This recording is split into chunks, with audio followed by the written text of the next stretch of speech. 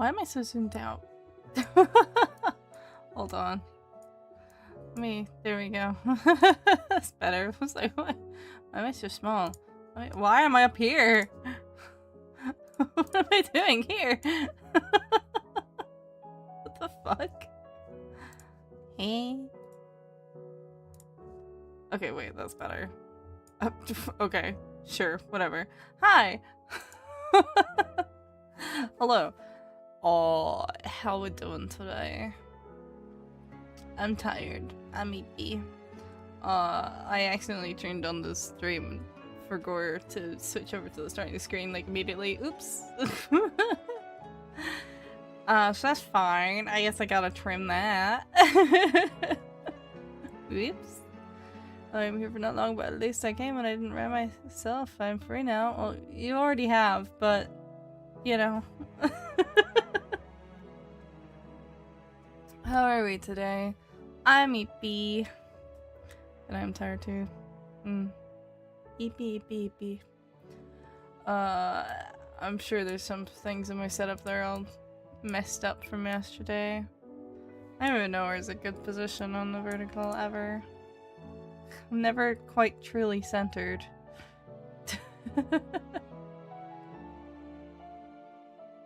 Center. Something like that. I continue to have a vendetta against the bloody stupid clown from Deltarune. Oh, we still haven't beat Jevil yet? I'm on horizontal because I couldn't find you on vertical. What do you mean? You just go to the channel. Huh? Still haven't beaten him yet. Keep going, you'll get there eventually. You'll get there eventually. Just take some time. It's been a while since I fought Jevil, actually. I do at some point. I need to go... Lep. I do need to go back and see about redoing all the chapters, because like, I don't fucking remember what happened in chapter 1. I'd be so for real. It's been way too long.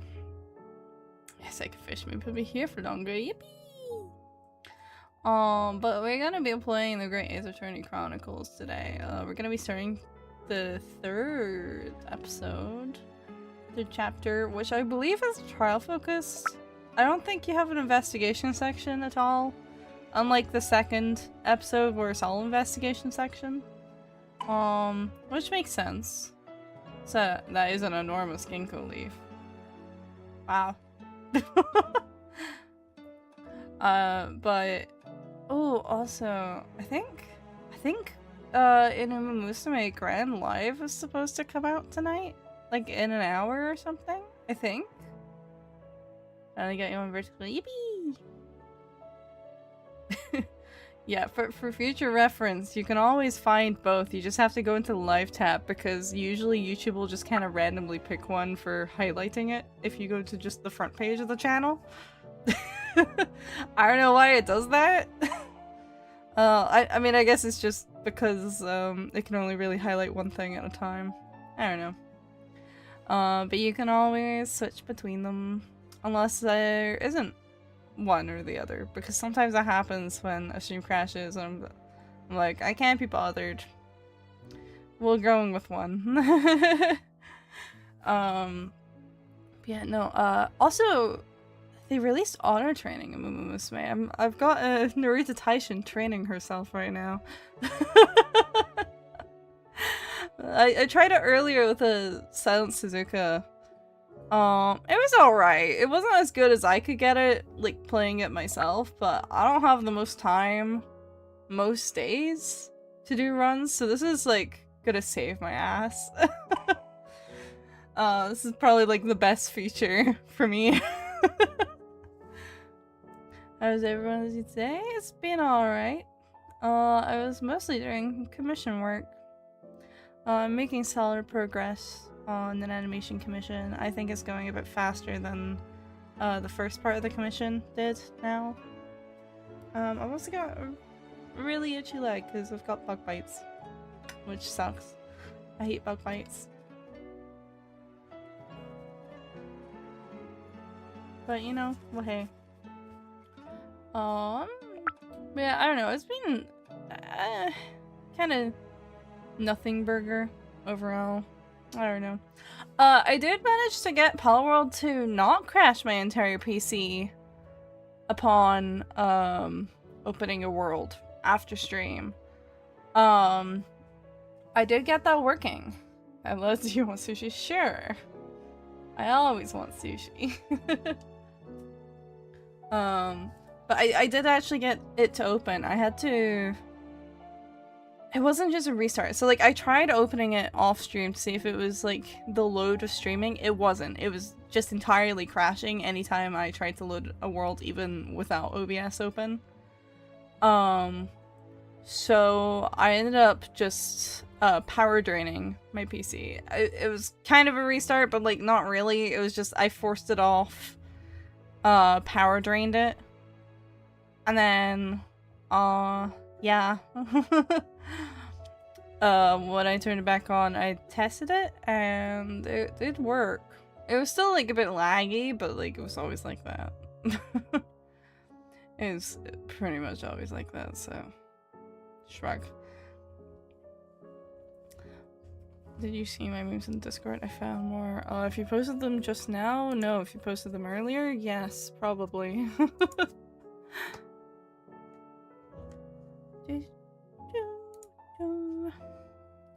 Yeah, so hopefully Palworld should be working again. I'm not sure what it was. I think maybe just my GPU or RAM were freaking the fuck out for no reason. I don't know. Regardless, I opened the shop. It is open. It's just cropped weird. Oops. That's not what I meant to do. That's the wrong one. Whoopsie. Sorry. I forgot I tabbed like that. Can we stop that? That's not what I'm trying to do. Excuse me. What the fuck? I closed that tab. Hello? Sorry. I don't know why I did that. Stop moving!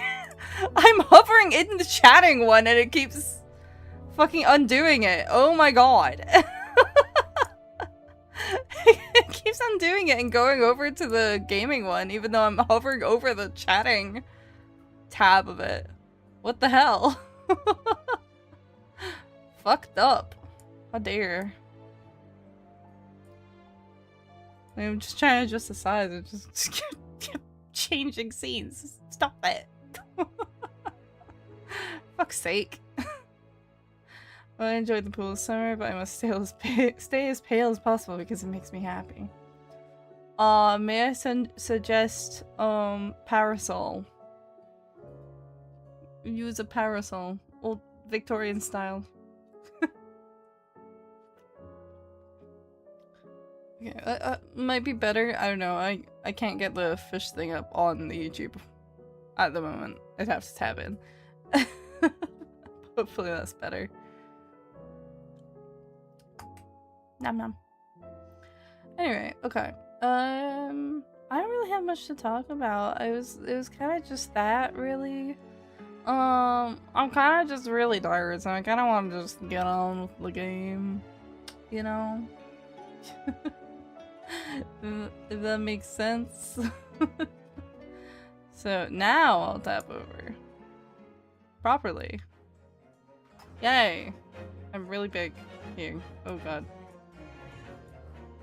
I'm not too bad in vertical at least. But I'm a bit... There we go. Okay, we are continuing Great Ace Attorney. Legit, I'm almost great. Mood? Mood. Let me fix and adjust this. There we go. Yippee. Okay. No, I'm needy. Needy for what? What? Okay, so we are going to be starting the adventure of the runaway room. Bum, bum, bum, bum, bum, bum, bum, bum.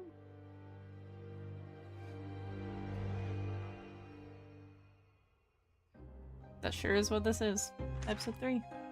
Glancing over my records of the late last century, I am faced by the events of a certain bitter winter. A murder in a carriage as it sped through dense London fog in the dead of night.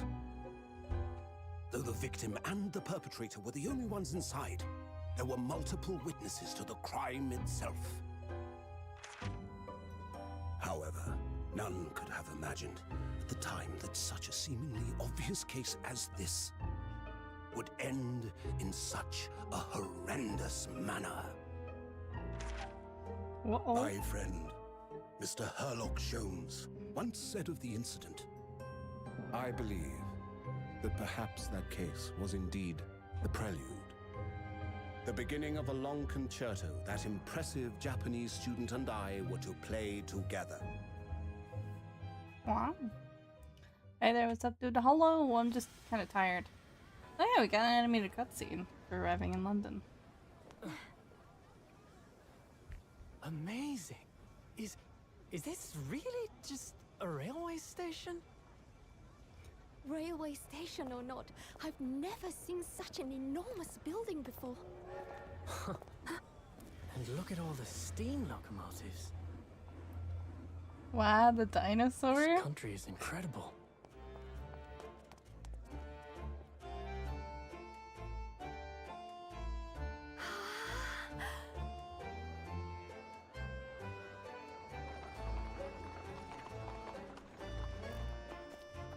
Those horses looked a bit funky. I feel like I'm dreaming. So this is the capital of Great Britain. So, where to? Oh, hello. Climb aboard. I'll take you wherever you want to There go. was a dinosaur. Oh, yeah. In that case, the Supreme Court in Whitehall, if you wouldn't mind. My pleasure. He's actually looking a little fucked up in that frame. I suppose you're visiting students from abroad, eh? Yes. Thought so. Well then, I hope you enjoy your stay. Let me love the dino pic. I have proof in my brain. Welcome to the centre of the world. Great Britain's mighty No, you don't. capital, No, you London. don't. My head didn't feel good. Oh. Well, careful with your hat then.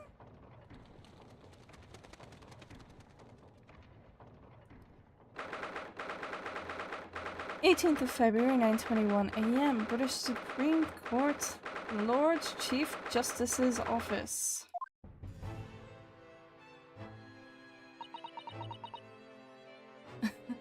Curvin or Elliot, and then the brain pain will be gone. Nabby, sorry. Last I checked, I'm a goat, but sure.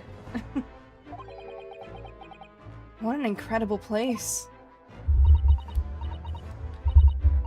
It's so imposing. It's almost suffocating. This place is breathtaking. It looks like a fortress. I'm definitely zero risk of skin cancer. I don't go outside unless it's winter and I'm wearing full long sleeves. You'd be surprised.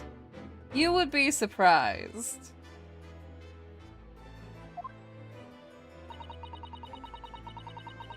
There are some stone buildings like this in Japan now, of course. But they've only been built in a few short decades since we opened our borders to the outside world. An authentic example like this has quite a different impact, wouldn't you agree? A far cry from the wood and paper most of our buildings are constructed from. It's certainly unfamiliar. I think there's more to the differences than just construction materials. No, the gears are totally normal. Hi Lily! Hello, hello, hello. Oh, so I have a meme dinosaur called Yaposaurus Red Shell because he's 30-old unk who can't stop yapping all day. So eat game characters? I don't think you're supposed to eat the game characters. What is this place again? This is the Lord Chief Justice's office, Naruhodo-san, in the Supreme Court of Great Britain. The Lord Chief Justice.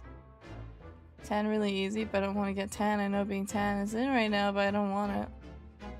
I mean, fair? I think there's a difference between being tan and having some color in your skin, though. We had instructions to report here at this time if circumstances were different. We were supposed to let the Lord Chief Justice know that we had arrived from Japan. But Kazuma can't. No. So instead, we're here in a different capacity. As envoys to report the news of Kazuma Sao's death. Oh, he's a YouTuber, Mexican YouTuber who loves fanboys and documentary and Instagram reels. I see. Okay, grin my finger. Aw, cute. Yes. And having delivered her message, an envoy's duty is done. So we'd have to return to Japan. If we want to remain here in Great Britain, I have to take Kazuma's place as the law student selected for the study tour. Yes, which means you need the requisite qualifications as a lawyer. Which is what I've been studying for. Here in Great Britain, it is the Lord Chief Justice who appoints lawyers. So that's the second reason why we're here. To have you officially recognized as a lawyer. I'll be back? Okay. You know what? If this sounds on YouTube and me want to make you remember one word. Over shit. A Terminator reference? No way. What? I hope I'm up to scratch. Ah, good morning. Sorry for keeping you. So scary looking. Oh. I trust you aren't too exhausted after your long voyage from Japan. Maybe he's giving Capricorn enough attention. Well, sorry. It's a visual novel. I gotta read it.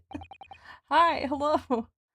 It seems I'm 1 hour, 12 minutes, and 47 seconds late. My apologies. Oh, no, don't mention it. We're never happier than when we're standing around with nothing much to do. How fortunate. So, introductions. I am Miles Strongheart, Lord Chief Justice of the British Empire. And I feel like a little mouse under an elephant's foot. Come on, Mr. Naruhodo, don't be a mouse. Oh, it's an honor to meet you, Lord Chief Justice Strongheart. I'm Ryunosuke Naruhodo from the Empire of Japan. Well, Mr. Naruhodo. Welcome to London, the capital of our glorious British Empire. Yes, thank you.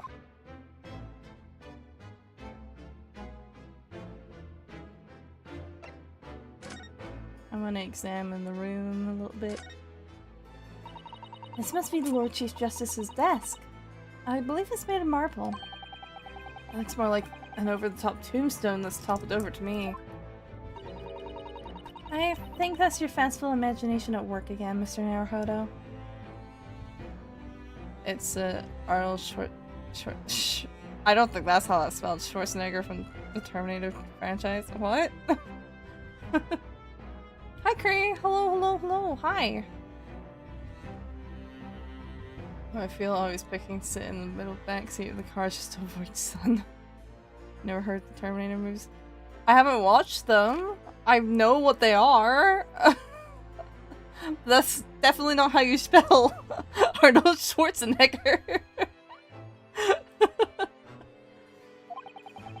feels like everything that's normally made of wood and paper at home. It's made of bricks and stone here. Scroll, I hate this. What? Okay. I know. And that's why this place feels so overbearing, I'm sure.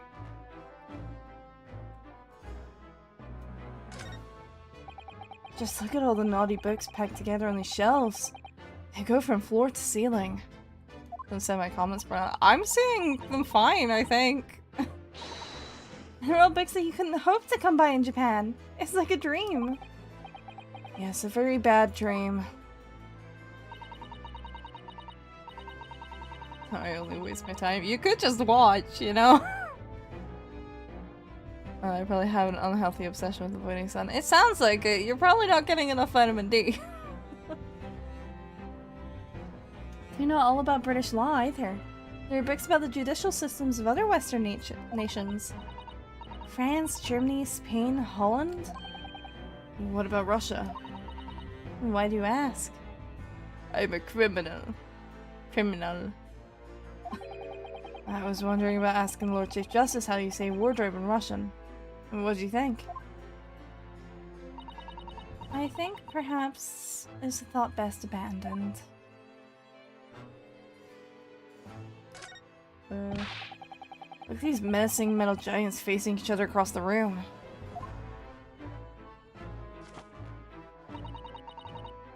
I'm a cop, I am the law. Take supplements for your information. Okay, but still? I believe they're... Yes, they're suits of armor. Oh, right. I thought maybe they were like the lion dogs we have in Japan guarding shrine gates. No, not at all. In fact, in Europe, suits of armor like these are always possessed by evil spirits, you know? And they roam around in the middle of the night. Really? Is there nothing you don't know, Miss Susato? This book tells me everything I need to know about everything. If you're ever unsure, just ask. My dream was fucking weird. The fuck you mean Santa Claus saying while a fucking Spinosaurus plays a guitar and then some random dog doing random shit like getting into a helicopter. Average dream. Where did she get that incredible tome?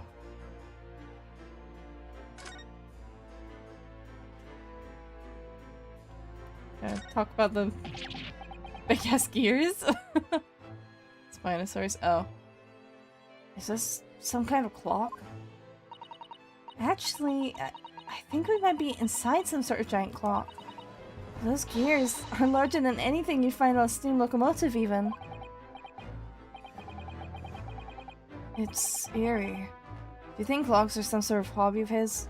The Lord Chief Justice, I mean. Well, boys do enjoy fiddling around with machines, don't they? I'm not sure you can fiddle with clocks that size. I'm certain you couldn't call him a boy. Every night I have a very gory dream about seagulls chasing me and eating my guts out of my body. I feel like they would. That does feel like something that a seagull would do, if given the opportunity. Those fuckers are bold. Still, it's amazing how little noise the clocks make considering how large they are. There's actually something quite soothing about their precise rhythm. That is impressive. I think. Is there anything else? I don't think so. Nope. You were correct, I have vitamin D deficiency. Yeah, no, I wouldn't be surprised.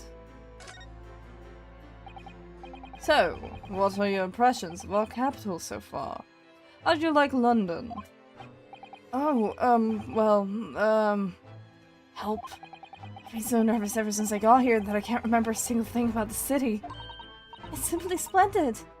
Isn't it, Mr. Naruhodo? I just don't leave my house to keep all the curtains shut. Oh? I had a wonderful view of some of London's streets from the carriage on the way here from the station. Everything is so impressive and grand. I must say I'm almost lost for words. Hi, Ty. I'm glad to hear you like it. The city boasts tramways, piped water and gas, new cables supplying electricity. We spearhead every revolutionary new technology in the world. Every visitor to London is astounded. It's not like I'm scared of the sun, even if I was, you can't prove anything. That sounds awfully defensive. Is this what London looked like back then? Y'all really dropped the ball. Oh yes, astounded is the word. Thanks for saving me there, Susato-san. And everyone seems so jolly and full of vigor. That does not sound like someone from London. That does not at all sound like it describes anyone from London.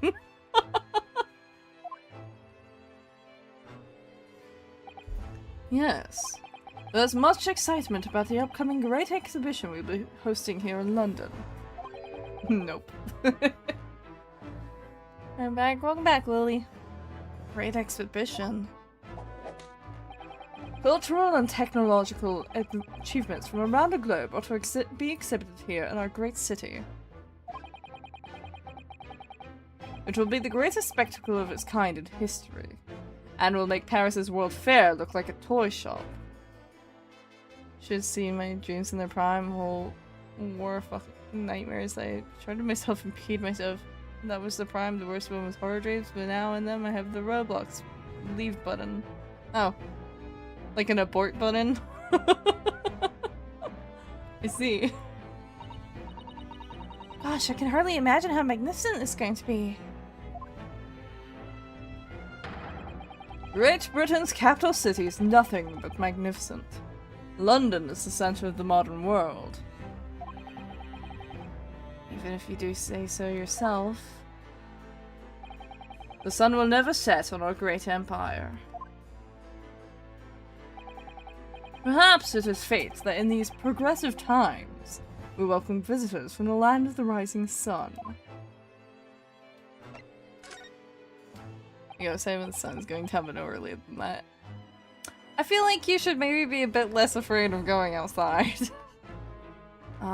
Lord Chief Justice. Also, I love your stream background on the non-vertical stream because I have you on my TV too, and I'm. Oh, I am Martin. It's amazing seeing you again. Hey. I think you were expecting a student of law for the study tour, weren't you? Absolutely. I'm Mr. Kazuma Asuki, if my memory serves. That's right. The British government has already been telegraphed a full report on the situation. I understand the young man lost his life aboard a steamship bound for our shores. It's amazing, the news reached him before we even arrived. My country naturally extends its deepest condolences to yours. Oh, thank you. And your honored disappointment specifically to inform me of the news. Yes. We are here in the capacity of envoys from Japan to report the sad news in person. They tell me you Japanese are people of protocol and courtesy, and I see that it's true.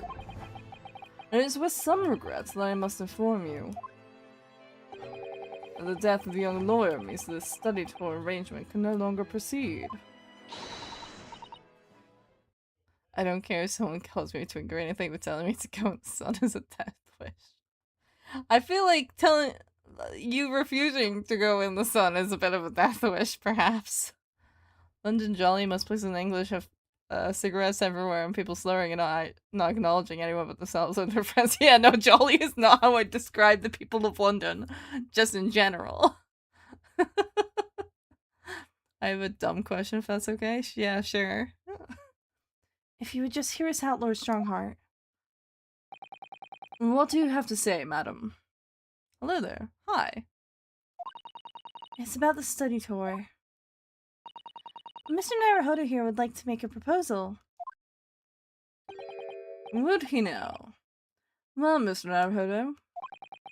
This is it then. The moment of truth.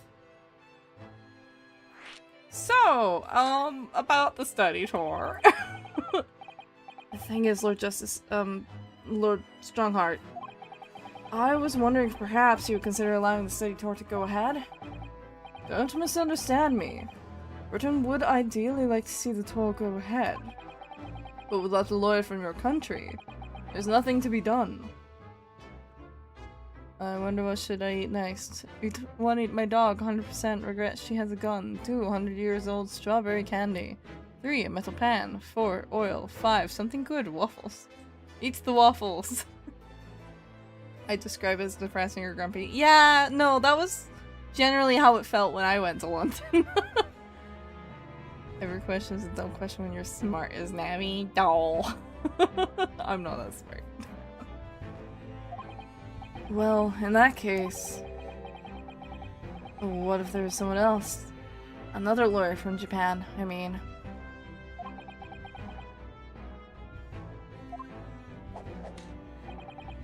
Is there something I don't know? Only a single lawyer was invited to Great Britain from your country. And that was Mr. Asogi. At least that is what I've been led to understand. Well, the thing is, this really isn't going well at all. I've never been to London. I have.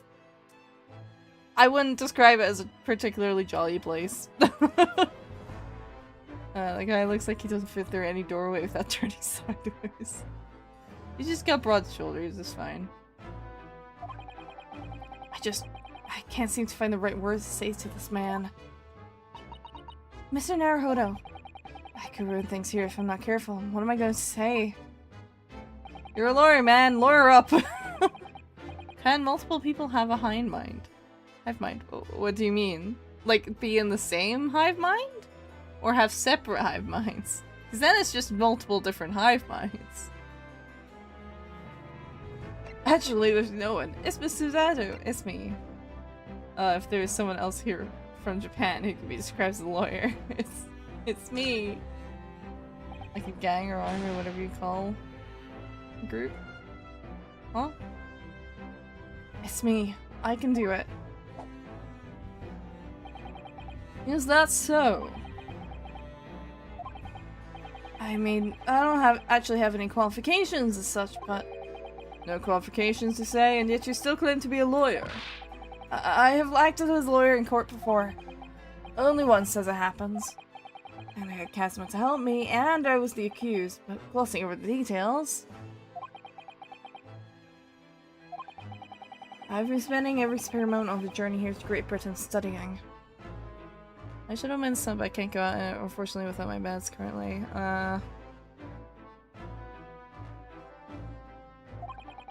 I've learned all about British law and court proceedings while I was on board the SS Buria.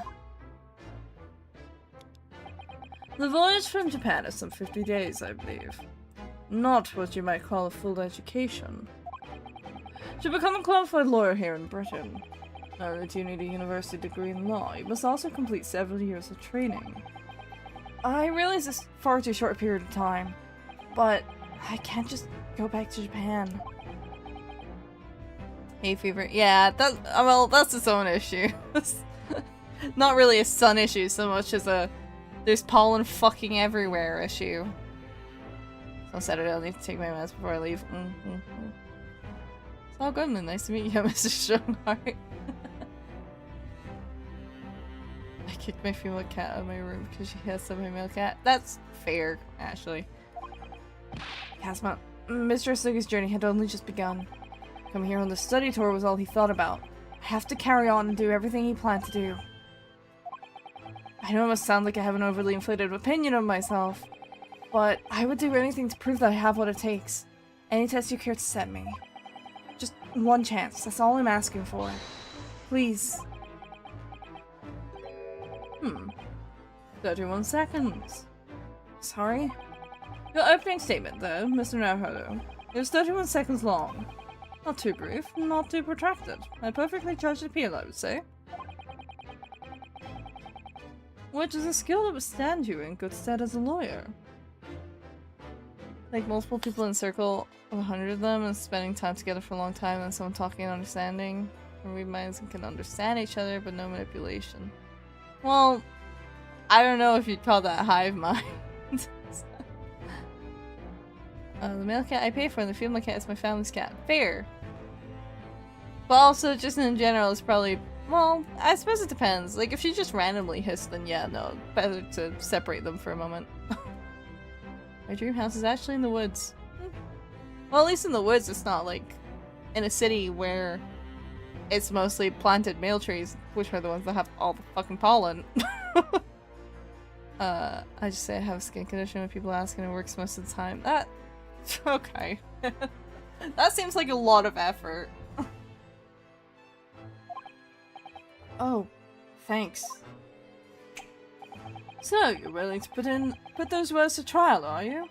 Well, I'm offering entertainment. Huh? Well, let me ask you one thing first, sir. Yes? You say you intend to do everything Mr. Asugi planned to do. Are you firmly set on that path? To be honest, dude, I also believe in Agartha, the Hollow Earth place, if that's okay to say here. I don't know what that means. Yeah, she just randomly hits at him all the time and he's her fucking son. She should be less abusive. Oh. In that case, maybe, yeah. Yeah, you can sleep on the stars and never be bothered. Yeah. That guy's barber must be high as fuck. Don't worry, that's just standard high posh Londoner.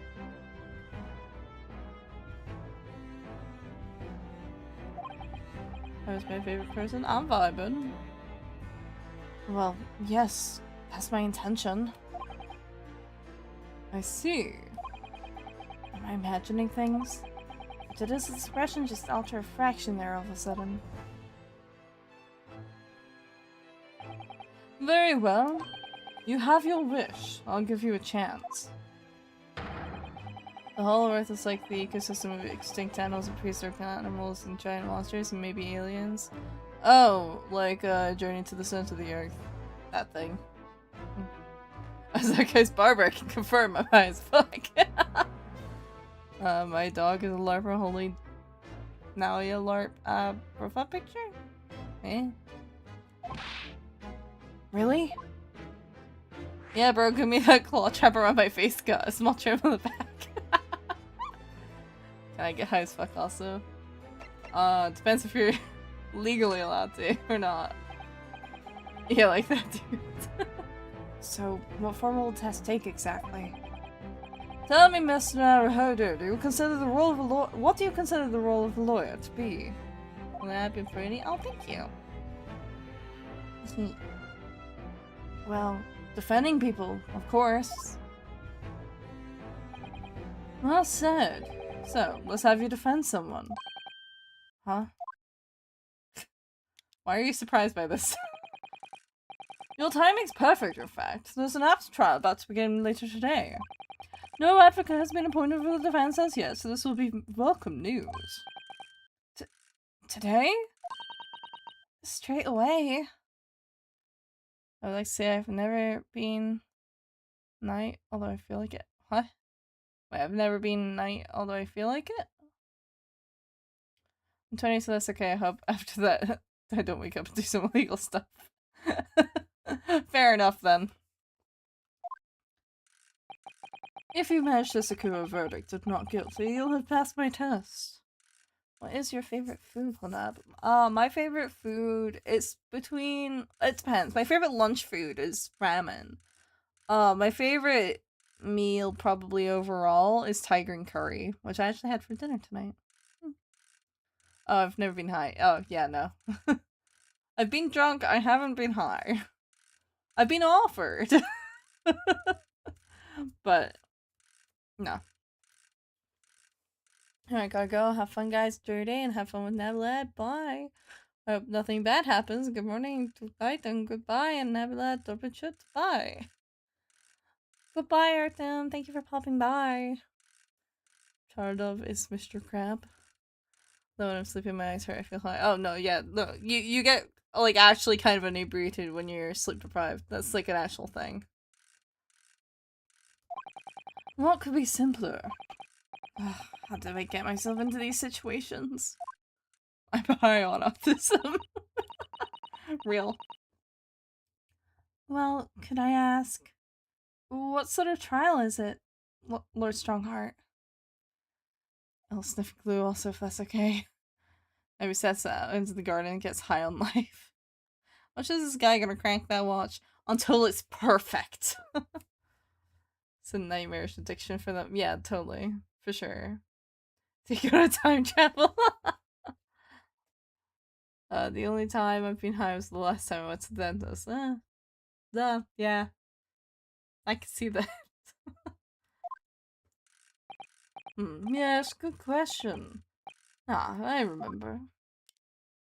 I'm high on anxiety. Real! That's really real. It's a murder trial. A murder? An extremely simple case, I understand. You really can't lose. That's easy to say. But I should mention just in case. If the defendant is found guilty, he will of course be sentenced to capital punishment. Capital punishment? He'll be put to death? Here in Great Britain, murderers are sent to the gallows without exception. Presumably you read that much in your short sea-based introduction to British law. It's to die for. we can't possibly agree to such a test. Have you heard of the dreaded Nanica Smitch / Nintendo Switch copy? What? You'll be toying with a man's life. You guys me to do the gas thing because I can't stay still on that fucking hell table. Fair. What's your favorite color? Mine is dark blue. My favorite color is green. Specifically, I quite like forest green. Or, like, that kind of... Well, pretty much the color that... Like, my accent color. I'm going to tell my homie new idea of YouTube. I do literally say, oh, okay. I'm high, like tall. I see you. I'm the Lord Chief Justice, and I've decided it's acceptable. But you can't do that, can you? You sure as hell can. That cane looks like a long door handle. Most basic English guys I see have buzz cuts or undercuts. Why do Americans interpret them as so attractive? To be fair, this is at the turn of the 20th century that this game takes place in. This was like peak gentleman era.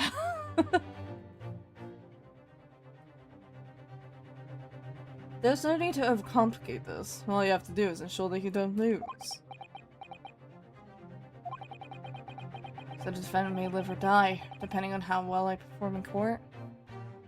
Try shaving down my beautiful canine sister trustee. Oh, I hate when they do that for no reason. It's so fucked up. Fucked up. You know. If I lose, he'll be hanged. I've also been high on the gassing and the fences, and I must admit it, I don't feel any different. I have never had to be under gas. I have had local anesthetic, but that's about it. I guess I don't really have a say since I don't find bad checked. That's fair. Mr. Naruhodo, you've come to me claiming to be a lawyer. If you want me to take you seriously, you need to prove you're willing to do a lawyer's job. And you say you intend to see through the will of your compatriot, Mr. Asogi.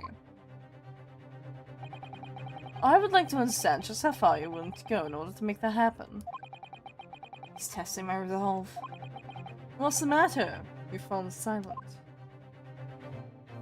Let's not keep bro hanging. I'm sorry, but time is pressing. The trial begins shortly. I need an answer from you now. What's it to be? What do I say? Do I agree to this absurd test? I'll do it! Alright then, if I have to give you a decision now, my answer is I can't do it, I can't get the words out! 15 seconds! No decision making these work if you want to be a lawyer. That was too slow. I didn't want it, but they said it would make it better. They didn't say I was gonna be in a whole different fucking dimension. So, it's as I suspected, is it? Sorry? You have noble intentions, but lack the resolve to see them through. The test is cancelled. Thank you for stopping by. Go and acquire your ticket for passage back to the east tomorrow. This conversation is over. Yes, Lord Strongheart. Thank you for offering me a chance. Mr. Naruhodo. I'm sorry, Mr. Zato, but well, what could I do? It's alright. I understand. You do? It's not an easy decision to choose whether to defend a man in these circumstances. But this is like after the Russo-Japanese War in the 1900s. That means this is when Tsar became really unpopular. I think it's probably before, like shortly before that, I believe. Because this is quite literally, it's either very late 1800s or like literally turn of the century, like 1900. Like I tried looking up what specific year this was supposed to be. It's a bit iffy on the specifics because like there's a few plot details apparently that kind of make it weird. I think specifically in the next case, there's a character who's based on a real person, which kind of shakes it up a little tiny bit. But it's roughly like 1899 or so. But resolve has absolutely nothing to do with it. What are you trying to say, madam? I bet that desk is a secret sacrificial altar. Dude, can I adopt you? You're pretty cute. Me? I guess. I think what Miss Suzata means is that no matter how badly I'd like to be recognized as a lawyer and stay here in Great Britain, to risk another man's life by trading his one and only chance at a trial so trivially would be utterly unforgivable, and I feel exactly the same way. I'm sure the defendant will see this trial as a test, as some kind of experiment.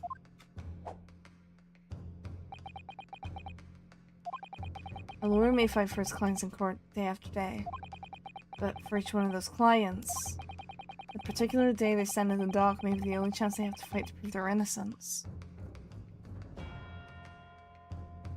I would be adopted the last time someone tried to adopt me, aka Coco, that we had a custody battle. I don't remember that. Well, he was still unpopular at the time because he was a terrible leader. He did not know what to do. He made factories, but the conditions were terrible. That doesn't shock me at all whatsoever. Also, I had my headphones in when they did it, so that helped me travel through dimensions. Yeah, no, that would. No, I was wrong. I'm not qualified to do that job yet. I'm sorry for wasting your precious time, Lord Chief Justice.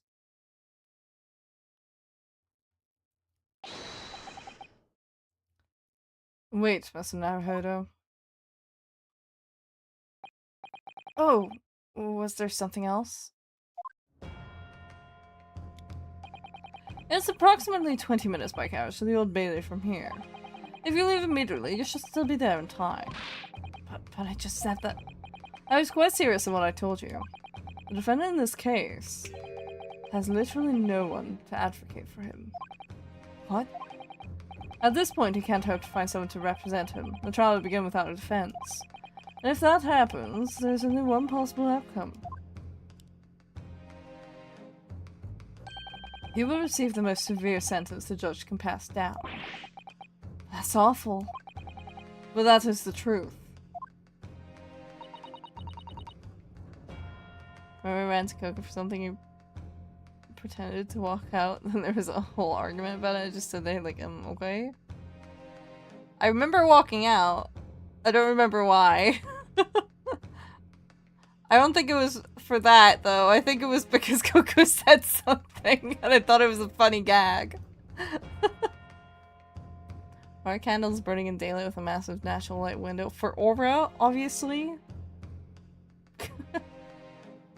Also, it's not really a window so much as it's a clock. I think we're in a giant clock. Why does it have to be like this? Please don't expect an answer to every question. The cold hard truth of the matter is that there is only one person now with a chance to save this man from a very miserable end. And that is you. I'm really his only hope. So, what do you say now, madam? Oh yeah, I don't really remember much of that stream. The entire Star thing was hated because even earlier they had a lot of plantations with Russians as slaves. That also doesn't shock me. I don't think there's much about, just generally that era that would surprise me. Mother upset because I was on a stream earlier with a streamer I like. People in the comments were targeting me, being really homophobic, calling me a bad person. Well, that sucks. Probably shouldn't sit in that stream then, it's not worth it. I bought the weird hat thing you were talking about. What? I didn't mention a hat. Huh? I mentioned a parasol. Like, Like the umbrella? Oh, okay. Well, that works. What game is this? This is the Great Ace Attorney Chronicles. Wait, me? What do you mean, Lord Strongheart? There's the crab, yeah, there's the crab. I said it wasn't an easy decision to choose, but to defend a man in these circumstances. And I agree. But in my estimation, it is purely and simply a matter of resolve. Oh! Our time is up here. I have a meeting to attend. I must leave in 2 minutes and 16 seconds. So, venture into our great city and enjoy yourselves.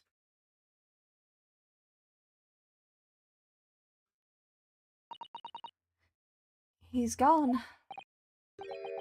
The old Bailey. Nah, well, I found a hat I liked. It looks cool. Fair enough. I mean, a sun hat is good too. Or just any hat, really. If we're going to do this, Mr. Naruhodo, we must leave at once.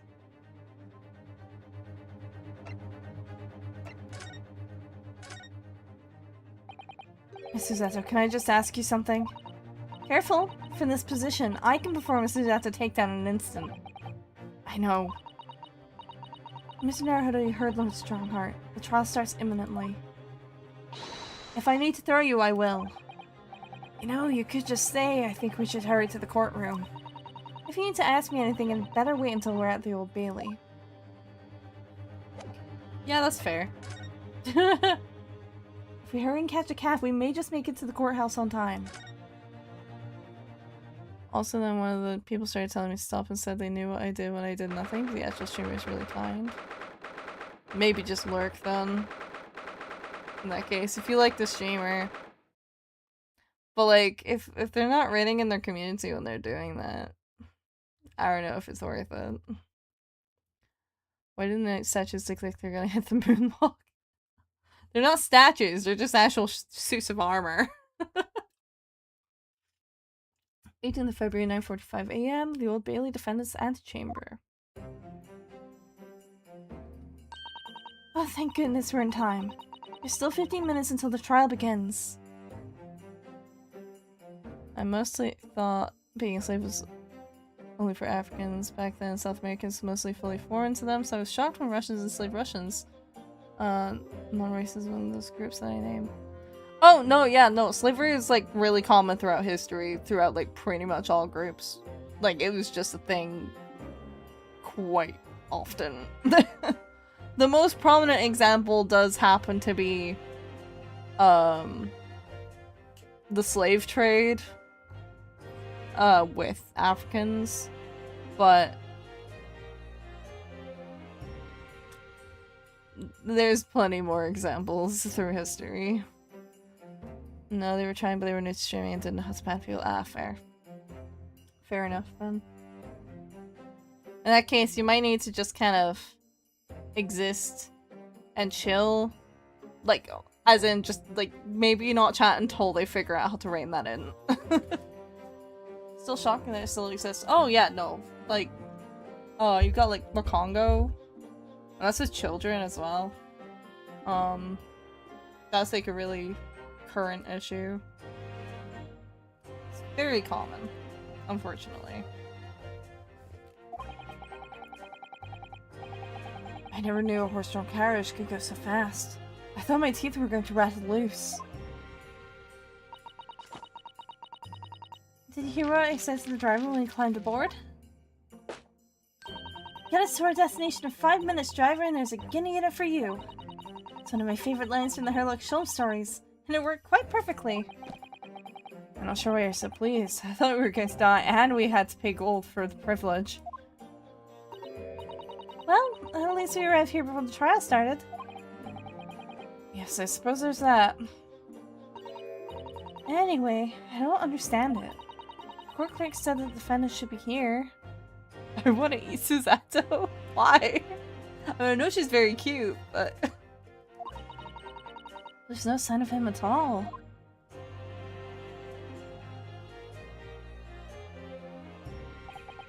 So this is the Old Bailey. Even there's room for defendants to win and it's grand. Are you alright, Mr. Naruhodo? I'm feeling tense, that's all. This place gives me the same sense of foreboding that I remember from the Supreme Court in Japan. Back then, parents saw their children as free labor with little costs. That's why they were really fast population growth. Well, it was also... I mean...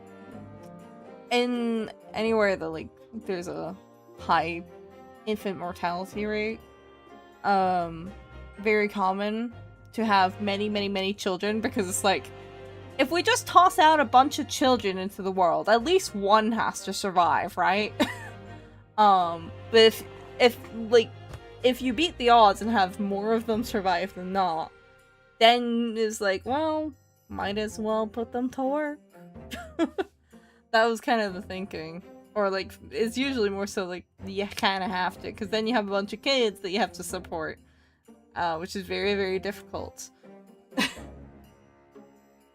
This place gives me the same sense of foreboding that I remember from the Supreme Court of Japan. Suzatsu looks tasty.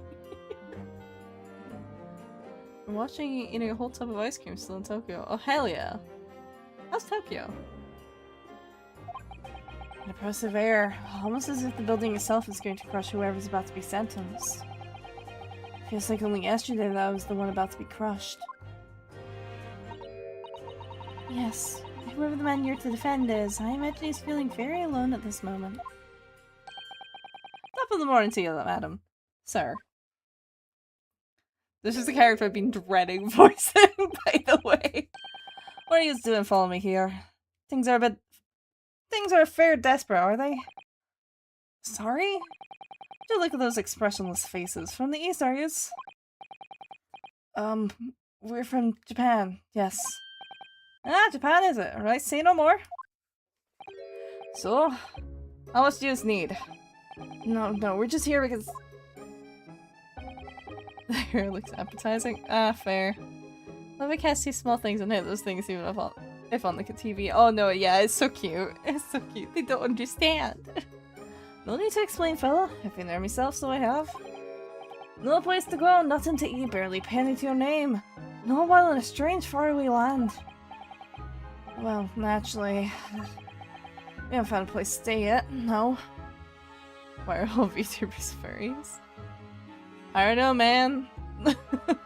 I see small things and hit them too.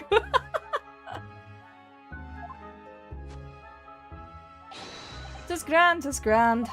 Let me start by giving you 1,000 guineas. Say nothing now. 1,000 guineas?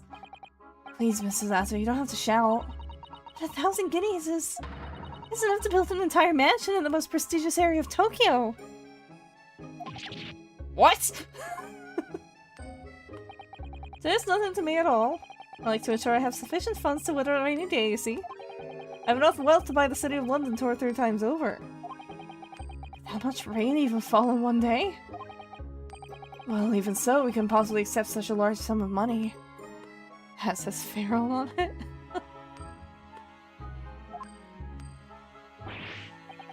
Ah! That hit me in the eye! Don't get me wrong, fella. I'm not giving you no strings attached. I'll be wanting you to do something for me. Oh? To be honest, it's a little embarrassing. The trial is about to begin, you see. It's for me good self here. I'll be in the dock. Forecast you want your dog humor afraid. This is from experience. I can also attest to that. Because a family friend's dog, family friend keeps bringing their very young puppy. Well, she's not very young. She's like, I think she's a year old now, like just barely. She's a collie. She's very excitable, and she really wants to chase after my family's cat, Hamish. He fucking does not like it. He sees her, he starts growling and raising his hackles. Like, oh goodness. They had such tall hats, imagine their foreheads. So now, what I want you to do is come along with me and stand there beside me. Officially you'll be my lawyer, but that's just a little detail now. Oh, well, the thing is, don't worry about a thing. All you have to do is stand up there next to me, nothing more. Otherwise, you see, the trial's going to start without me having any kind of representation at all. So it's true. Lord Chief Justice was just making it all up. I'm terribly sorry to have to ask, but does that mean you're the defendant in this trial? Bluster and Blazes, do you not know who I am? Me, one of London's biggest names. No, sorry. We've only just arrived in the city, you see. Vegeta's forehead would be dwarfed. Ah, this man has a fool for a client. Oh no, he just has a very rich man for a client.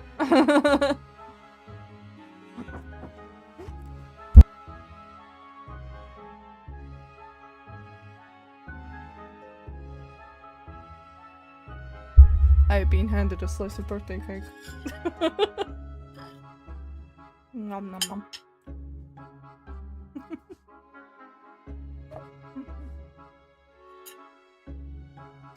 So I'm gonna eat this real quick.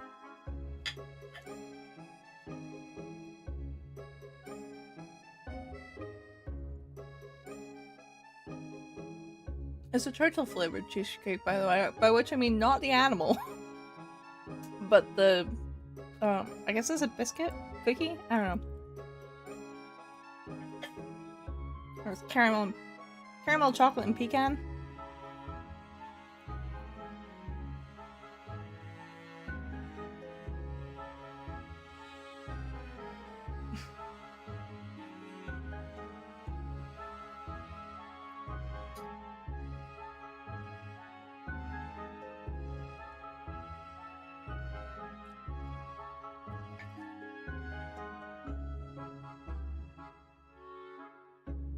Let me just eat this real quick before continuing.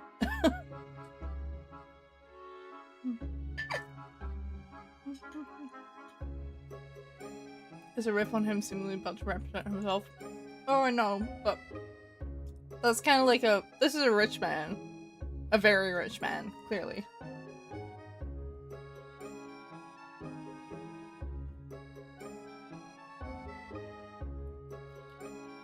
I love those massive Christmas sweaters because my cat gets in them and I hold him like a baby. Aww. Did he just walk in by himself? Like into the sweater? That's adorable. Why isn't Abby frantic? I'm not. I'm eating.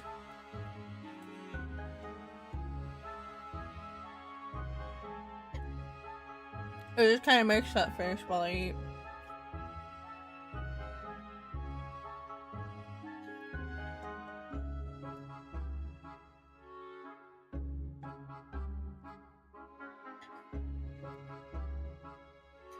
What?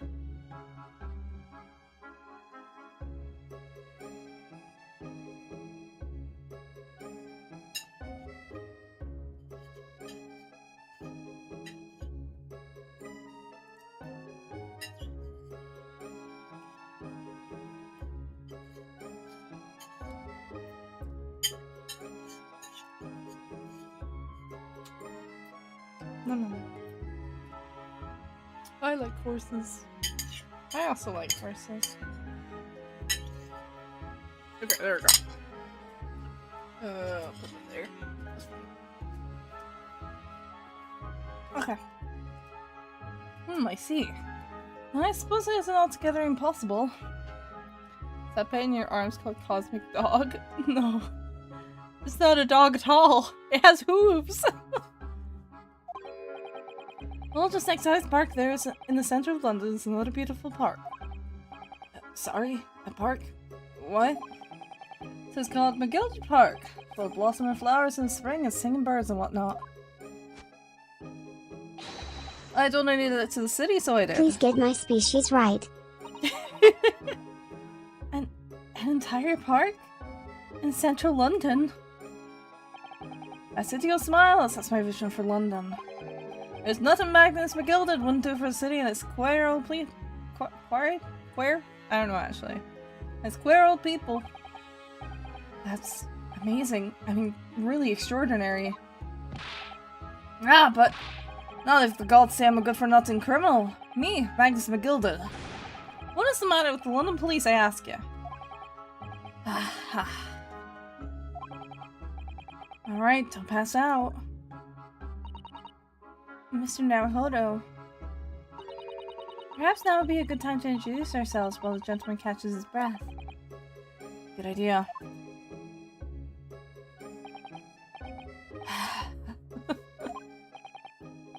Mr. McGilder, the thing is...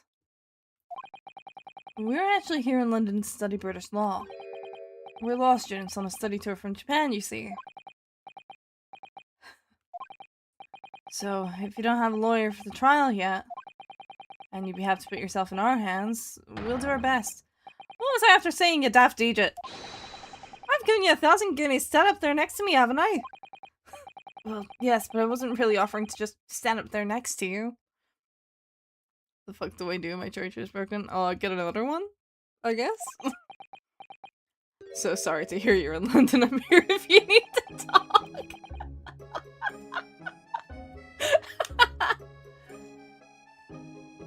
I mean, we're already having a rough bout of it, aren't we?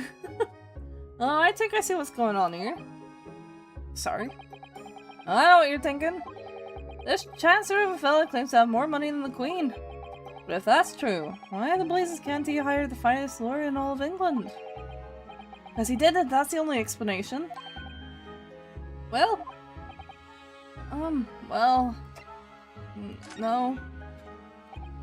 Not at all, although... it's a little strange, to be honest. Why you don't have a lawyer? I mean... I challenged Cosmic Destroyer Pet to a duel, but he will fight my cat. Leave me out, please. Give me my crab, please. No. Also, hello, hi.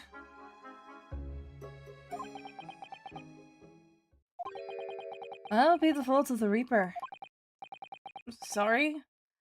Did you just say Reaper? Aye, the Grim Reaper of the Bailey. Lord Baroque Van Zeeks. He's the prosecutor.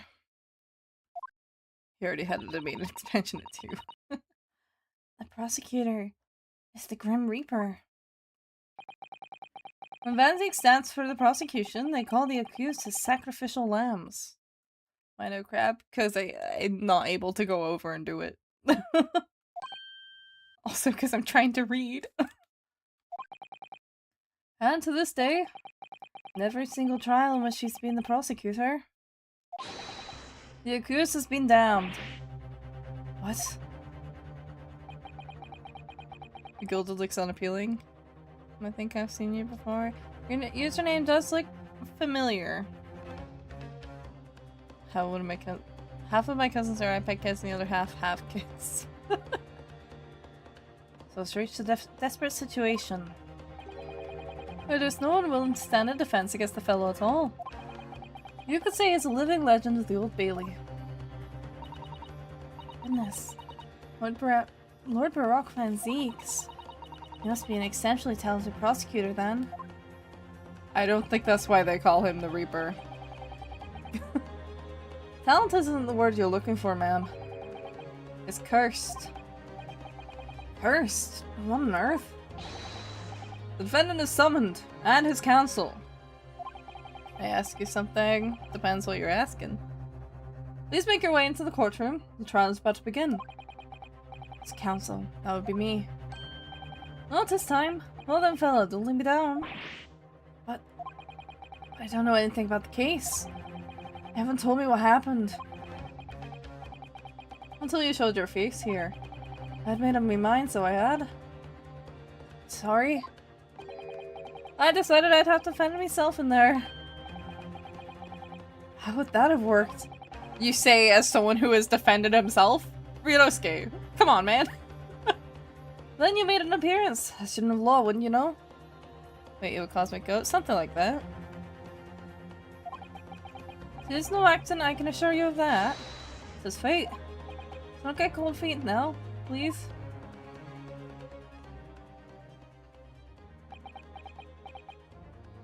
Eating assistant. No, that's my judicial assistant. I need her. I really know nothing about the case or about this man who stands accused. In fact, the only thing I do know is that I can't just turn my back on him.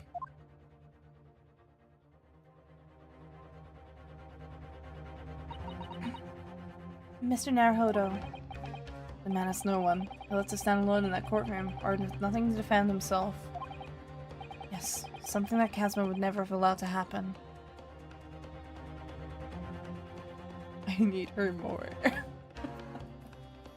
Oh, I know you. You do? Wow. Those polices? Yeah?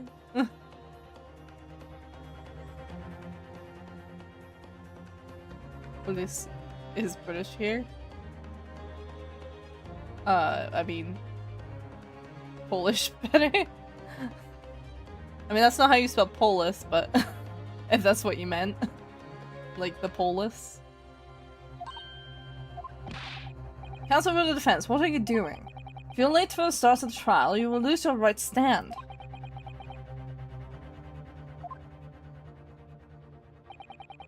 I'll be right there.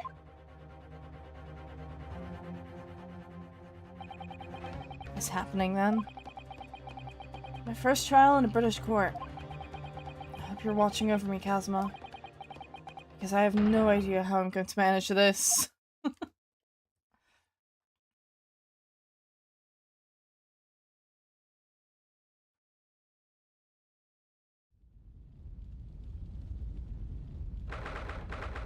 Look at those GIF flames. Reasonably high definition GIFs, mind you. I can just also see the edges of them. 18th of February, 10 AM, the Old Bailey courtroom.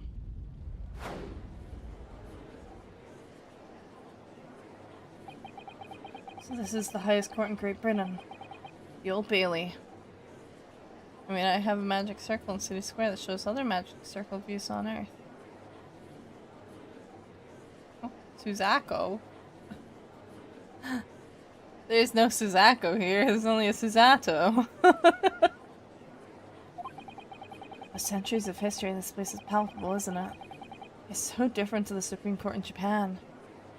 So what are you exactly? I'm the Shepherd of Fates. I mean, Cosmic Goat is like close enough, but I'm not really a, well, I am a goat, but I'm not. I'm kind of closer to like an eldritch thing, I guess. I'm a cosmic entity. I'm not like a negative or a positive thing. But I'm a bit beyond mortal comprehension, if you get what I mean.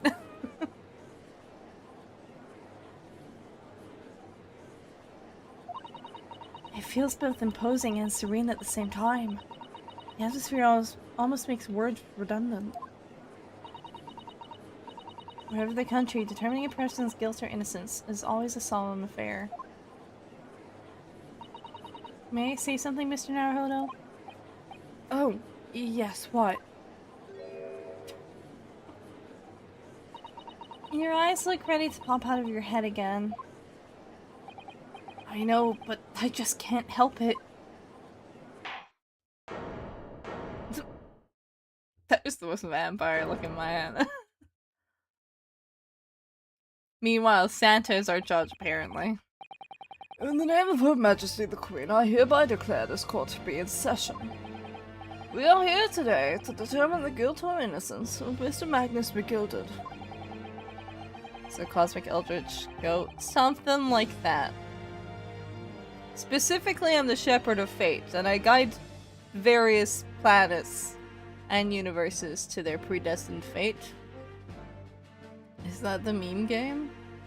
I don't know, is it? I haven't seen all that many memes out of it. I now call upon the counsels for the prosecution and defense to declare their willingness to proceed. The prosecution is fully prepared. That must be the Reaper of the Bailey. He really does look fully prepared to dispatch his next poor victim to the underworld.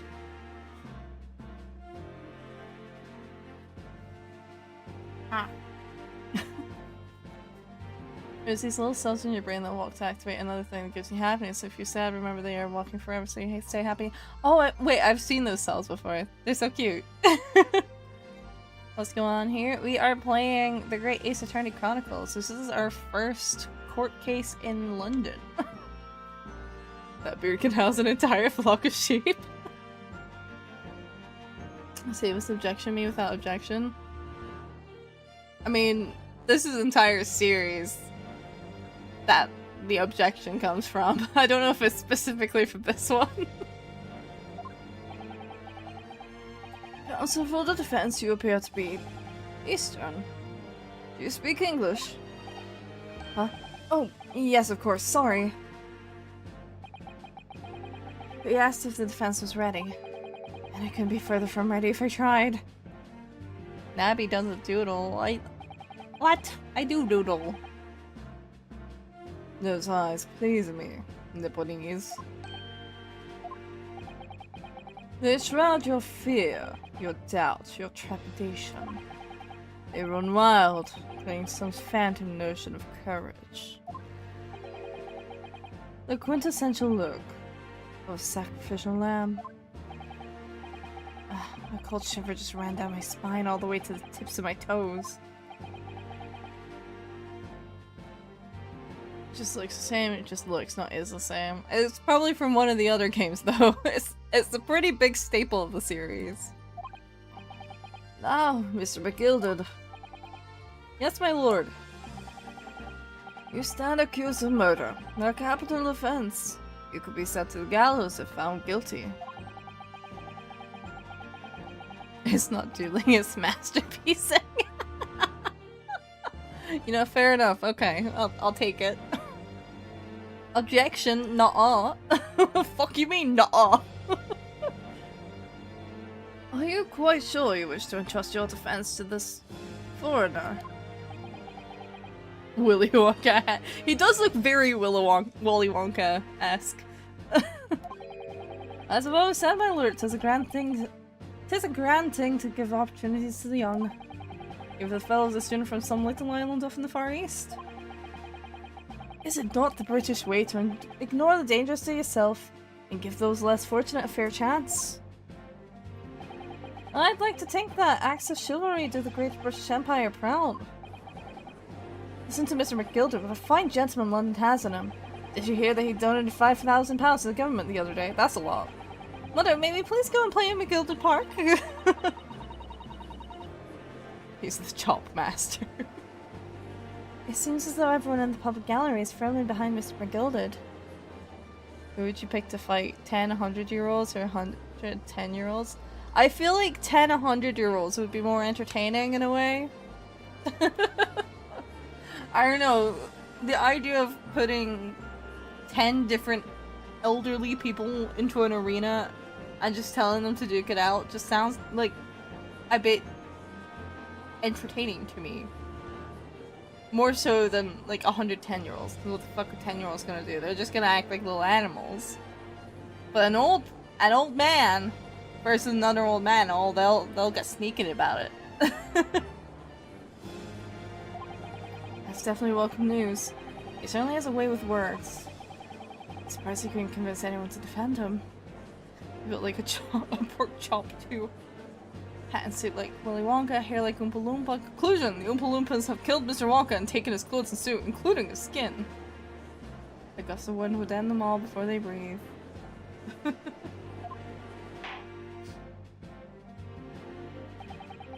Eloquently put, Mr. McGilded, and most laudable sentiments. Now, ladies and gentlemen of the jury, I'm sure I need hardly remind you that you 6 members of the public have been selected for your impartiality. Are you ready to proceed? Yes, my lord. If the task is to send rotters to the gallows where they belong, I'm more than ready. At the manor, his lordship always says we should dispose of rubbish promptly. Naturally, I agree. Ha! Any criminals here will soon be wishing they never set eyes on me.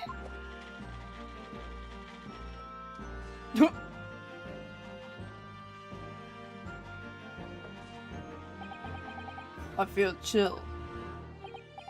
Oh, don't mind me, my dears. I'll just be getting on with my knitting. Must finish these mitts for my grandson. Mr. Naruhoda, these people are Jury, yes. That's something we don't have in Japan yet. Why is his jawline so sharp and his cheekbones just bone? Oh, you know.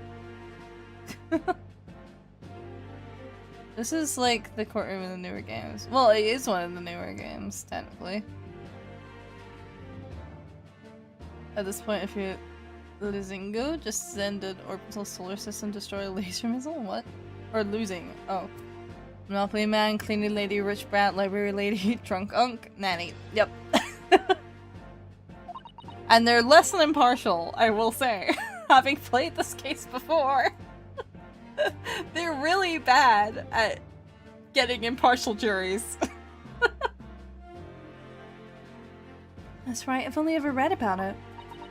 Here in Great Britain, the court's final verdict depends on the opinions of these 6 jurors. The judge passes sentence according to the law, but the jurors determine guilt based on common sense. So the defendant is ultimately judged from 2 completely different points of view.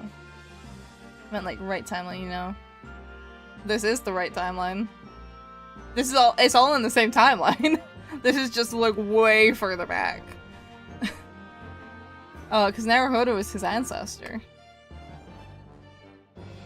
I've played these games before.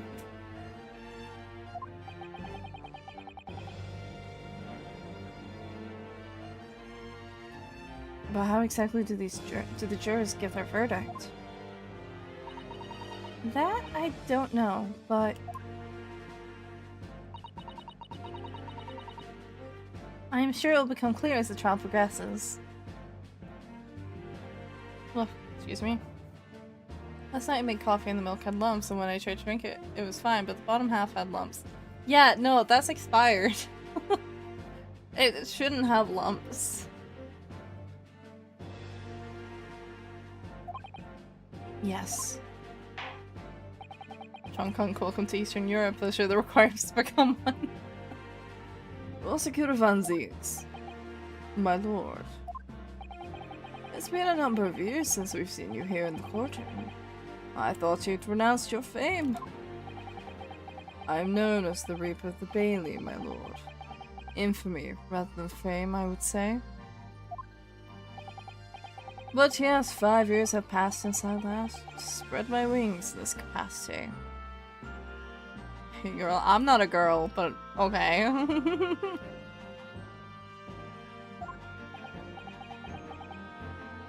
Which country do you want to go to? I'd like to go to Italy at some point. And also, like, I would like to go to Japan. Maybe China at some point.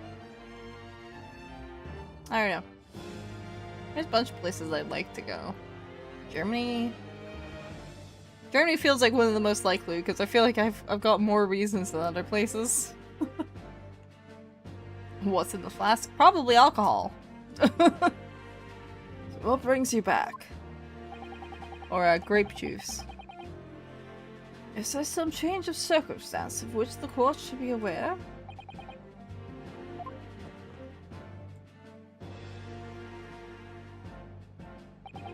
I leave that to your imagination, my lord. I want to go to Japan. Yeah, it seems like a cool place to go. It seems like there's a lot of stuff to visit. Judge Phoenix. So the Reaper has been out of action for 5 years. Why did he have to choose today of all days to make a comeback? Don't lose heart, Mr. Naruhodo. Virgo, sorry, and in case I don't see it, good morning, good evening, good night. Alrighty, thank you for popping by, Atom. Hope you have a good evening. Or day, or morning, or whatever time it may be for you. As you wish, sir. The court nevertheless welcomes your return. Oh, they made it 3D, 2 used to the 2D DS style. They've been out of the 2D DS style for a hot minute. Now then, opening statements, I think. A summary of the case, if you please. Certainly, my lord. As your lordship is aware, this is a case of overwhelming simplicity. I go to Norway. Norway? Yeah. I could go to Norway. I don't really know what I do there, though. But I feel like I feel like I could get along with people. I must be the only ones in here who aren't aware.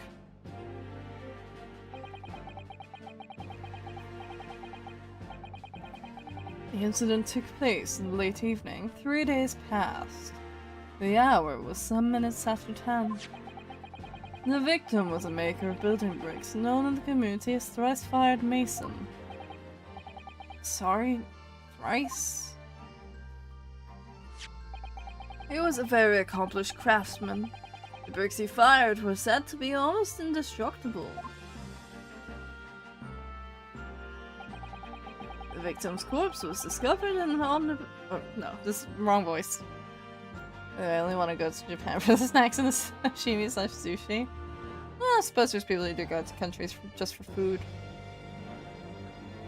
The victim's corpse was discovered in an omnibus in service on the streets of London at the time. A dagger that had been thrust into the victim's abdomen is believed to be the ultimate cause of death. Here is the autopsy report from the investigating medical officer at Scotland Yard. Thank you, Counsel. I shall accept that and the photograph as evidence. LDS was the best, surpasses even Sony's PSP. PSP was also great. PSP had Monster Hunter. Never played the PSP. I do have a DS though. And I'm very much a Nintendo kid. You don't want to go to Lithuania unless you go to the big 3 cities at night. The predators called Eastern Europe start hunting for alcohol. And they find it, see you after you just run. I mean, I didn't really have a plan to go to Lithuania. I couldn't say. Most countries I want to go to is because I either have an interest in like the history or something, want to see a tourist thing specifically, or because I have like a family link to it. Oh, I'd also like to go to Greece at some point. That would be nice. Guilty. We've just started. Don't call my client guilty yet. Damn. This is from Entire Life of Experience. Fair. And one further item of evidence. The prosecution wishes to submit these as well. Fucking gloves, not fucking gloves. And these are... Good lord. Is that blood, Counsel? Yes, my lord. Seized by a policeman who arrived at the scene. These gore-soaked gloves were taken from the hands of the accused when he was arrested. What? Please fun, just avoid airports. This is from experience. How the fuck would I avoid an airport? Going to another country. I'm not taking a fucking boat. If I'm in an airport, I don't want to be there for any longer than necessary. That's kind of the point. Guess it's back. Hello, Dragonfly. Welcome, welcome. Like both all-time Nintendo and a PlayStation, I would love if Sega was still in the console business. I think Sega have many potential, and it's a great company. He was bald. Mr. McGilda gloves had blood on them? Objection, the dark edgy guys are vampires, so he's evil. He's definitely modeled after vampires. Yes, I will accept these as evidence as well. How did I get into this? Packed into a corner before I've even started. Continuing. According to the driver of the omnibus, there was only 2 passengers traveling inside his vehicle at the time. Only 2? Obviously, one of those passengers was the deceased brickmaker, Mr. Mason. Bro looks like a JJK character, does he? Can't say I see it. The other... I'd say he looks more like a Castlevania character. Was the accused, Magnus McGilded. It's not a great start. Well, rather damning circumstances to say the least. Defendant, what say you? Van is not Castlevania Dracula. Can I need to see that? Oh? What? Why are you calling him Van? His name is Baroque. Van is a title part of his surname. We got a jury trial, yeah. And the dude looks black compared to my son of witness is unmatched. He's literally grey.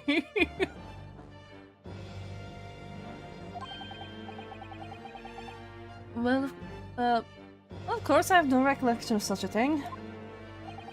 Mr. Gilded. To be sure, I rode the omnibus that evening. But whenever I'm in a carriage, I'm taken with a fierce tiredness, and I always succumb to it. You're claiming to have been asleep. Here's the notion of the carriage, my lord. Wilton, so it is. When I opened my eyes again, it was a desperate sight before me. The body of a man I'd never laid eyes on before in my life. Strombrew is my name, say it, then watch it again after. What? Now I ask you, what good-hearted soul wouldn't rush to help a fellow bleeding from his stomach? I wasn't about to start worrying about my gloves now, was I? I reached out to give the man a hand. So the blood got into the gloves then, after the man had been killed. To be fair, the blood would already... Based on the grip, to be fair, the blood would already have to be there. If he was gripping onto a knife in any way. Because, like, if he stabbed him, like... The blood would be on the other side of the gloves. It wouldn't be specifically in the nook between your thumb and your forefinger. So, like, that's actually a fair point. So we'll go into the gloves then after the man had been killed. Unfortunately, that statement to the drivers is only the beginning. What? That's not all of it? There were multiple witnesses to the precise moment in which the brickmaker was fatally stabbed.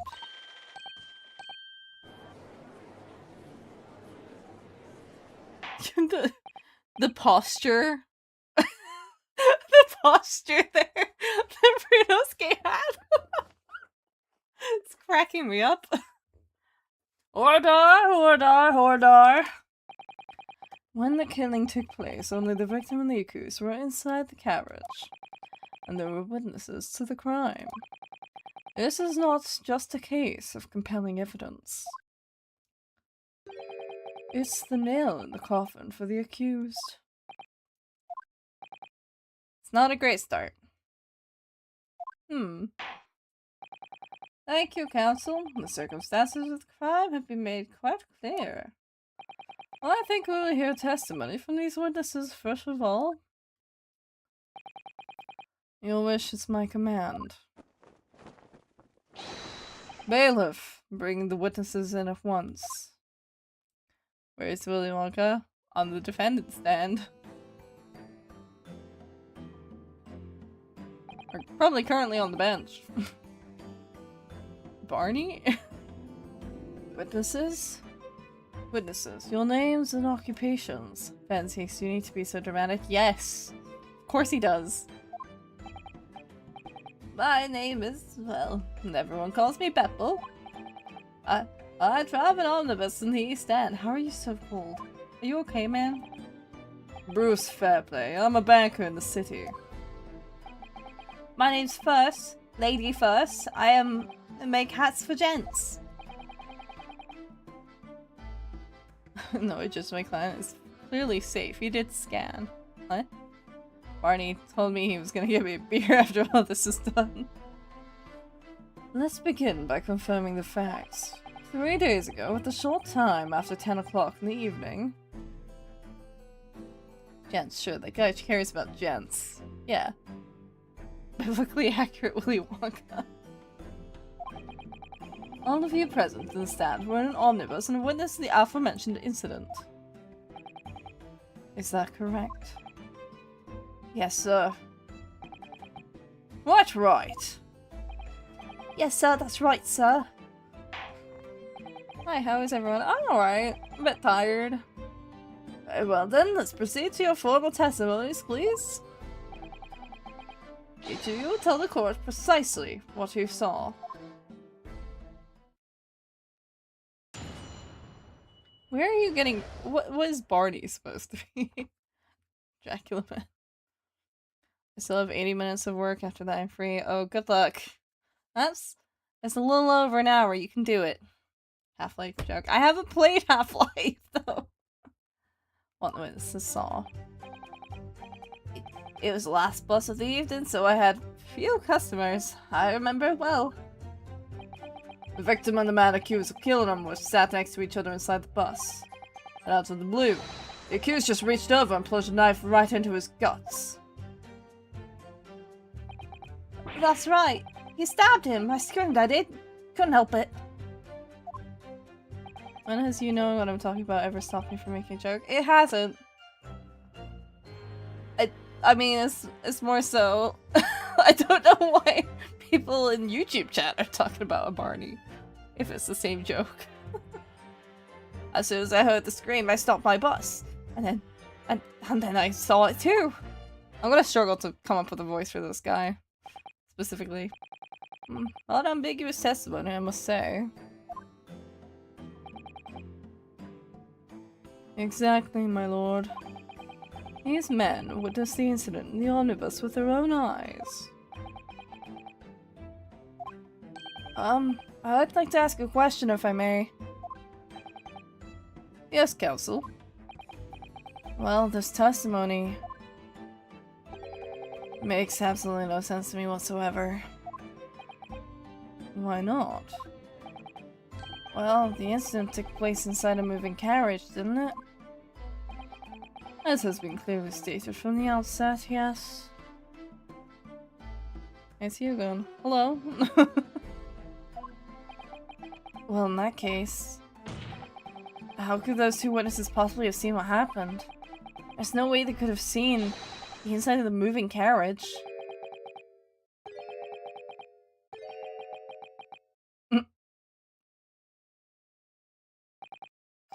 How quaint. I'd read the civilization of Eastern Island nations was a good century behind our own. But you're here in London yourself. Are you really so ignorant about our omnibuses? Huh? Tell me, my Nipponese friend, have you even traveled in an omnibus? I just got here. Well, no. We only arrived in London this morning. No matter. I play this game and I only know that objections are common. Yes, they are. I've arranged for us all to see for ourselves. The actual scene of the crime, that is. What do you mean? Actual scene? How? It's impossible. My client is clearly getting framed because realistically everyone will record on their phones and post it on social media. I don't think they had phones in 1899.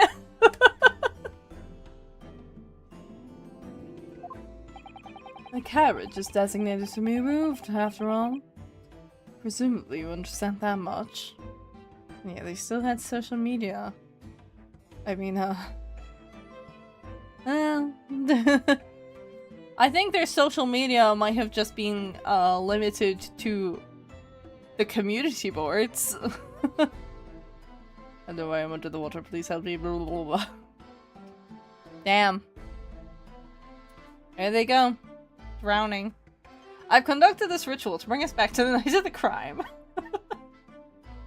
They had cameras, that's enough. I don't think so. I think the cameras they had then maybe took a bit longer than your average mobile phone camera took.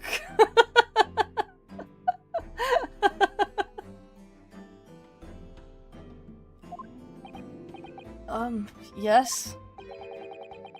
Big crystal balls and courier pigeons. The omnibus in which this bloody crime took place is here today, in this very building. Here. What? The entire carriage? Bailiff? Why did not help me? I don't know what you want me to do, man. What's a phone? Oh, I know. Bring forth the stricken omnibus.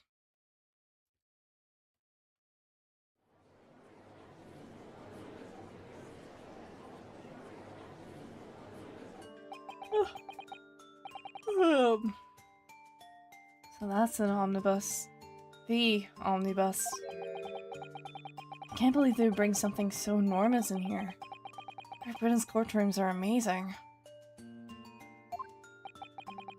As you can see, the omnibus is pulled by 2 horses and can carry up to 8 passengers. They had what's called a silver plate camera, and they were only owned by the wealthy. Yeah. That too.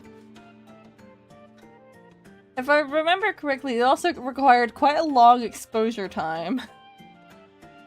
The average Instagram user would say just press respawn. We did not pick hardcore anyway. Imagine setting up one of those giant cameras and shouting "World Star" while snapping a pic of Jack the Ripper.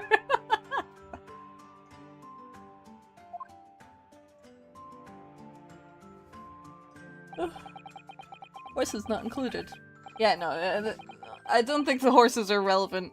As much as we've, previously in this series interrogated a parrot and an orca, I don't think they're planning to have us, cross-examine horses as witnesses.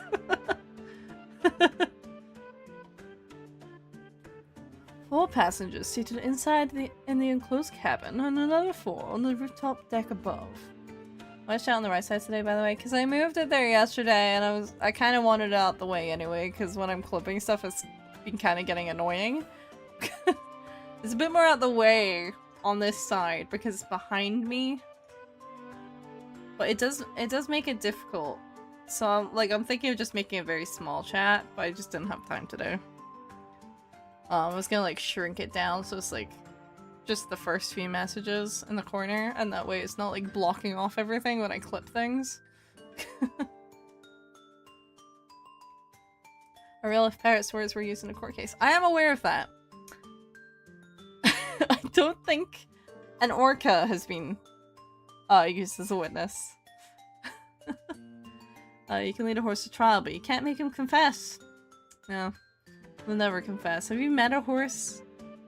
Little bastards. Or big bastards, really, actually.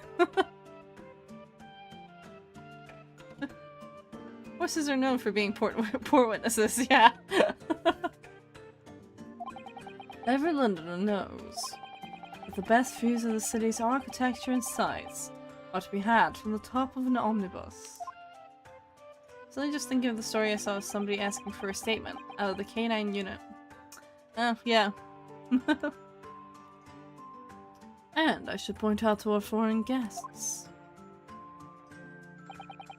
that there is a skylight on the roof, allowing a view of the interior from the seats above. Horses have no gold. Abby, my rat is looking extra fat today. Should I squish or pet? Hold gentle like hamburger. And then pet. Cars were not really popular in the 1900s. They took off in the Great Depression when it cost as much as a few $100. Well, yeah, no, I mean, especially because the UK, especially London, like, especially in cities, even now, we're not really built for cars. A lot of things are built for horse carriages. A skylight. Oh! A penny drops the last I see. These 2 gentlemen were occupying the rooftop seats of this omnibus when the murder took place. The Great Depression is every day is just not great. That is how they came to witness the grim incident. Through the skylight. Ugh, that makes perfect sense. Well, counsel, this is a first. In all my years behind the bench, I've never experienced the crime scene itself being brought into the courtroom. I'm glad I didn't invest in that ridiculous automobile idea, like that's gonna take off. Is there a fight scene here? Oh, there's a murder scene here! Does that count? Yeah, the Ford Model T made its debut in 1909, but they didn't take off till about 1916. You know JJK? I know what Jujutsu Kaisen is. I haven't seen it because I'm not really into shonen these days. There are a number of important clues remaining inside the carriage, my lord. I would like to submit the omnibus itself as evidence. That is the prosecution's wish. It's considered poor etiquette to wear hats indoors, so those are no Englishmen. Actually, I don't know if that was a thing then, though. Because everyone wore hats. And he fights for somebody's rights if that counts.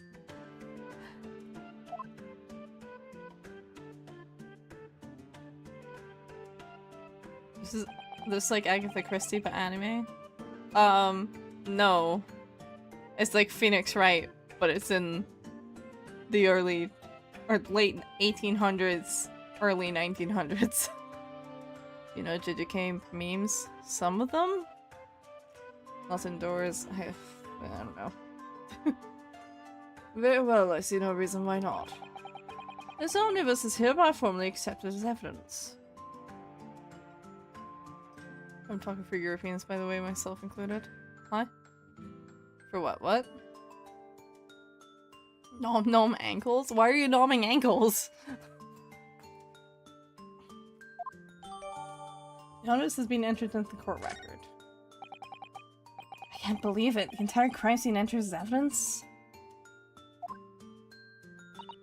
Yes, treatment is simply extraordinary. The judge is Santa. He does look very Santa-like, doesn't he? This hat etiquette in Britain was defined by clear spatial rules. Hats were worn outdoors as part of proper dress, but removed indoors to show courtesy and consideration. Yeah, this is also a courtroom, though. So I don't know how far that extends. But I think Ace Attorney as a series cares more about keeping its character design than about specifically hat etiquette from 1900.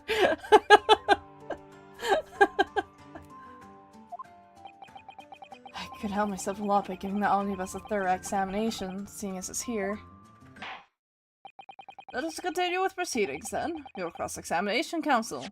Hold on, let me have a look-see then.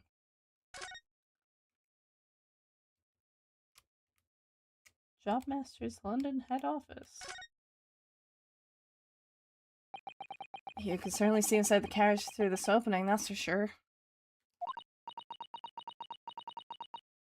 Yes, and there's a lamp in the enclosed cabin. So I'm sure the witnesses would have been able to see quite clearly. That's not good for us.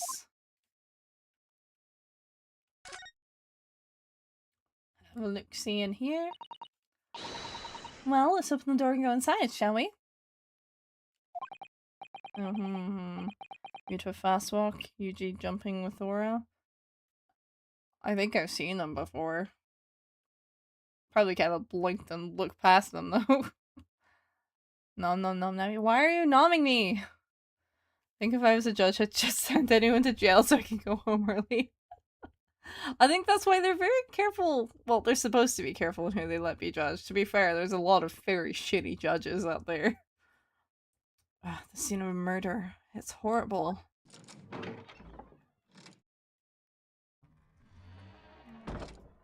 Oh, there's definitely a bloodstain here. That's blood that's soaked into the seat. The victims, obviously. Trigger warning, I took a fucking shower? Yes, and that seat would be clearly visible from the roof deck. Would you really stop somebody in full view of the other passengers like that, I wonder?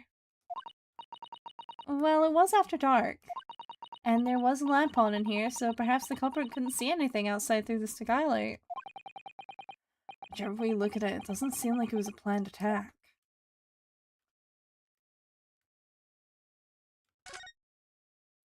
Ah, that's a poster for the Great Exhibition that's due to start 6 months from now. They should make me judge max sentence every time, no matter the circumstance. There's a lot of focus being drawn to the Crystal Tower, the centerpiece of the whole exposition. Let me show you Men 100,001, which included has... Which included has shampoo, body wash, Pelnity? Butter, Wi-Fi adapter, nuclear waste, fruit punch, a whole nuke, literal amber, a monitor closet, and gorilla also gunpowder. Inconsiderate bleeding on that fine upholstery. True. Very true. How dare the victim bleed? Oh, the Crystal Tower. It's under construction already, I believe. Peanut butter. Oh. People all over London must be fizzing with excitement at the prospect of such a grand event.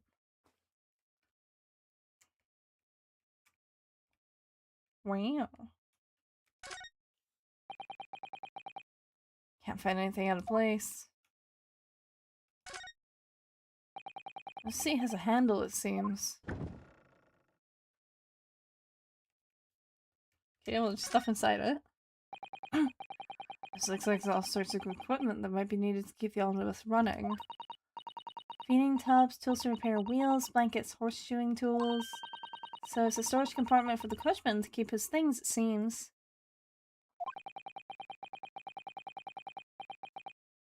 Get clipped. What? There doesn't seem to be any space for passengers to store their luggage, that's for sure. Well, I don't imagine it would be very convenient for that purpose anyway.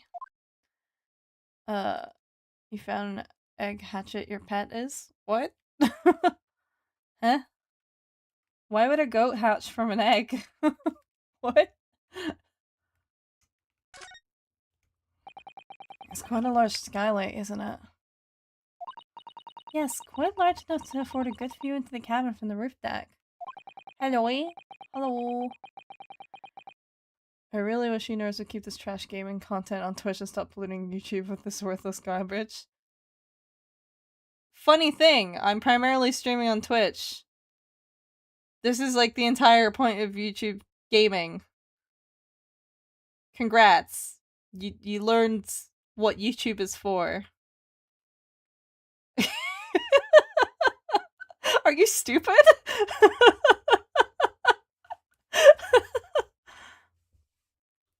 I have the power of God and anime on my side. Don't mess with me, son. How else would you make it go? Oh, I don't know. Shrug. I feel like they just pop out of nowhere. Hi, Uncle Doodle. Hi, Luna. Hello, hello, hello. You want an original song? Not really. They seem to be near mythological beings, and mythological beings tend to come from X. You know what? I don't have an argument. There doesn't seem to be a handle or catch of any description. So I suppose it can't be opened from inside the cabin at least.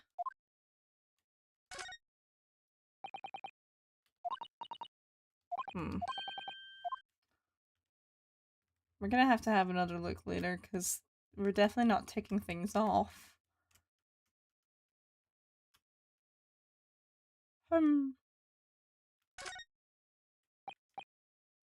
Okay, we've already seen that on the other side.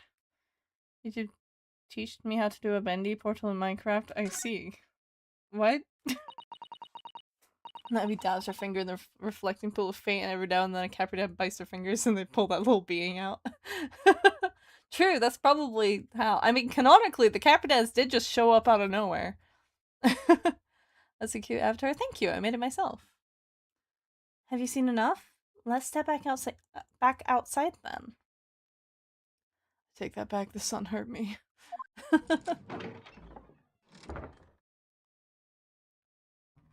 Okay. Hey! That's nice. That's a nice little reference.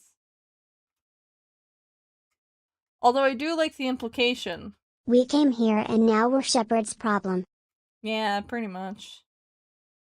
That's just like the coat of arms. I do... Oh, thank you for following. Welcome, welcome. My anachronism, but sure. I like the implication that, Ryunosuke at some point passed down the name Phoenix Wright that he got off of an omnibus in London to his great-grandchild. Love that implication. Extraordinarily funny.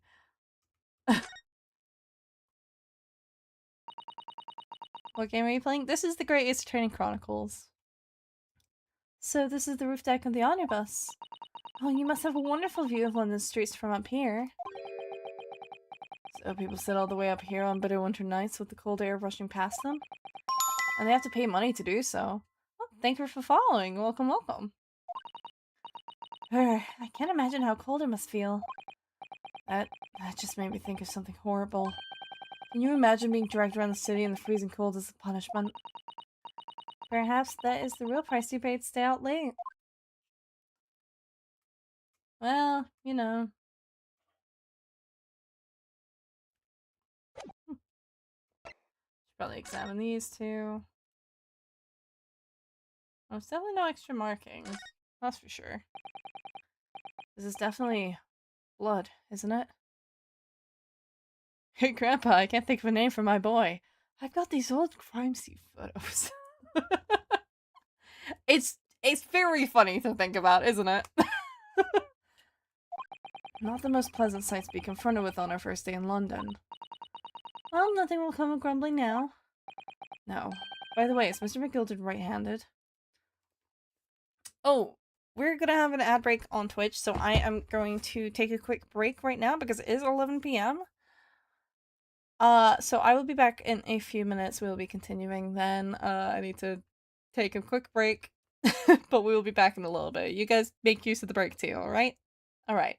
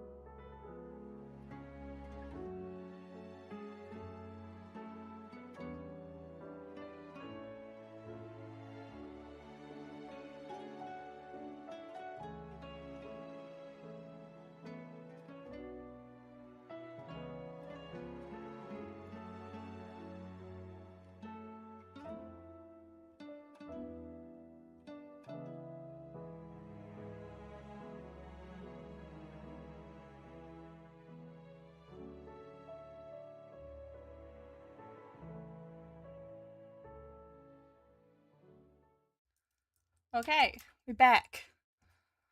Just remind me, I was thinking, at the break that I would very quickly, do this, which is, don't mind me for a sec.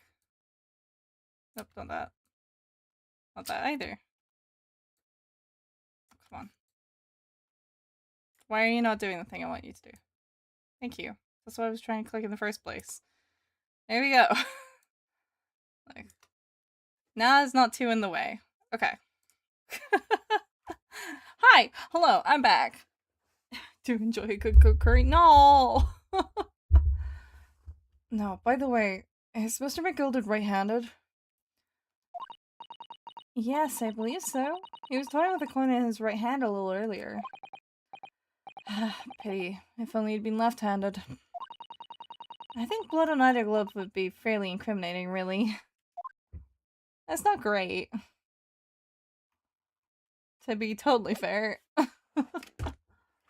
That's not quite what I meant. Let's have a look at this. How would he get blood on his glove, though? It's not a very bloody scene overall. Name thrice-fired mason, male, age 54, occupation brickmaker, time and cause of death, 15th February, 10 PM to 11 PM. Stabbed once in the abdomen with a knife whilst journeying in an omnibus. Died due to internal hemorrhaging resulting from the trauma.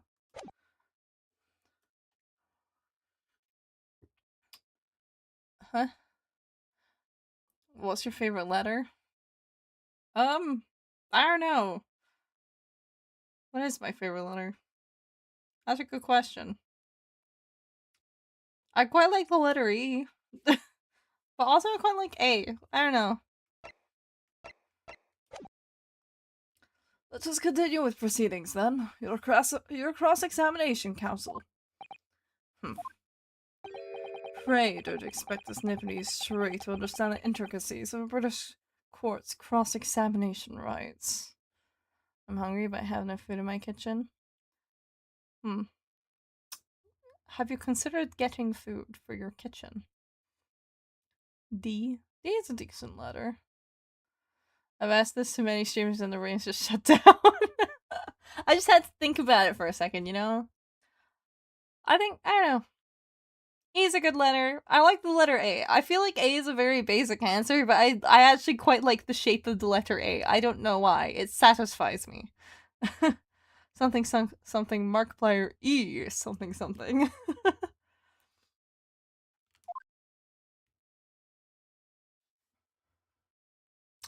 Excuse me, sir. There's no need for the, I'm not even sure I'd call that a microaggression. Doodle. Is 3 a letter? Yes. Apparently. Well, it depends. I mean, if B can be a number, because it can be, depending on the base. I don't know. I mean, sure. What does someone look for in a favorite letter? I just think it has to be satisfying to look at and to write. That's me personally. Alright, my first cross-examination in British court. Streamer like viewer, I agree. Focus, Radowski, focus! Yeah, focus, guys. We gotta cross-examine these guys. I forgot entirely what they said. What the witnesses saw. It was the last bus of the evening, so I had a few customers. I remember it well. The victim and the man accused of killing him were sat next to each other inside the bus. Well, they should actually press everyone. I think it has to sound cool. In least speak, 3 is a letter. That's true. Yes, I think it was some time after 10, wasn't it? Oh, yes, sir. That's right, sir. Yes. Ever so cold it was, sir. Freezing, in fact. And you had 4 passengers on board at the time. Is that correct? Yes, that's right, sir. Not all traveling the same parts of the bus, of course. No. Wait, what letter? Which language? Alphabet? Hey, hi, Sonic! I just noticed the mutton chops and sideburns. Quite the combo. Is it going on? Alright. Okay, so you they, them, or she, her? They, them. Preferably. Love Phoenix Wright. I do enjoy this series. This is like the one set of games I haven't actually fully played through. I've played through parts of this one. I didn't finish it though. I haven't played the last case. So and there were no other passengers when the incident took place. No one alighted, for example. I will curse an alien's bloodlines for a threat to humanity will exist. Hey, who's to say that aliens are a problem, huh? You're quite right with that, sir. No other passengers like that. No, none. So nobody fled the scene of the crime, then. I have to say, the boss insists on it running. He does. Every evening. The last bus of the day. But I do wonder sometimes if it's altogether worthwhile. Yes, sorry to say. What do you mean by that? There's a few playthroughs, but I haven't played it myself. Been debating what console I wanted to get it on. Playroom some horror I'd like to see scared. See, so funny thing with that, I don't really get scared with horror games. Because I just make jokes and find it funny the entire time. Well, that's not entirely true, but we did actually just finish several horror games. Well, what with it being so cold and everything, only making 20 pence on the run, you see. Yes, I spent that much at the pub on the way home just trying to warm up again. This poor guy. The victim and the man accused of killing him were sat next to each other inside the bus. Maybe his nerves of steel. Yeah, totally. Stone cold killer, that satyr. Technically. And you saw them through the skylight in the roof of the carriage? That's right. When you sit up on the top deck, the window's right there at your feet. Yes, I can see that. There was a lamp on the inside, so I had a pretty good view. Two of them were wearing hats, but I couldn't exactly make out their faces. There's not a shred of doubt in my mind that it was Mr. McGilded. How can you be so sure? Well, how can I put it politely? McGilded is a gentleman of rather small stature. I couldn't have mistaken him for anyone else. Let's not forget that when the vehicle came to a halt, the only people inside the enclosed cabin were the deceased Mr. Mason and Mr. McGilded. There is no room for doubt here. I really wish there was. Hello, hello, hello, hi! Hi, hello, hi, hi! This might sound a bit wrong or mean, but you do a good man's voice, do I? I do try, but I don't think I do a very good voice myself. It depends on the character, though. Then out of the blue, the accused just reached over and plunged a knife right into his guts. You actually saw the exact moment it happened? Which Phoenix Wright is this? This is the Great Ace Attorney Chronicles. I suspect the deceased is the murderer. He killed himself. He killed himself and he changed the trajectory of Mr. McGilded's life. You actually saw the exact moment it happened? Didn't I already testify to that? Or a fair dinkum hard-working city banker's not considered trustworthy these days. Have they ever been? Have bankers ever been trusted overall in most societies? I feel like that's quite distinctly a point of contention. Like, historically?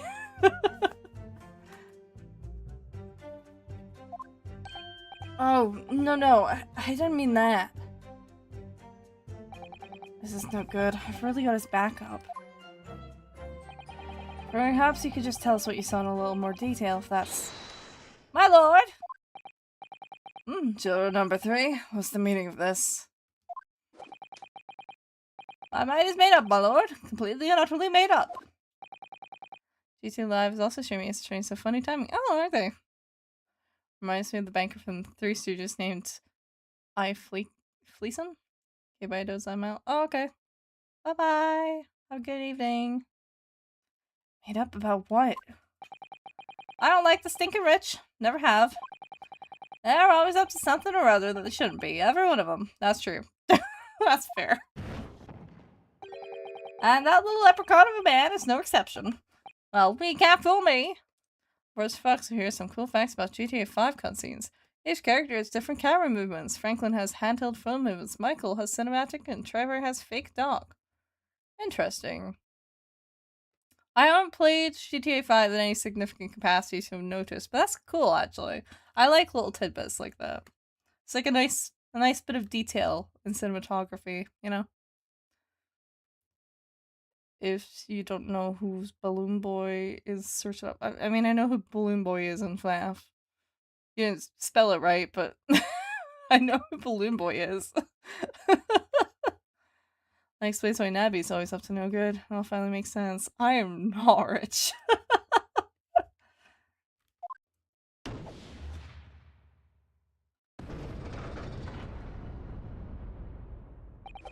There's no point wasting time listening to any more of this. That's my opinion on the matter anyway. Hold it. That is precisely what I was about to say. As foreman of jury, it's my duty to set a good example to my fellow jurors. Hold on. What is happening here? Yeah, I don't think this is how juries work in real life. Rich in character. Yeah, sure. Let me see. Ah, yes, it seems that's how the members of the jury give their verdicts. With fire? Apparently, yes. White for innocent and black for guilty. Got bitten by a ghost, phantom bites. Want to say something stupid? Go for it. A good example by not listening to the full story. Yeah. Barely into this. As the 6 members of the jury make up their minds about the case, one by one, they each cast a ball of fire into the great scales of justice, as we saw a moment ago. So if those enormous scales fall completely to the black side, does that mean... I'm sorry for your best to make sure that doesn't happen. Now I'm even more worried than I was before.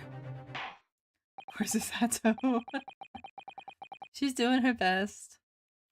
Very well, the court acknowledges a change of the jury's stance. Counsel for defense, please continue with your cross-examination. I will go for a minute to go eat. I'm starving. Fair enough, please go eat. We have some good food. What I think would make people more excited to be a part of the jury or be summoned for a selection. I have been summoned once. I have yet to be summoned. My former flightmate was summoned once and it became a whole thing. But I've never been summoned. Not yet, anyway. My brother has been summoned, I think. My mom's definitely been summoned quite a few times, actually. Where she shouldn't have been, actually. Because, like, you just got summoned, like, recently within the window that they're not supposed to summon you again. I wish I could find my PS5 controller, but the issue is that it's lost and I can't find it. Oof. This is a nightmare. That's right. He stabbed him. I screamed at it. Couldn't help it. Hold it! He stabbed him, you say. And you were sitting up on the roof deck, were you? Yes, that's right, sir. I was up on the roof seats. I remember seeing the little gent sitting next to the fellow that was stabbed. I'd been thinking about a new hat design, you see, so I was just gazing absent-mindedly around. Then I happened to look down through the skylight. It was sticking right out from his belly. That huge great knife. I have it hooked up to my phone unless we play various stuff like retro stuff. Speed on a bit. Oh, that's fun. A grim sight indeed. That didn't help me at all. Oh dear. Sure looked like they're even more convinced my client did it than they were before. It appears to have made everyone even more dubious that Mr. McGill is telling the truth. Well, I hope you find your controller.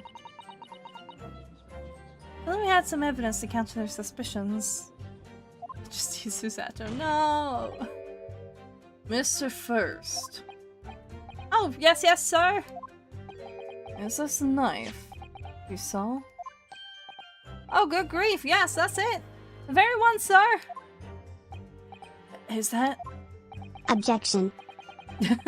Hi, Husky. Hello. How are you doing today? Yes, Counsel. This is the blade that was driven into the victim's belly like a stake through the heart. That is a blade of considerable size, Counsel. Hey man, how are you? I'm alright. I'm a bit tired. I was streaming quite late yesterday. But I've been enjoying some new things in Umumusume, and there's a new scenario has come out that I'm gonna enjoy playing after I finish stream today. Probably. It is. And furthermore, the scabbard is emblazoned prominently with a certain initial. The letter M, which seems oddly familiar. And I've never seen this Ace Attorney game. Have you not? It's the Great Ace Attorney Chronicles. Please, no. M for Magnus, perhaps? Or McGilded, possibly? Take your pick. I was watching late yesterday, I'm not tired. I am! It seems this particular big name in London made a magnificent mistake. M for murderer. Yes, it was owned by Murderer McMurderface. I was only aware of the ones that had Phoenix Wright in it. Yeah, these feature his ancestor, Ryunosuke Naruhodo. It takes place around the late 1800s, like just before the turn of the century. Objection. Little slap. But there are M's everywhere. Like, yes, like in Mason. Objection! This blade is far too extravagant for a poor brickmaker to have owned. Is the vampire guy Edgeworth's ancestor as well? I don't think so. I don't know though. They do look a little similar. But I don't think he is. Cause this is a very British man, and Edgeworth is, technically speaking, meant to be Japanese. I'm pretty sure. No, this weapon of murder almost certainly belongs to the accused. I could see him being related to Von Karma, though. But I don't know. I don't know if he has any relation to current characters. Not conclusive, but certainly compelling, Counsel. Murder weapon's been entered in the court record.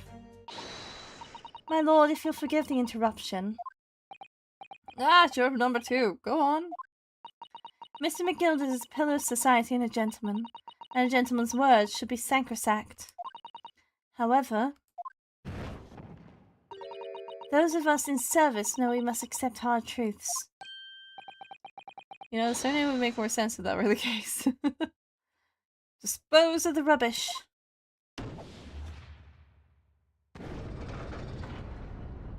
A for arson. This is Ato's mind now.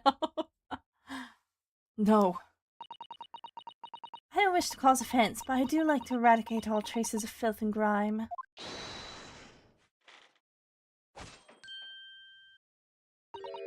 I have painstakingly typed every word uttered here today and cross-referenced all the facts.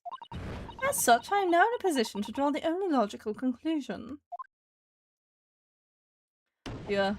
Fire isn't usually heavy. Does fire away? I think it's the things attached to the fire. Not again. That's 4 out of 6 jury members have proposed a guilty verdict. There are only 2 left. We've had it. Every time I press these witnesses for more information, I just make the situation worse. What the physics is going on here? I suspect it is a trick with coal. Elite Husky has said, no, don't eat Husky. He's just snow. He's not very nutritionally dense. Nevertheless, what we need more than anything at the moment is more information. We're still very much in the dark. I suppose I'll just have to keep pressing the witnesses, knowing that more sparks may well fly. Greg. What? We mustn't give up hope that we'll uncover something that will give us a way to fight back. But... Alright. I'll keep trying. I can't give up.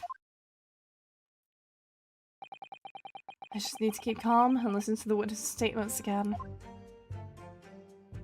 I'll give you terrible indigestion. Snow is very dirty, and I also tend to roll around in dirt. That too. As soon as I heard the scream, I stopped my bus. And then I saw it too.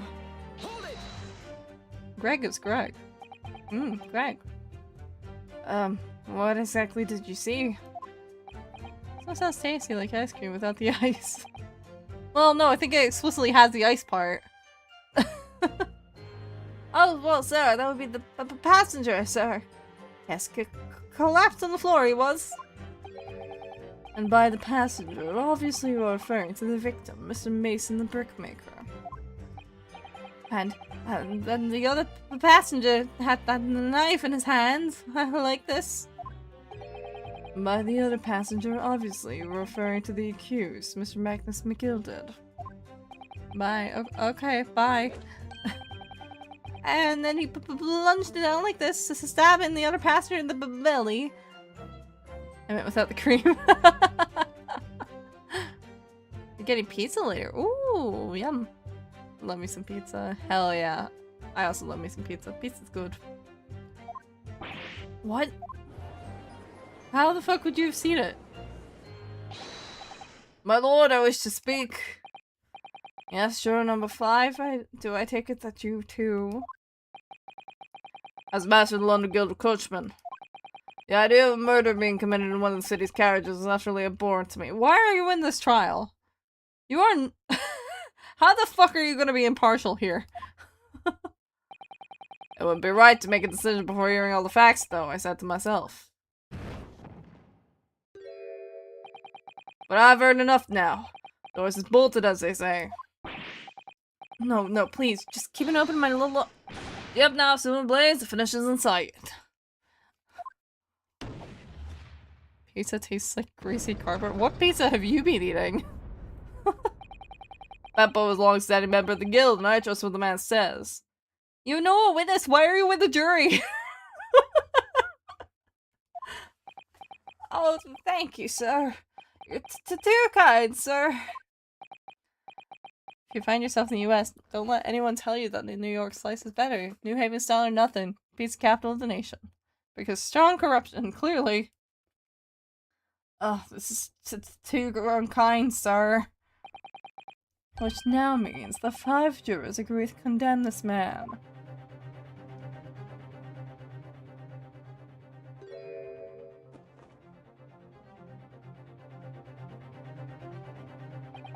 Madam Juror number 6. Yes, dear. What can I do for you? You have heard the testimonies of the witnesses in the stand. Oh, yes, I certainly have. Still got my hearing, you know. Then, pray tell, why are you yet to pronounce your leaning? Well, dear, the thing is, I'm a creature of habit, me. I always go to the park at around this time of day and sit on a nice bench and get on with my knitting. There's a lovely little park just near where I live. The Gilded Park is called.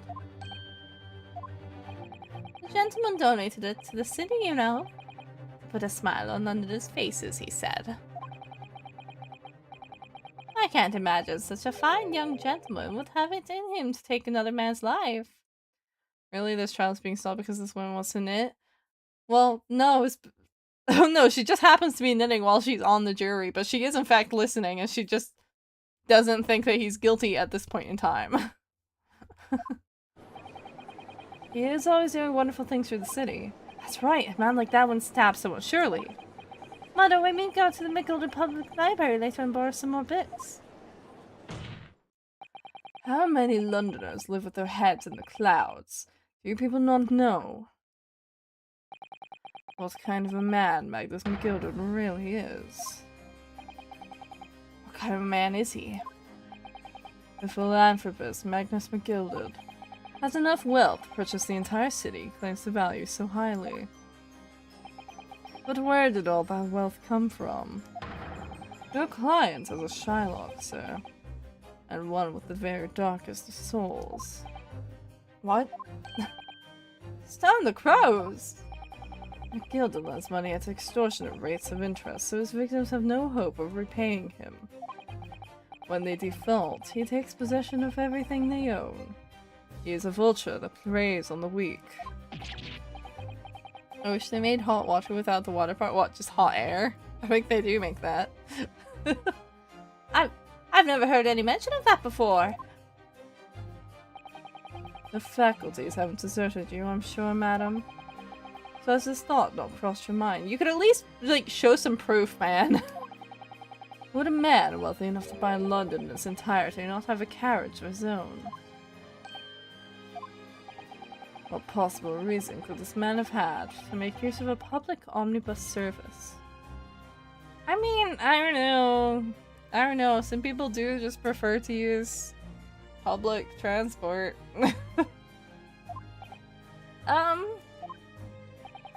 You're not saying that the victim, a poor brickmaker, had next to nothing to his name, save considerable financial liability. It will come as no surprise that his creditor was the accused, Magnus McGilded. Okay, that does not help very much. That is pretty bad sounding. Let it also be known that the very day Mr. Mason was killed was the final repayment date for his debts. Good gracious! The brickmaker was destitute. He had lost his house, yet not a shilling with which to repay his debts. And in the end, this pitiful soul had the very last thing he owned taken from him. His life. By the merciless philanthropist pretender, Magnus McGilded. I don't believe it. If I might add something briefly. Miss Susato. You claim that the victim had been lent money by Mr. McGilded. But where's the evidence to support your claim?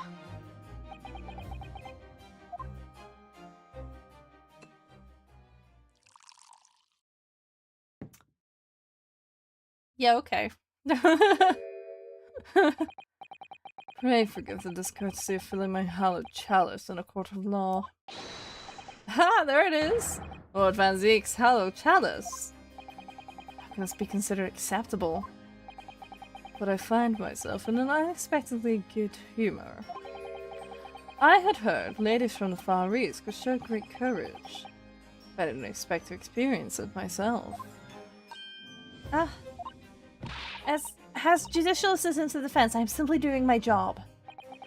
What a pity that your display of courage is in vain.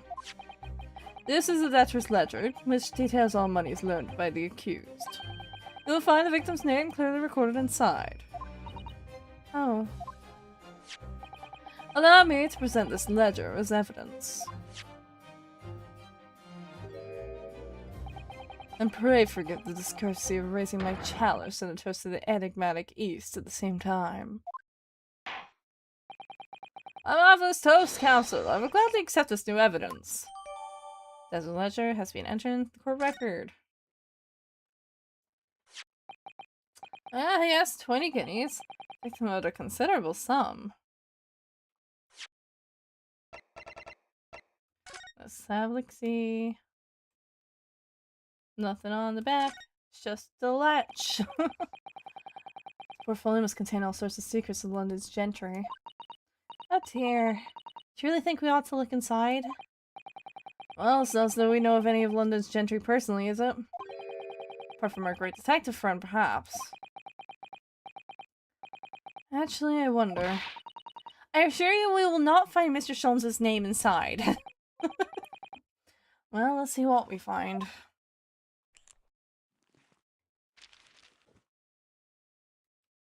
It sure looks like a ledger. Gosh, it's crammed full of gentlemen's names, isn't it? Well, I suppose they're probably not all gentlemen at all, are they? After all, not everyone in this country is well off. Ah, goodness! What is it? Look at this! Do you see the name here? Bruce Fairplay. Should that mean something to me? It does sound strangely familiar, actually. That was one of the witnesses. Bruce Fairplay, the witness testifying at this very moment! Oh yes, of course, the banker. Why is his name in here? He borrowed 20 guineas, did he? And look, the repayment date is fast approaching. It's possible that this is just a coincidence, of course. But this could be very useful information. Interesting. So he has a reason to have a vendetta. Akinator can't guess a drywall anchor. I'm not surprised. Okay. Oh, you also should probably look at this too. That part is the sheath, isn't it? Are you alright, Mr. Naruhodo? Come back, welcome back. Knock knock. Who's there? Oh, sorry, yes, I just don't really like blades. Oh. This doesn't seem like the words of a man with a large katana slung from his waist. That's not a blade, that's Kazuma's soul. Anyway, there's no sense in delaying it. Let's see what the blade looks like. It doesn't go very deep. Well, I suppose the edge. Well, this is like a texturing error.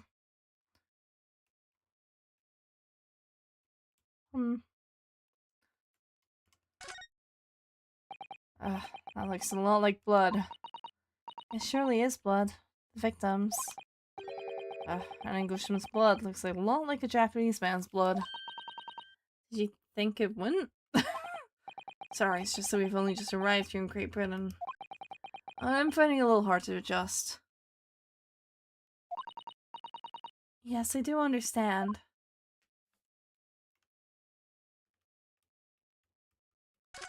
It could be a W. An ornate letter M. Undeniably Mr. Magnus McGilded's initial. And it's beautifully gilded, too. It must be very valuable, I would think. What is it? This M. If you turn it upside down, it becomes a W. This could change everything. A W? Yes, this is one of those, you know, turnabout cases. I'm sure of it. I'm afraid I don't know it all, but what I am sure of is that this is an M. Oh my god, it was a dagger! Oh my god. Oh, well, that idea was quickly squashed. Or quashed, rather. Well, nothing else of particular interest. It's a nice tourney. Every case is a turnabout. They're actually not referred to as turnabouts, though, in this one. To be fair. And the accused made quite certain he had ample recompense. Aw. Well, it would seem I've had the wool pulled over my eyes. Regrettably, madam, that is the modus operandi of the accused.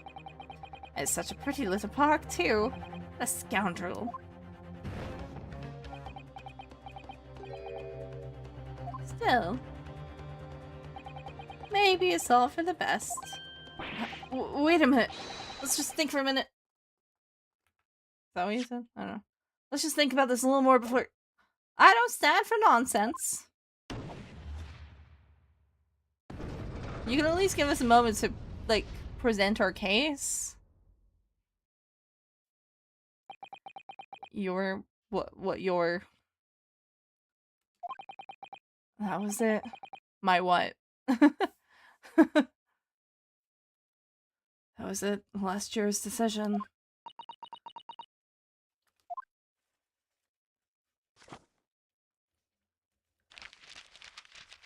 But Susanto has her book! According to this Encyclopedia of British Law, when all members of the jury have concluded that the defendant is guilty, court proceedings are suspended and the presiding judge will deliver the final verdict and sentence. Greg. Greg. That's what it says here. The final verdict. It's over then. So were we supposed to have a chance? Oh! Well, let's see. There's a footnote, though. A footnote? However, the defense... All 6 members of the jury are now in agreement in this case.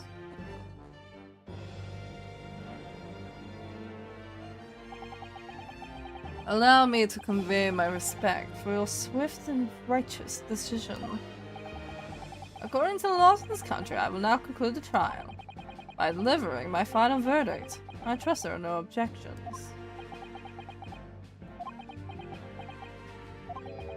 Mrs. Atto, just tell me one thing. Oh, yes? You were in the middle of saying something before. The footnote in your Encyclopedia of British Law, however, the defense... What does it say next? Imagine if Nabby had a low taper face. Oh, yes, of course. One moment. When all members of the jury have concluded that the defendant is guilty, court proceedings are suspended and the presiding judge will deliver the final verdict and sentence. Then the footnote says, however, the defense has the right to demand a summation examination of the jurors at this point. You're the best YouTuber in the world? What about my best YouTuber in the world? Sorry. I'm making fun of you. Thank you? Thank you. Why does Cape Guy look like Edgeworth? Parallels. I feel like it looks more like a Von Karma, though. A summation examination. Objection! A summation examination. From which century has that term you have there been resurrected? Huh? Judging from the binding, I would say that that book is at least 50 years old. Any modern text on British law wouldn't even give such an antiquated procedure a mention. Avatar is so beautiful, thank you! I made it myself. They attended the same drama schools? Like 100 years apart. It's a relic. Ow, sorry. Ow. My knee. Ah. Long forgotten and certainly no longer practiced. So you're out of luck. Oh. What even is it, Mrs. Atto? The so-called summation examination. Oh, one moment, and I'll read about it.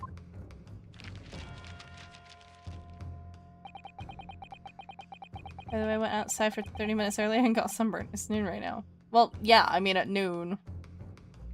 Gotta wear sunscreen, man. You would demand the right to a procedure before you even understand what it entails. Technically, I just asked about it. Typical Nipponese.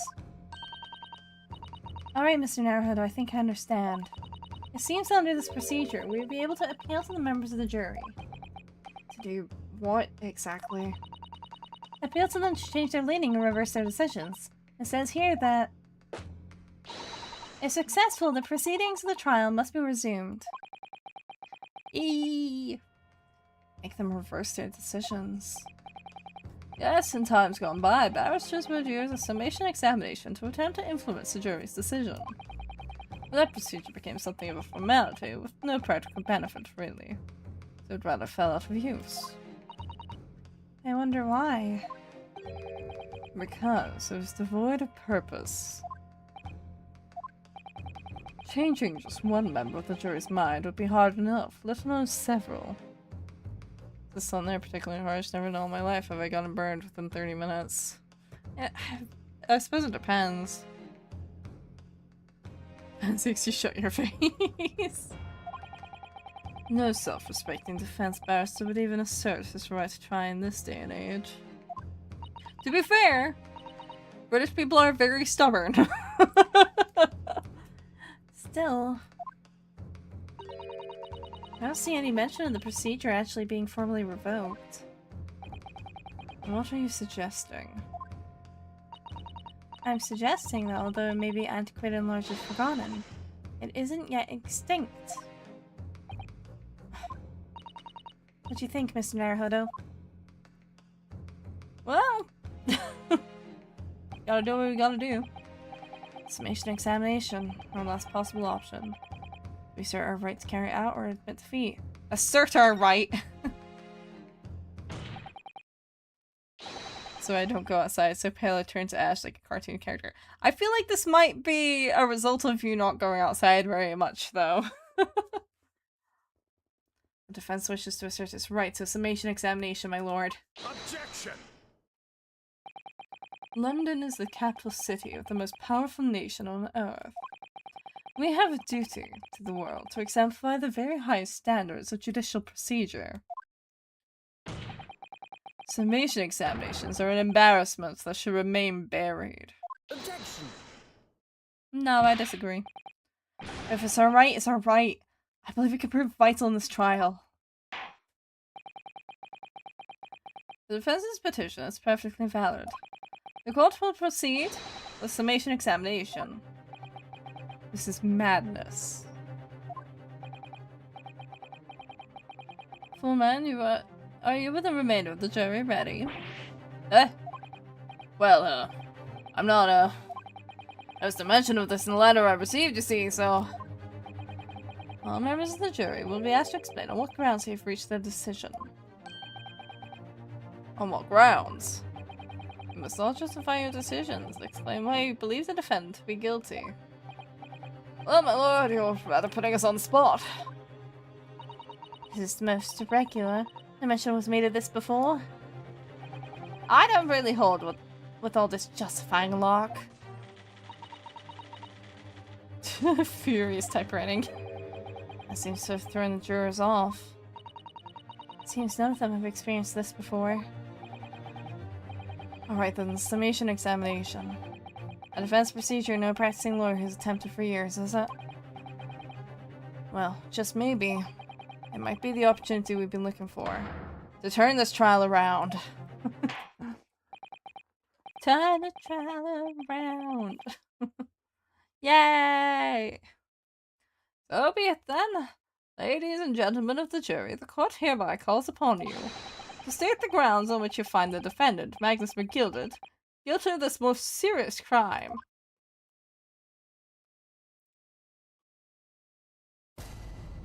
Judicial findings.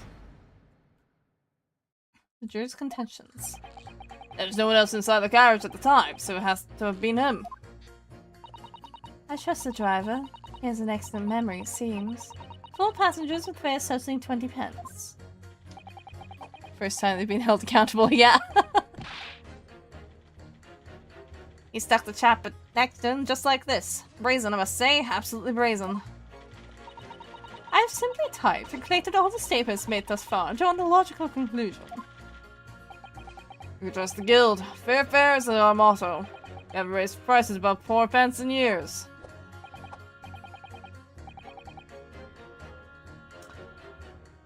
Four times 4 is not 20. So either our omnibus driver is scraping a little off the top, or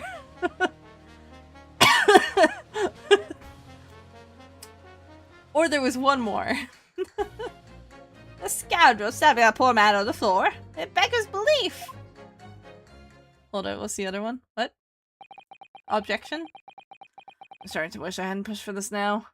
I didn't know Brennan didn't use the decimal system. Not at this point in time.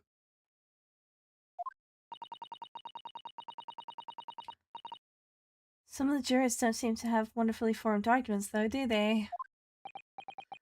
Well, let's see what we can do. We need to get these 6 people to change their minds. I'll throw everything I can at them, and use some very persuasive language.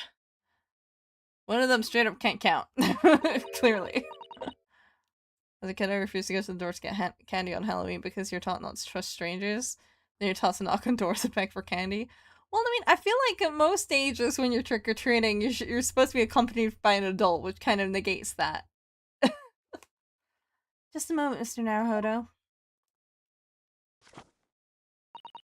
A according to my book, that's not quite how it works. Oh? I thought I was going to have to thaw their icy minds with some heartwarming rhetoric about the defendant. Unfortunately, once the jurors have decided the defendant is guilty, they're unlikely to heed anything the defense says. But then, they've reached their conclusions by their own reasoning, you see. Your pleas will sound like excuses. In fact, it could recoil on you. The more you try to persuade them, the more entrenched they may become. Don't even trick or treat, it just gives me the excuse to walk around and have fun at night without getting weird looks. I mean, fair. What on earth am I supposed to do? Oh dear, I'm just citing what I've read about British law, Mr. Naruhodo. Right, I'm sorry. Do you have any idea how to make this work, then? Well, from what I can understand, the key to this procedure is using the jurors' own words to make your arguments. Ooh, what do you mean? Well, the 6 members of the jury are randomly selected members of the public. They may appear to present a united front, but the truth is, they are complete strangers who just happen to find themselves here in the courtroom together. Wait, 4 times 4 isn't 20? No! 4 times 4 makes 16. Which means there's, like, either the driver is adding an extra penny to the fare and scraping a little off the top, or there's another passenger. And that's the way to break them down, you mean? Yes, exactly. We must listen very carefully to what each member of the jury says, and see if we can identify any contradictory statements. If we can, we then contrast the statements and pit the corresponding jurors against each other. I see. So it's contradictions in what 2 or more jurors say that we're looking for. The driver also has to pay to ride. In a way, then, this is similar to regular cross-examination. The driver also has to pay to ride. I mean, it feels... I think it might be he has to pay in hypothermia. Oh, yes, I suppose you're right. What? What? Hi. Find contradictions in their statements and pit the jurors against one another to break them down. Alright, I might be able to pull this off. No, that's not right. I have to pull this off. Have we sought proceedings, counsel? I would ask you to take the stand for this. I'm expecting a clear and concise rebuttal. I feel like it's 16, so it's not 16. I can assure you 4 times 4 is in fact 16. Hello, dude. Hello. Yes, my lord. Look at me. Now I get to stand. Defense's rebuttal. There was no one else inside the carriage at the time, so it has to have been him. Hold it! Certainly the testaments we've heard suggest the victim and Mr. McGilded were alone inside the carriage. Precisely my point. But, could there be some other explanation? Something we haven't considered yet. Such as? 16 doesn't feel right. I don't think it matters if it feels right or not. That's what it is. At least in base 10.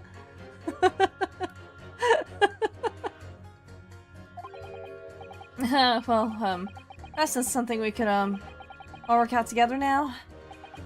Now listen here. Maybe you don't know how things work around here because you're from foreign climes. We're here to form our opinions as individuals. And I have. I don't think you got the right juror. Oh no, it's definitely this guy.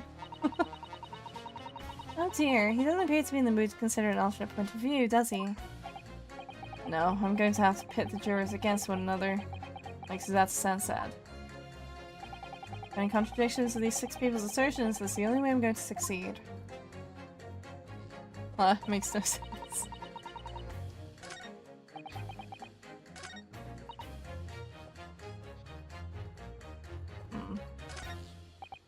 Well, actually, probably I need to pit you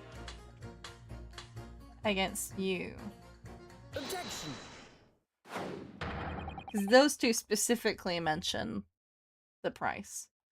Those 2 statements clearly contradict each other. They do? Explain yourself, Counsel. Forgot the fur, not the juror. Me? Oh dear, what have I said? So Silverblaze's maiden name, I haven't the first idea what you're talking about. According to the group testimony we've heard so far, there were 4 passengers on the omnibus on the night in question. And according to the coachman, Mr. Beppo, he took 20 pence in fares. Quite right. I have those precise details typed neatly here in front of me. And juror number 5 also told us the following. The fare for the omnibus is always 4 pence. That it is, a fair and convenient single price. Just the way London's carriages should be operated. God, I wish they kept to that. That doesn't add up at all. In fact, it leaves a glaring discrepancy in the facts. Why, man, why? I ask myself that every day.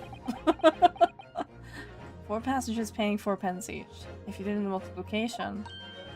Ah! It would be 16 pence. Exactly. As I said, it doesn't add up. Quite literally, it doesn't add up. Dang it, inflation. Well, that and also changing to a different system of money, but... The figures are different. By 4 pence, in fact. Or precisely 1 person's fare. They're all in the Epstein files. Prove me wrong. I think I can prove it by the fact that they're, like, several decades too early for that. I had to quit school at 12 years old, though. I mean, I think you should still be able to do 4 times 4. I feel like that's quite an early thing they teach you.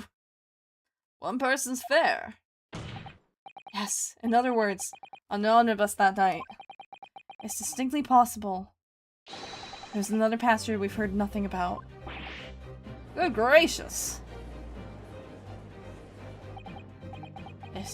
This can't be right.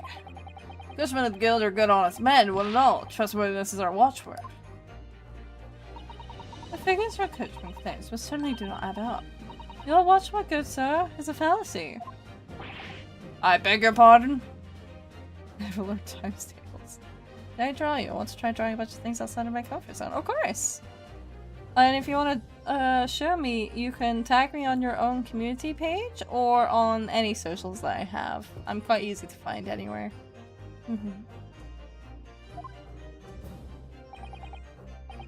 Mr. Guildmaster, I think you ought to consider that if this trial were to end now, the news will surely spread all over London. The news that one of your coachmen tried to hide the fact that he let nefarious characters ride his omnibus. Alright then, how do we make it so this miserable trial doesn't end him? Okay, they're actually in the wrong files. There's nothing that makes an artist happier than family. In many ways. But yeah, I do have references on my community page if you want to use those. Rather than just, like, looking at me on the screen. Well, according to my book here, you simply launched a ball of fire onto the innocent side of the scales. I'll probably not color it, but I'll get it done as soon as possible. Hopefully it's not too bad. Even if it was, I wouldn't mind. It's the thought that counts, and the fact that you're practicing. I always approve. Practice, practice, practice. How old you was this coachman? We were all in agreement. Why'd you have to go and... Wait till I get my hands on you, Beppo. Meyer is drawing me now. Oh. This is all very irritating. Begging your pardon, sir. I'm going to do the same.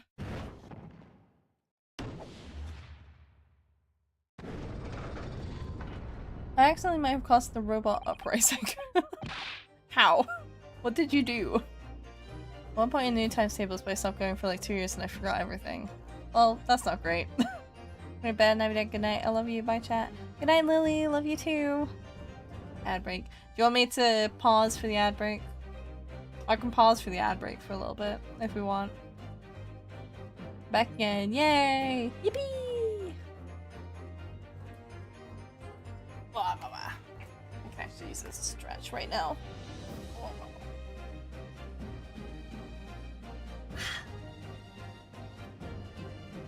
Ow. Aw. Spine. Ouchie. Oh look, you watched Murder Turns IRL, it was a bad idea. That does sound like a pretty bad idea. Yeah. Back with a vengeance.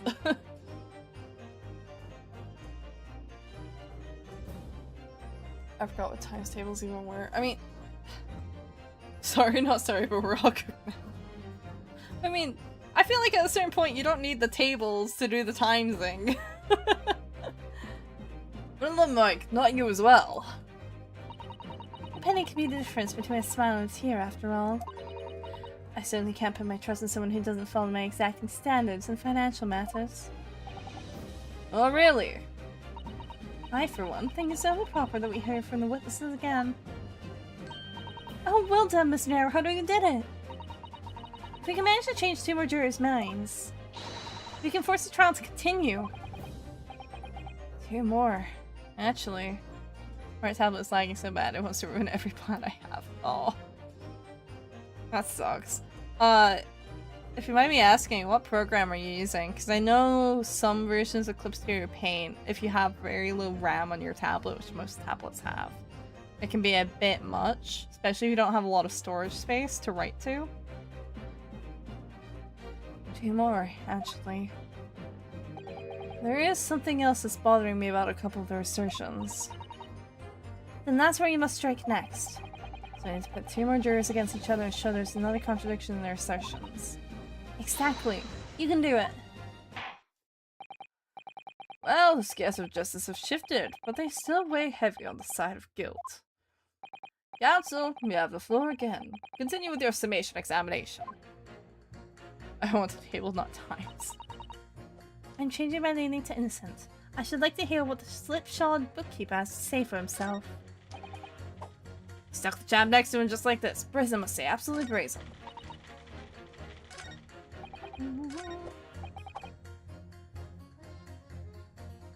The scoundrel stabbed that poor man on the floor. Beggars belief.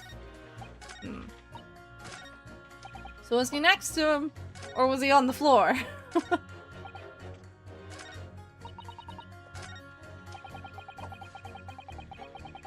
Sounds like neither of you really know what's happening. Objection. And we back. Samsung tablet with IBS Paint X. Lag might be due to me having Minecraft in the background. I don't know. Oh, that might do it. Depending on how much of your Minecraft world is loading.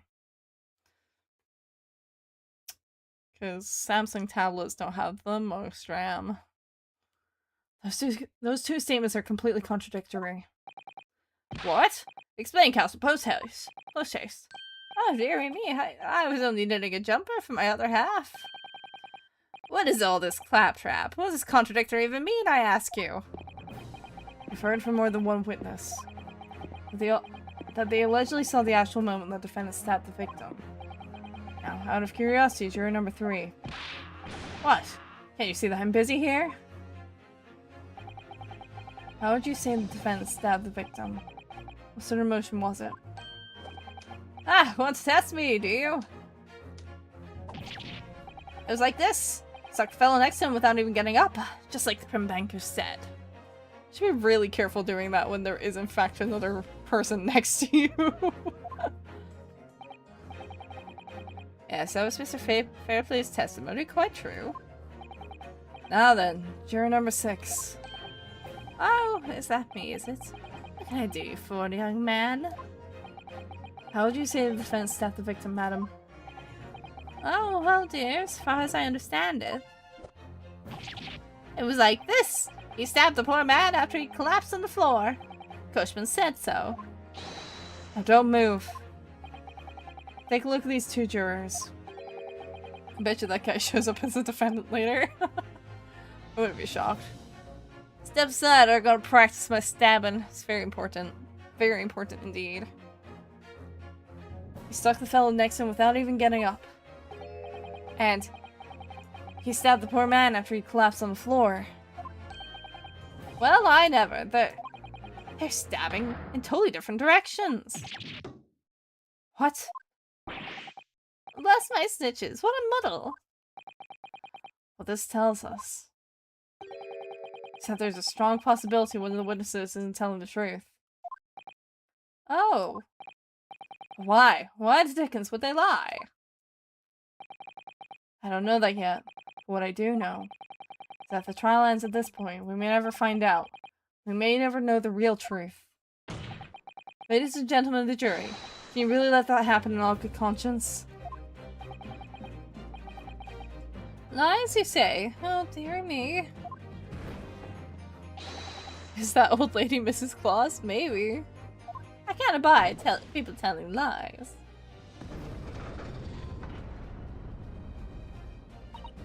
The scales. I don't believe it.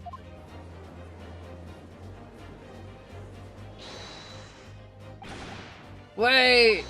Now hear this, my fellow jurors. I warn you, you cannot listen to this man. Look at him. In his black suit. He's clearly some devious Eastern sorcerer using magic on us all. That's racist as fuck, man. Holy shit. I just got here. If I could use magic, do you really think I'd be putting myself through all this? Answer me this, Dark Jinx. Huh? Me? What exactly is the problem? What of it if two witnesses have slightly different recollections of events? What of it? Let's say a Shylock did stab the victim as he was standing next to him on the omnibus. This young dandy saw him do it. And now let's say the victim collapsed on the floor and then the Shylock stabbed him again. And this old lady saw him do it. Well, we'll see it didn't happen like that, hmm? Well, there was only one stab wound. These haven't been too difficult so far, but I'm curious if you're planning to use a guide later. Only if it would be particularly difficult. I do try to solve things myself, and most Ace Attorney games I have not had to use a guide, unless I'm torn between two pieces of evidence, not plural, but two pieces of evidence that like could both be the thing, and I'm like on death's doorstep already or something. That would be the only case. Because there are some cases in Ace Attorney where it's like that. Where it's not very clear which one you're supposed to present. So you present the one that it looks like it should be, and they're like, what the fuck is this? And they're like, what do you mean, what the fuck is this? It's the thing that shows the stab wound. And they're like, that's not the thing that shows the stab wound. It's like, but it does. What do you mean it's not the thing that shows the stab wound? It's the medical report! That would be the only situation. Anyway, that's the point. Are we not listening to Clock today? No. Who are you calling dandy, sir? Why, I should take this knife to you! Here's a guide on LA Noir when I ruined my case with something like that. Yeah. I think I've had to do that once in an Ace Attorney game. I don't remember which one though. I think it happened more so in the earlier games though. Who are you calling old? I should take this needle to you. They're ready to kill each other now. Could the foreman of the jury be right? Did the two witnesses see two different moments of the same crime? It's possible. Maybe so mad I didn't feel like being the rest of it legit. Oh yeah, there's a good few moments. It happens. Nabs equals stabs. It's true. There is an outside chance of almost anything you care to mention. Back in my day, we didn't call people old. Exactly the point I've been trying to make. Before you go any further, Mr. Naruhodo. Oh, what is it, Miss Susato? I think you should have a look through the court record. See? This evidence makes it quite clear. There isn't even an outside chance of what the juror is saying. How did I miss that? Unfortunately, Mr. Foreman.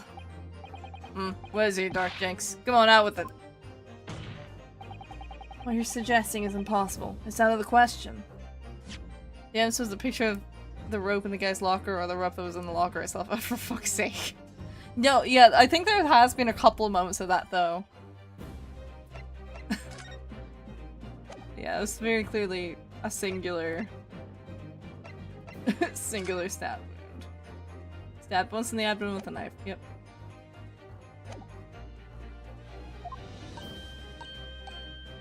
I was hoping more to make the point of like, well, you won't know unless the trial fucking continues, you dumbass. What are you talking about, man? How can you possibly say that? You do realize that I'm only doing my job. As foreman of the jury, I have a responsibility to steer everyone in the right direction. So where's your evidence, man? That's what we want to see. See the two witnesses saw two different moments of the same crime. Susato's so smart, smarter than that. Susato should be the owner of this channel. I think that's rather difficult when Susato is, in fact, a fictional character. If you say that's out of the question, show me some proof. Looks like the only way I'm going to convince him is to present him with something he can't dismiss. Some irrefutable hard evidence. As you wish. What? I'll give you the proof. Piero's trying to climb through your window, by the way. Who the fuck is Piero? It's out of the question that two witnesses saw two different modes of the same crime, as proven by the autopsy report. So are you? Nuh-uh. I'm real. I'm a real boy. What game is this? This is the Great Ace Attorney Chronicles. It is in the title. And before you say, I can't see the title in vertical, yes you can, you have to expand it out. This is the victim's autopsy report. According to what's written here, Mr. Mason was stabbed in the abdomen. Only once. Only once? Prove that you're real. Well, I'm talking to you right now, aren't I? No processing time in these words, baby! It's quite simple. The victim was stabbed precisely one time. Which means these witnesses can't possibly have seen it happen two different times. Alright, I can see defeat. That was a very short struggle. Lucy's trying to climb through her window, by the way. She's hiding from the police. Oh, that's fine. Wait, that means 4 jurors are now leaning to not guilty. We've done it, Mr. Naruhodo. We've won. What are you playing at, you dandy fool? Shut your trap, sir. No one deceives me. We had a consensus. I said shut your trap. I know a liar when I see one. If the chap ever dares to cross the threshold of my shop, I'll take this razor sharp blade and shave every last hair off his head. What? Don't do that. That's not very hygienic, man. I don't want to see that. I love Pinocchio. I don't know how to spell it. It's definitely not like that. It's Pinocchio. It's an Italian name. He's not a barber. His ass is not a barber. I was got accused of being AI when I played online games with friends. It became a running gag if we could convince people that it really was a robot. Please tell me he's a barber. His ass is not a barber. Well, in a quite remarkable turn of events, the defense's summation examination has flipped the balance of the scales of justice. The jurors now stand at 2 for guilty and 4 for not guilty. Accordingly, there is no longer a large enough majority among the jury for me to advocate. And the trial must continue. Nabby is AI. I'm not AI, I'm not! I hereby ask the defense, prosecution, and witnesses to return to their places. He sells blades and blade accessories. And I call upon all of you to continue to pursue the truth.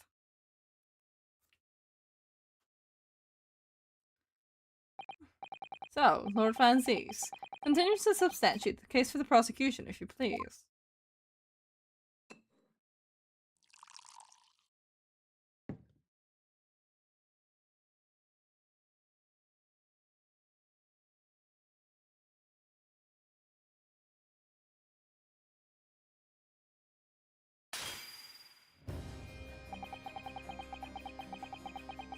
Well, okay.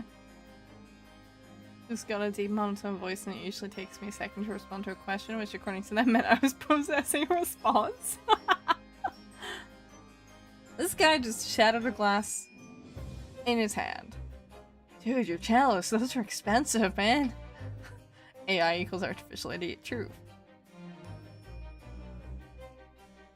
Who's to say I'm an artificial idiot, though? Maybe I'm a real idiot, huh? Have you ever considered that? Why pour the ray if you're just gonna crush it? Good question. I think just to get his point across. Artificial amateurs aren't at all amazing. Eh. Having savoured the rich aroma of the calming contents of this hallowed chalice, it may seem crass to crush it to dust. Pray forgive the discourtesy. Lord Van Zeeks! Is it cold in here, or is it just me? As your antiquated tone no doubt says, the prosecution may not speak during a summation examination. Where did his bottle go? Where'd it go? So I honor the deathly silence and listen to the charade. It seems I overestimated the intelligence of the jury. Well, no matter. I mean, if they were intelligent, they wouldn't call a trial early before hearing out all the fucking evidence. I wanna know what love is. Artificial idiot? I'm pretty sure artificial is the opposite of artificial. I don't think it is. Well, no matter. There is nothing so hard to prove as a self-evident truth, it would seem. No, why else would we grace the courtroom with our presence after all? Now Van Zeek's got the jury against him, yeah. He crushed that when we weren't looking at the bottle too. So, let us proceed to the next round of battle.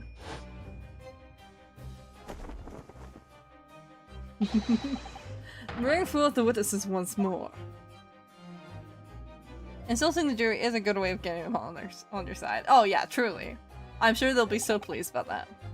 Witnesses. I trust you've heard the summation examination we have just had to endure. Oh yes, sir. That I did, sir. Of course I heard it. Oh yes, sir. I heard it. You, sir, on the end. The coachman. I believe is Beppo. Artificial idiot. Yeah, there we go. Yes, sir, my lord, sir. If it transpires that in your previous testimony, you were attempting to veil the presence of a fifth passenger on your omnibus, you will be found guilty of perjury. You are advised to bear that in mind, sir. Oh, mio dio. I wonder if he's supposed to be Italian. Now then, witnesses, I hereby call on you to testify before the court again. Melon left the cat a long time ago. Sure did. You will explain the various misgivings brought to our attention by the defense's summation examination.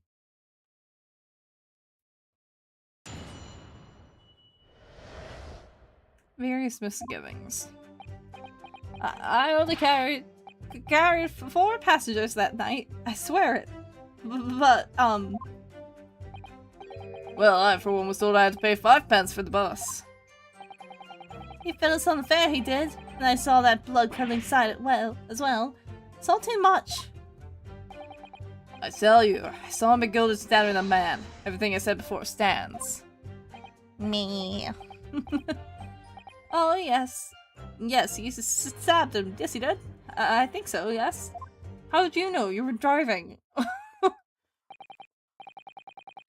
Counsel, make sense of this for me, please. The phantom fifth passenger conjured into existence by my learned Eastern friend never existed. The confusion has arisen from the coachman's sly little cousinage.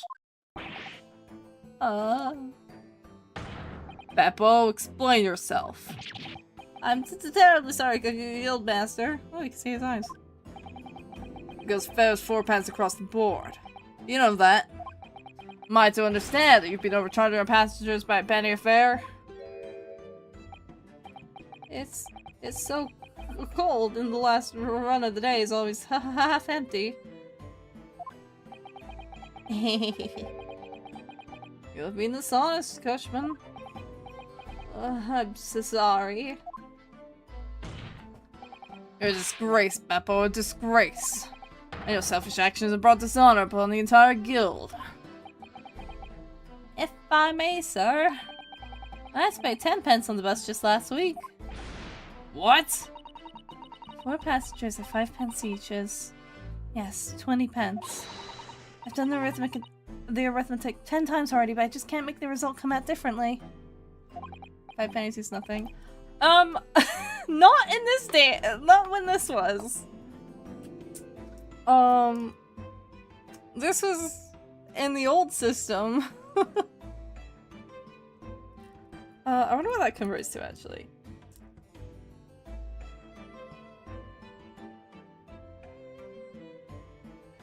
What's the rate today? 4 Victorian pennies. No, that's not gonna work, is it?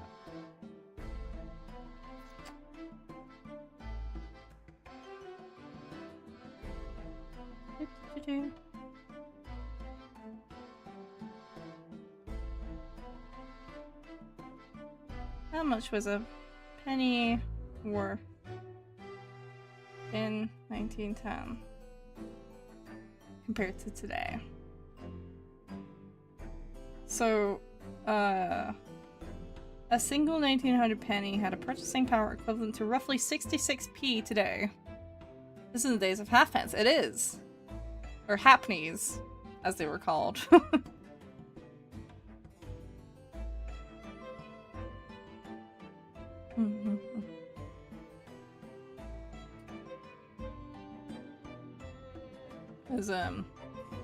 Yeah, this was the old system. Back when shillings and guineas were a thing. The old system having £10 makes you a billionaire. I mean, borderline. A pound was worth a lot back then.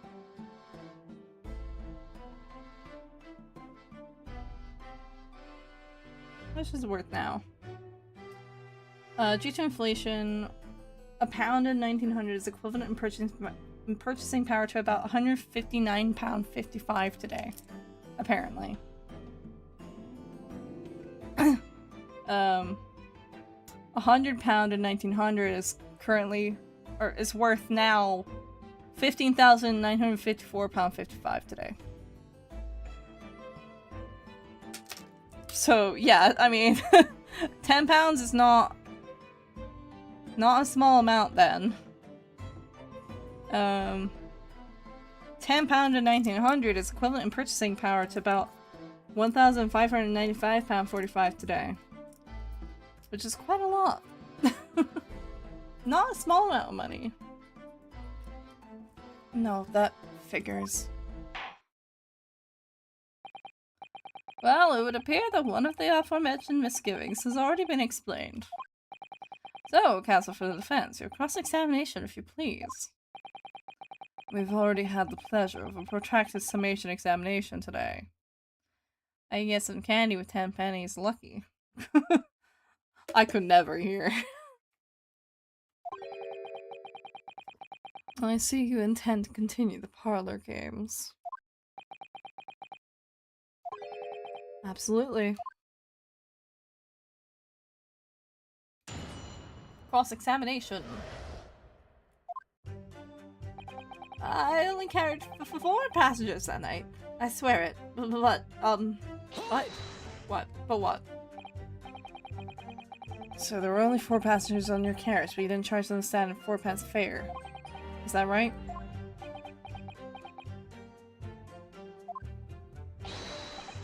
It's impossible to make the last run of the day pay. I was so cold. It's all I could do to stop myself passing out. Objection. Well, no, there's no objection yet. This is a hold it. I'm getting chilblains just listening to you. It was terrible. So I wanted to give myself a pat on the back for even keeping the bus running. I still have some candy sold for 5 pennies per piece in the local stores. Wow, that's crazy.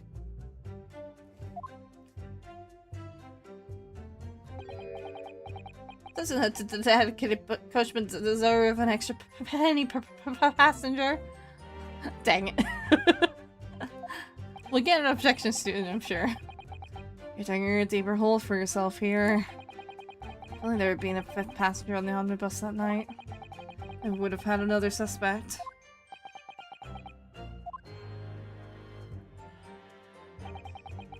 Well, I for one was told I had to pay 5 pence for the bus. If you could go back in time with 20 or so pounds, period appropriate, what would you spend it on to take with you to the present? That's a good question. I'd probably see if I could get some property with that. I don't know. Maybe I would be able to with that amount. Although the problem is, a pound coin today is different from what they used to be. But it's around 10 to 20 pennies. They sure don't sell them at that here anymore, I don't think.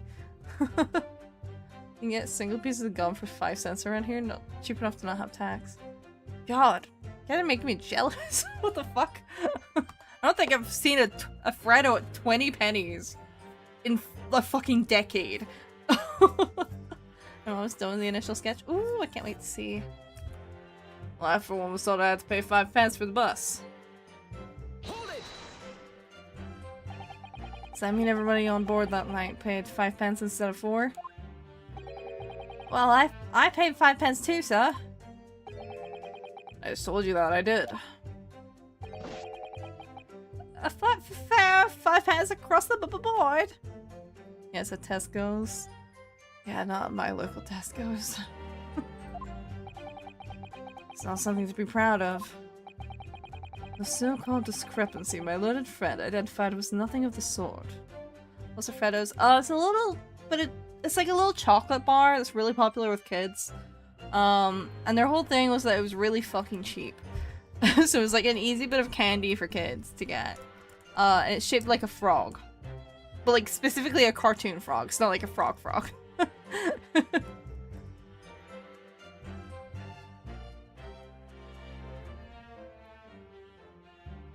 Yeah. Usually a Freddo these days costs between 35p and 39p on average. Apparently. What does it cost in my area?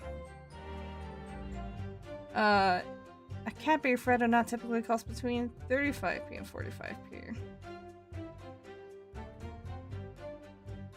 But the average price is 68p. So it's fucking like gone up real bad. Soup break because I'm kind of ill. Fair enough. I know a decent amount of British chocolate from video of people riffing on the flag of Mars. I wear makeup and someone complimented me on makeup today. I might have to consider tanning.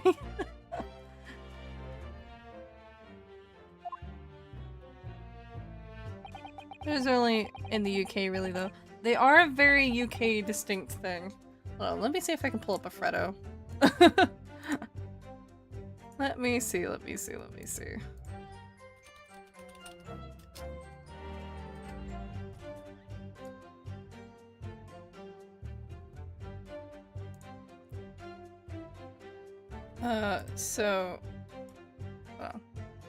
is gonna like, what the fuck is in a VIF file? Excuse me? What the fuck is in a VIF file? What the fuck? If this tall cans of Arizona tea and other assorted fruit drinks that the owners refused to raise above 99 cents, we already won. We don't need to overcharge people. Oh no, yeah, we have Arizona tea here as well. Don't sell them in the USA, I think. No. I think they also don't have... Well, they don't have a lot of Cadbury candies, actually, in the US. Or North America in general. So I remember last year, we took over a bunch of candy that we have here, over to Canada when we were visiting family. We gifted caramel wafers. They're like, what are these? Yes, WebP image. Ew. Need a Van Zeek's Fred mod, he just crushes a frog in his hands. Okay, let me see. Let's see if I can get an image up here. You have to give me a moment to get across both, though. See if I can even fucking load it. Mind you. WebP files. This? Yeah, there we go. This is a Freddo. Let me get it over into the gaming.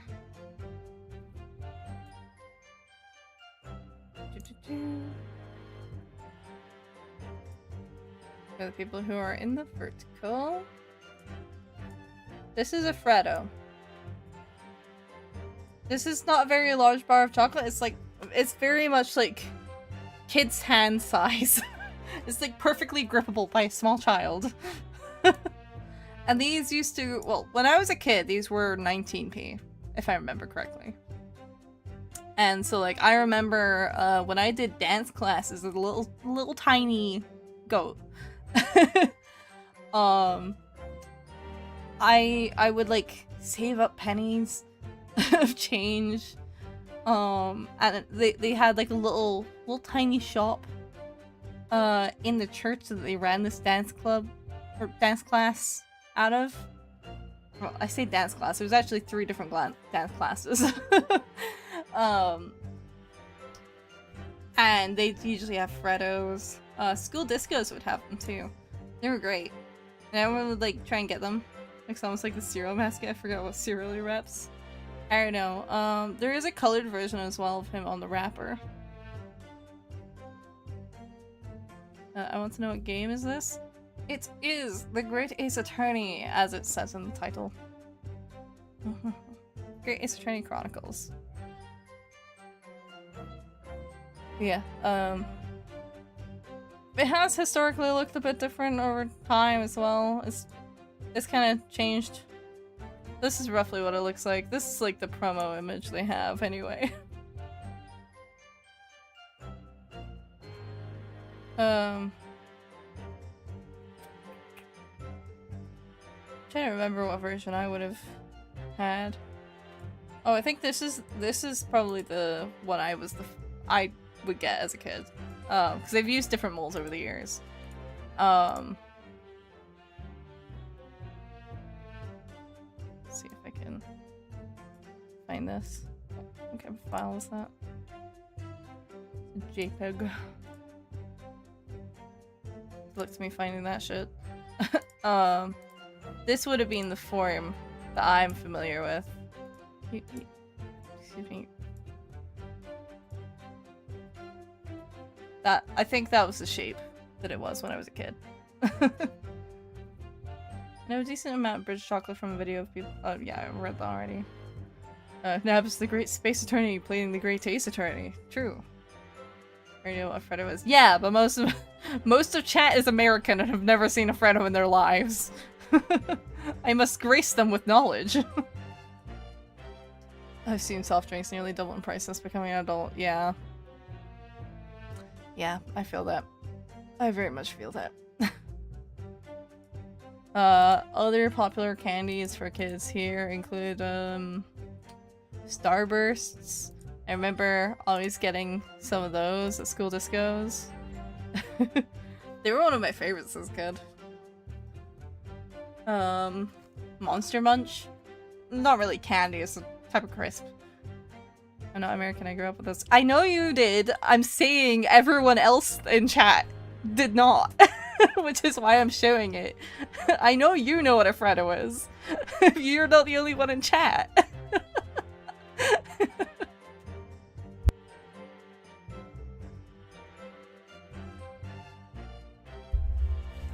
Found the cereal frog, they don't really look alike. Okay. Much like the Phantom Killer you so desperately needed is gone. Dead? and buried. I'd have been happy if it had ever existed in the first place. He followed us on the ferry, he did. And then I saw that blood-curdling sight as well. I saw too much. Hello. Hi there. Hello, hello. What do you have to say? This blood-curdling sight. You mean the murder, I presume? So I gotta say, the thing about British sweets that took me out the most was the fact that you call sprinkles hundreds and thousands. Oh, yeah, because sprinkles for us are like the lined ones. Hundreds of thousands are specifically the like the spherical ones.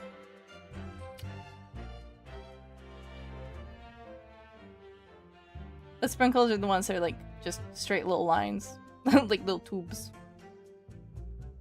Those are sprinkles. Although I think hundreds and thousands might be originally a brand name or something. I don't know actually. I think it was a branding thing. This blood curly sight. You mean the murder, I presume?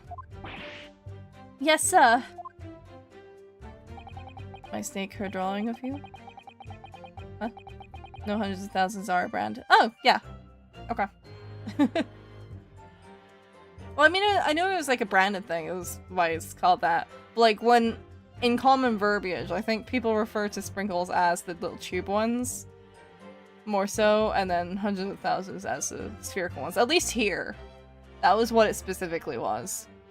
It's like no one here calls the little tube sprinkles hundreds of thousands. We only call the spherical ones hundreds of thousands.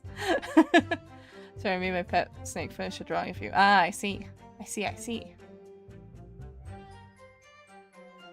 Feel free to show it in the community page if you're able to, or you should be able to, I think. Would like a Freddo in the Discord stream chat if you mosey back that way. Discord stream chat. Whatever, let me have a look. See? Oh. I see. I can see the resemblance. I can see the resemblance. Oh, and there's a sun avoidance hat as well. Prior mentioned. Zero frog, no Freddo, I mean. Yeah, no, I got what you mean. A loathsome sight. No one should have to witness the horror in the eyes of a man the moment his life is taken. Oh, well, not exactly, sir. What the fuck do you mean, not exactly? I mean, I didn't actually see the exact moment the gent was stabbed. Good gracious, really? We have another witness who did, however. The banker has already testified to it. American people just said we call them hundreds of thousands to mock people from the UK for the little information they have, from what I've seen. I mean, we do call some of them hundreds of thousands. It is a thing. But it's just, we don't call them that across the board. Honey Smacker is just Brenny's mascot for it. Oh, can't say I've heard of it. But Mr. First didn't actually see the point at which the victim was killed. That may turn out to be very significant. I had the banker gent next to me take a sharp intake of breath, you see. See? That's when I looked through the glass. That's when I saw that horrible blade poking out from his belly, all covered in blood. Every time I see a knife now, I can't help screaming. Even when I'm eating. It's on the community page now. Let me take a look-see.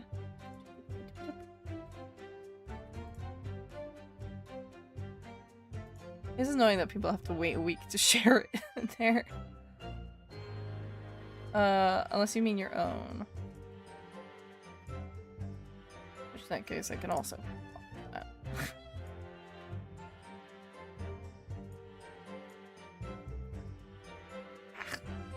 To channel. There we go. Jeez. Everyone I've met in my entire life has never said hundreds of thousands. I've definitely heard it here. Maybe it just needs a refresh. Hold on.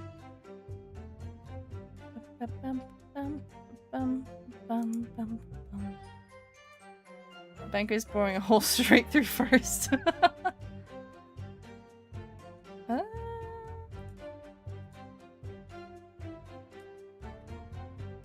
see, maybe I just need to.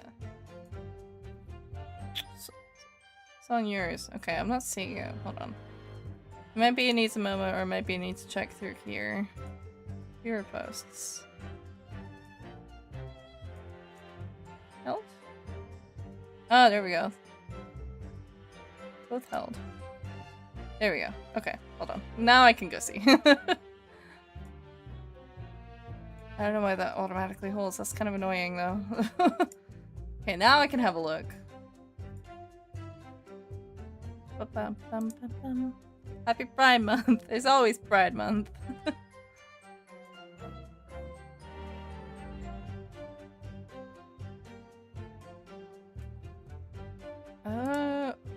Okay, well, I definitely approved them. Where the fuck did they go?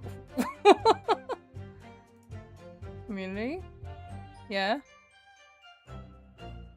Show me the posts. Please? For God's sake, YouTube. Why is everything with YouTube so obtuse? It's on mine also. Okay. Can't alter community settings. That's... Why do they hide these things? This is so annoying.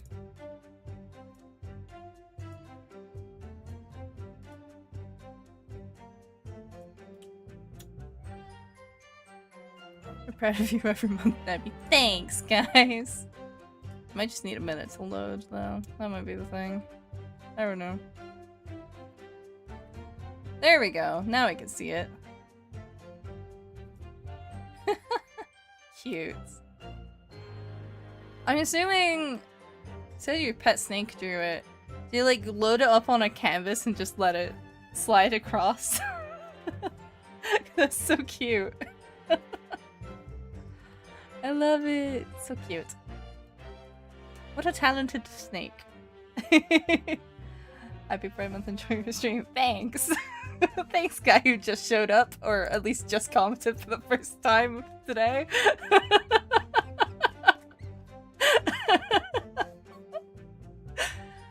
Okay, anyway, now that I've checked those. I did also just quickly adjust, so people should be able to post in the community after a day now. That's the minimum I can put it on, apparently. And it shouldn't hold comments automatically, so I should actually be able to see them, and I just knocked my phone off my desk. Sorry. Oops. Anyway. Every time you see a knife now, I can't help screaming, even when I'm eating. Very shake your cat like your drawing and your snake. It's a very cute snake. I can't remember if you mentioned what gender your snake is, actually. What gender is your snake? Out of curiosity. I tell you, I saw McGill stabbing a man. Everything I said before stands. Demonic noises. So you saw the defendant, Mr. McGill, stabbing the victim, Mr. Mason, who was sitting next to him. Doodle. Nab. Yes, I am the original. Doodle. Nab. Female. Ah. She's so cute. I did catch it. I think you have shorts of her. They're very cute. I did see them. I think when you first mentioned snake, I looked at them. I was like, oh, snake. Cutie. So beautiful. I love snakes. The original. Doodle Nab. Yeah.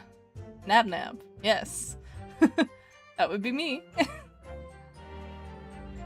So you saw the defendant, Mr. McGilda, stabbing the victim, Mr. Mason, who was sitting next to him. That's what I said, isn't it? Oh, I fluffed the white space joke. It's fine. It was bothering me before, this was. For just a brief moment, he hesitated before answering the question. Anyway, there was only 2 of them inside the carriage, wasn't there? There's been much talk of a 5th passenger, but as yet, 0 evidence. She's potty trained. How'd you potty train a snake? Like out of genuine curiosity, how actually do you potty train a snake? I've never heard of anyone doing that, but it sounds really cool. I guess it probably depends on the snake, though. That being said, I have heard of lizards that are potty trained, actually. So I suppose it's not that far off, is it? Like, I think I heard of specifically... There's someone I follow that... on Instagram, I think, that they keep reptiles. And I think it's a... bearded dragon called Frank that I have. That I think they accidentally potty trained, so he refuses to go unless they hold him over a toilet. Like, genuinely refuses to go. She only goes to the bathroom in her cage, so she doesn't have accidents outside. She's a very good girl. Oh, that's so sweet, though. What a good girl. That's a new one. Yeah, no, it surprised me too. I was like, I didn't know you could potty train a lizard. Most lizards I've found are not, or most lizards I've seen are not the most intelligent. Although, to be fair, that one is actually fairly smart for a bearded dragon. Which isn't saying that much, I suppose, but... like, smarter than average. And what are we wasting all this time for, eh? It's black and white, the man's guilty. Just like me, for real. Something about Mr. Fairplay's testimony just jars with me. I wish I could work out what it was. Oh yes, yes, he stabbed him, yes he did. I think so, yes. What did he say?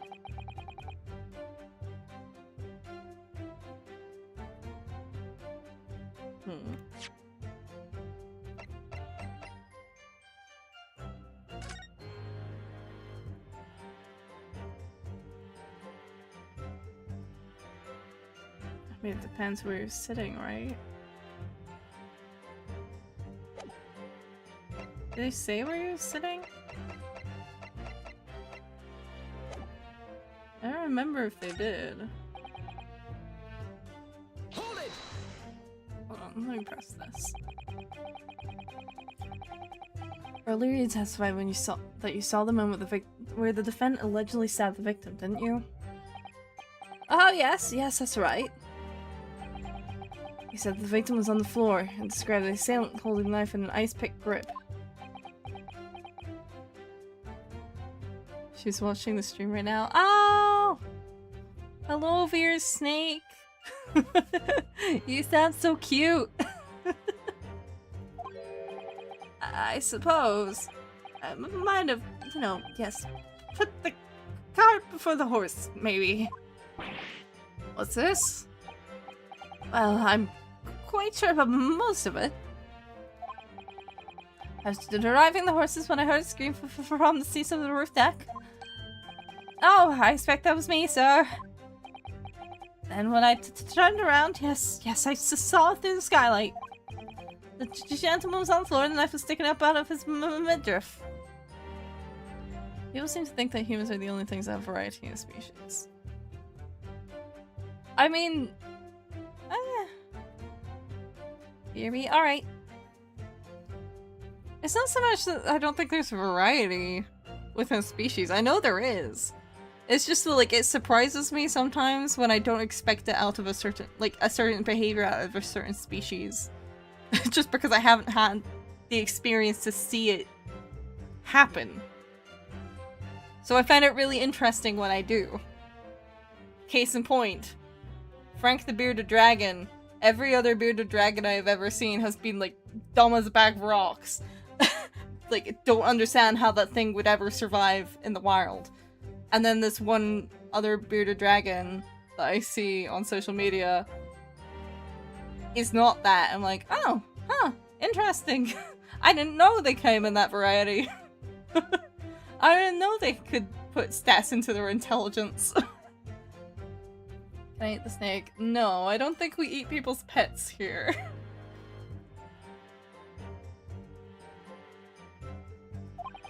That's right, yes, and the fellow holding the handle was the famous man, yes.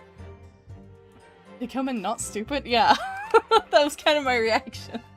Let me get sip and a stretch. And knock everything in the process. That's fine. I try not to choke.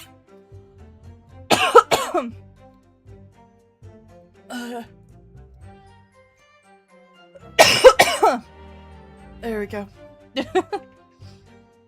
Hi, Lazy. How was your stream? How was Pal World? I hope it behaved for you.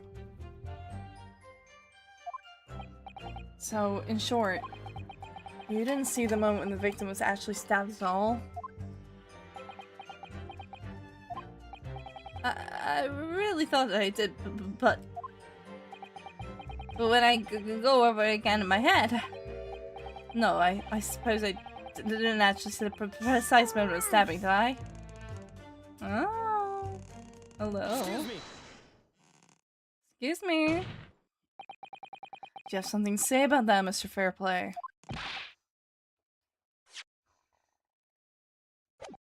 Now you listen to me.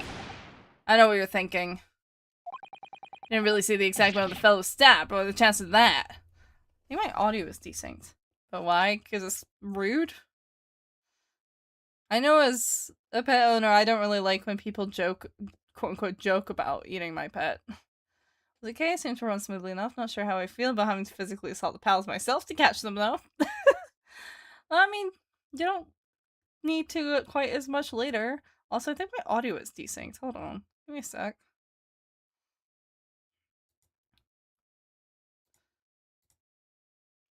Try and resync it. Hi, how's your day? My day was pretty good. It was a bit of a nothing burger, though. I just kind of worked on commissions and did some printing and ordered supplies. Okay, I finished the initial sketch. I'll go and post it on my channel's post. I don't know how to do community post. The finished piece should be done in 2 or 3 days. Ooh, nice. I'll give you a minute to do that, and then I'll check it out. Just let me know when it's actually, like, posted. He didn't really see the exact moment the fellow was stabbed. What are the chances of that? Eh? Are you asking me or telling me? He's getting flustered. I might be able to extract some new information from him if I answer him cleverly. I accidentally got wasted because I drank down 5 car batteries? Eh? Yeah, I didn't feel great about having to repeatedly punch a land ball in the face. So it goes, eh? Just think of it like, well, maybe that comparison didn't work. I was gonna say, think of it like you're being attacked by a wild bear, but then you are a bear.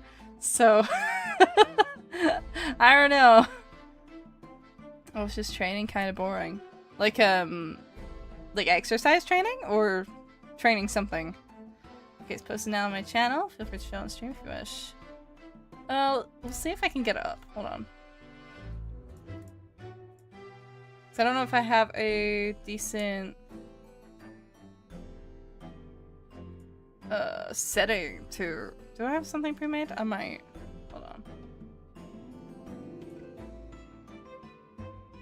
Oh, this is so cute. Hold on. Let me...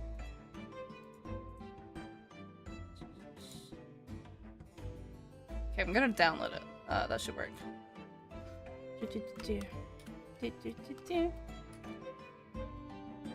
Raise can vanish, might have turned off later. That's okay. Don't worry about it. It's a sketch. A sketch be a sketch. Yeah, let me get this up. Hold on. This is so cute. Let's find it real quick. There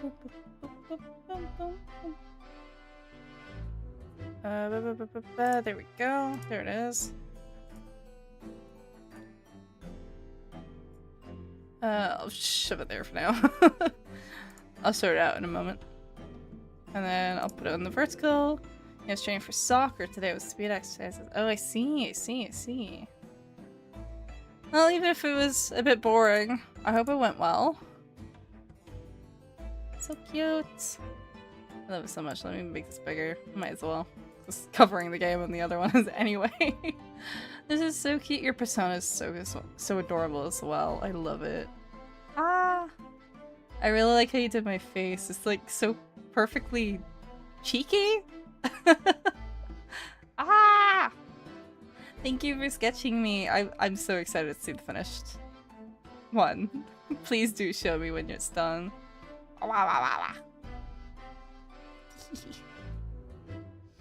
Thank you.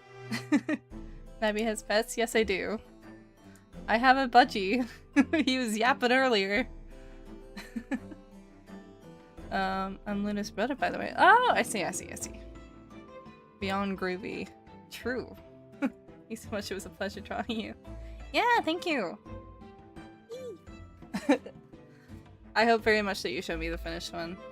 I'm very excited.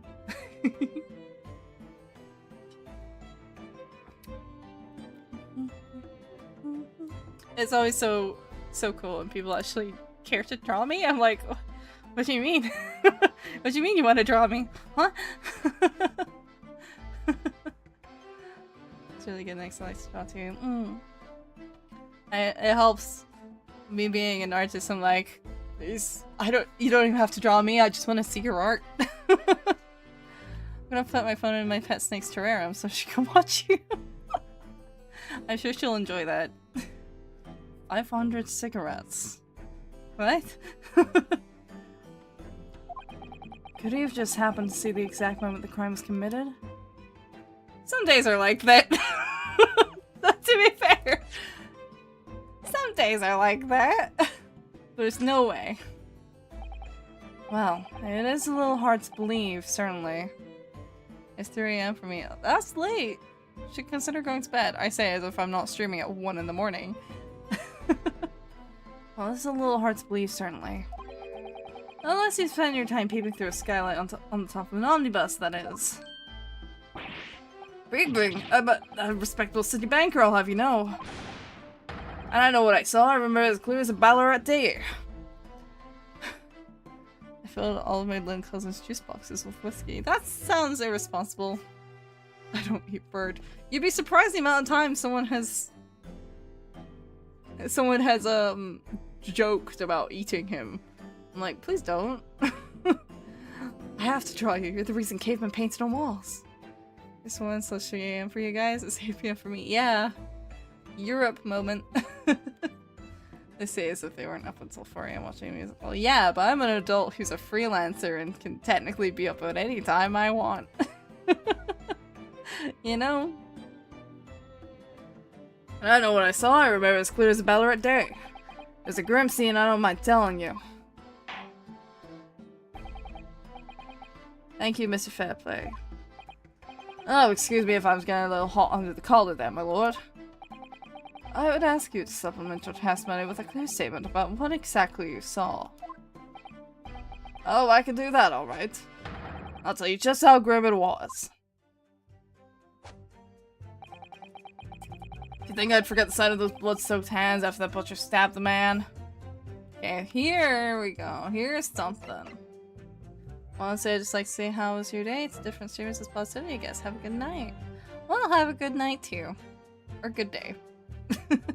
7 PM for me. Man. Objection! Yeah, my audio is still desynced. I don't know why it's desynced right now. Blood-soaked hands. Well, I admit that soaked maybe later got a little thick, but anyway, there was definitely blood all over them. Both of them were covered in it. Well, I'm very sorry to disagree, Mr. Fairplay, but that's more than a little peculiar. What? I pet Bird. I would like to pet Bird more often, but he doesn't. He kind of freaks out. I'm like, okay. Sometimes he accepts it, but mostly only if I pet him when he's like barely waking up. Oh, again? How do I get 3 disassembly drones away from my home asking for a friend? Oh, no, just my head. Oh. Here are the gloves worn by the defendant, Mr. McGilden, on the night in question. Oh, yes. Right. Oh, what? Did the stream, like, freeze up for you, Gilson? No, it's an ad break right now, but... And there certainly does appear to be a sizable dark-colored stain there. But, as I'm sure you can clearly see... It's only on the right-hand glove. Ah! In short, Mr. Fairplay, your testimony is inconsistent. Yeah. No, that can't be right. So the liar here then? Ah. Why is he chomping on his cane? That's right, you were quite clear about it. He said, yeah, it was both hands. Ow. Mr. Fairplay, if your last statement was a lie, it calls your entire testimony into question. You say you saw the moment the victim was stabbed. Is that really the truth? Well, Objection! It was a simple mistake. You can't justify accusing this man of lying. Yes, it wasn't both hands, it was only one. The fact remains. The victim's blood was on the accused. You get down my door. I'm fucked. Rest in peace, Pyro. F in the chat. No, Mr. Fairplay categorically stated that he saw blood all over both hands. Which means there's a strong possibility that this witness was deliberately trying to mislead the court. Before I quit school, I went to SPED school for 2 years and school had chickens. Oh, that's cool. I like chickens. I see a lot of videos of chickens. I'm like, little monsters. I love you. Wholeheartedly. Gah! Why? I'm a city banker, for pity's sake. My word should be the gold standard. I'm a gentleman, not some gutter snipe. Upsetting members of society to prevaricate. He's claimed to have no reason to lie. Is that really the case? Mr. Naruhodo, if we have some evidence to explain why Mr. Fairplay might be lying, it could turn the tide in this trial completely. Something shows Matt has a compelling reason to lie in his testimony. I have evidence. My lord.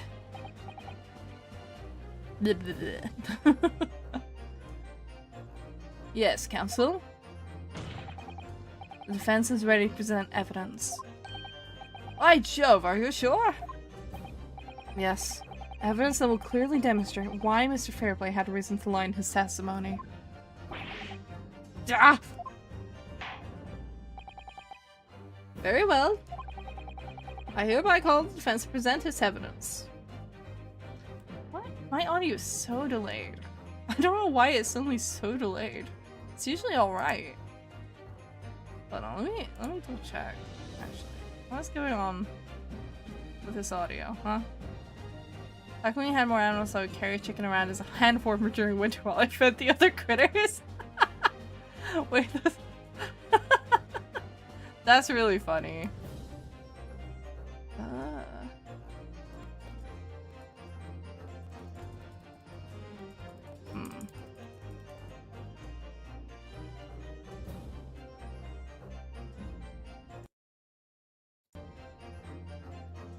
Let's see. I hereby call on defense to present its evidence. The evidence that demonstrates the motive for the witness's alleged deception of the court. That's fine. I can feed them and pet them and even pick them up. Oh! I'm in a closet hiding from them, but I gotta commit. Keep watching the stream. Anyway, the ledger. Did you not think we would find this, Mr. Fairplay? This is a list of debtors who owe money to Mr. McGilded. Yes, a list of innocent victims crippled by the accused's extortion. The point is, among the names of these debtors is your name, Mr. Bruce Fairplay. The chickens have extremely warm butts. I believe it. I mean, they have an entire brood patch. Well, yeah. Like, they're kind of meant to do that. So it makes sense.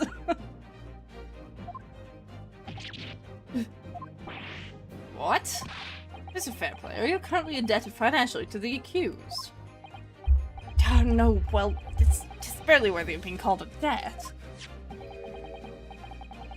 According to this ledger, you own 20 guineas. Not an inconsiderable sum of money, wouldn't you say? Yeah. Well, what of it? I suppose Mr. McGilder were to be found guilty of murder. Anyway, what would become of your debt in that case? These documents state that the loan agreement is forged between two individual parties. Therefore, were the creditor, the defendant here, to be sentenced to a capital punishment, all outstanding debts which were owed to him would be annulled. It would cease to exist. Cease to exist? Mr. Fairplay, is it not the case that you claimed in your testimony to have seen something you never in fact saw, in a devious attempt to annul your debt of 20 guineas to the defendant? Ah!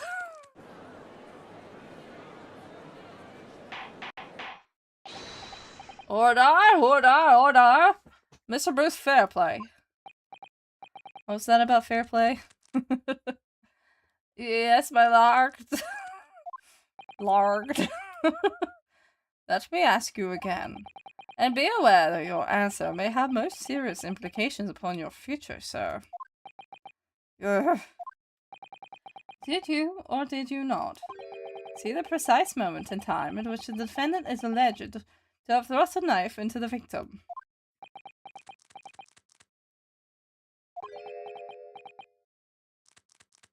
Gnawing on it like a fucking hamster.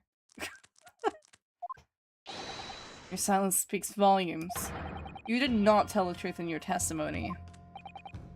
Alright, let's not make a melodrama out of this. Perhaps I did overstate the truth a pinch. A pinch? But it makes no difference.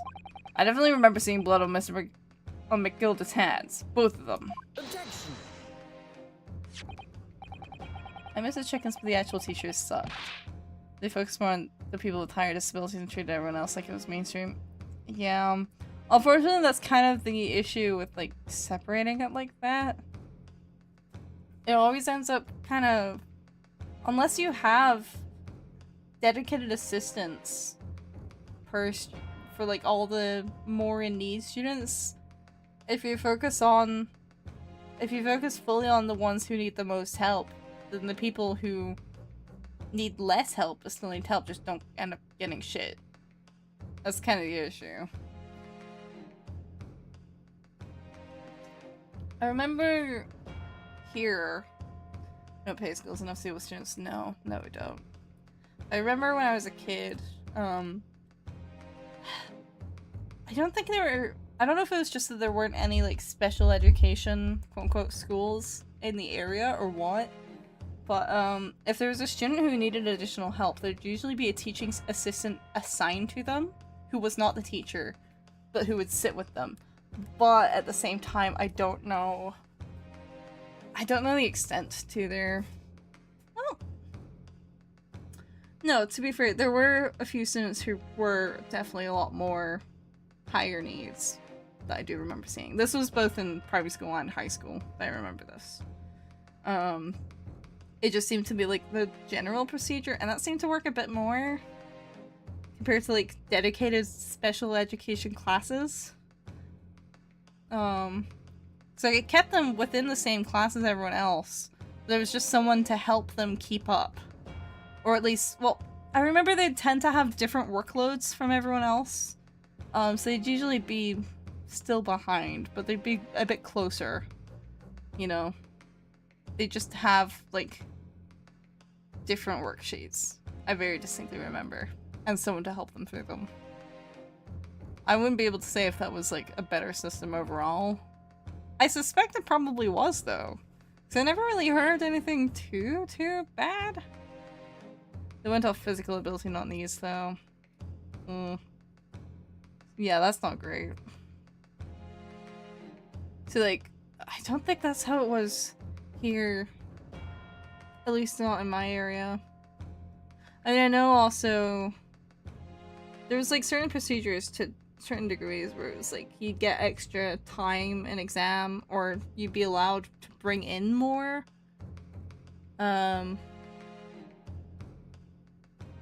for like lighter disabilities, like if you had low-level autism, I remember, or ADHD or dyslexia, you'd get like different grades. They kind of assessed on an individual level how much extra time to give you.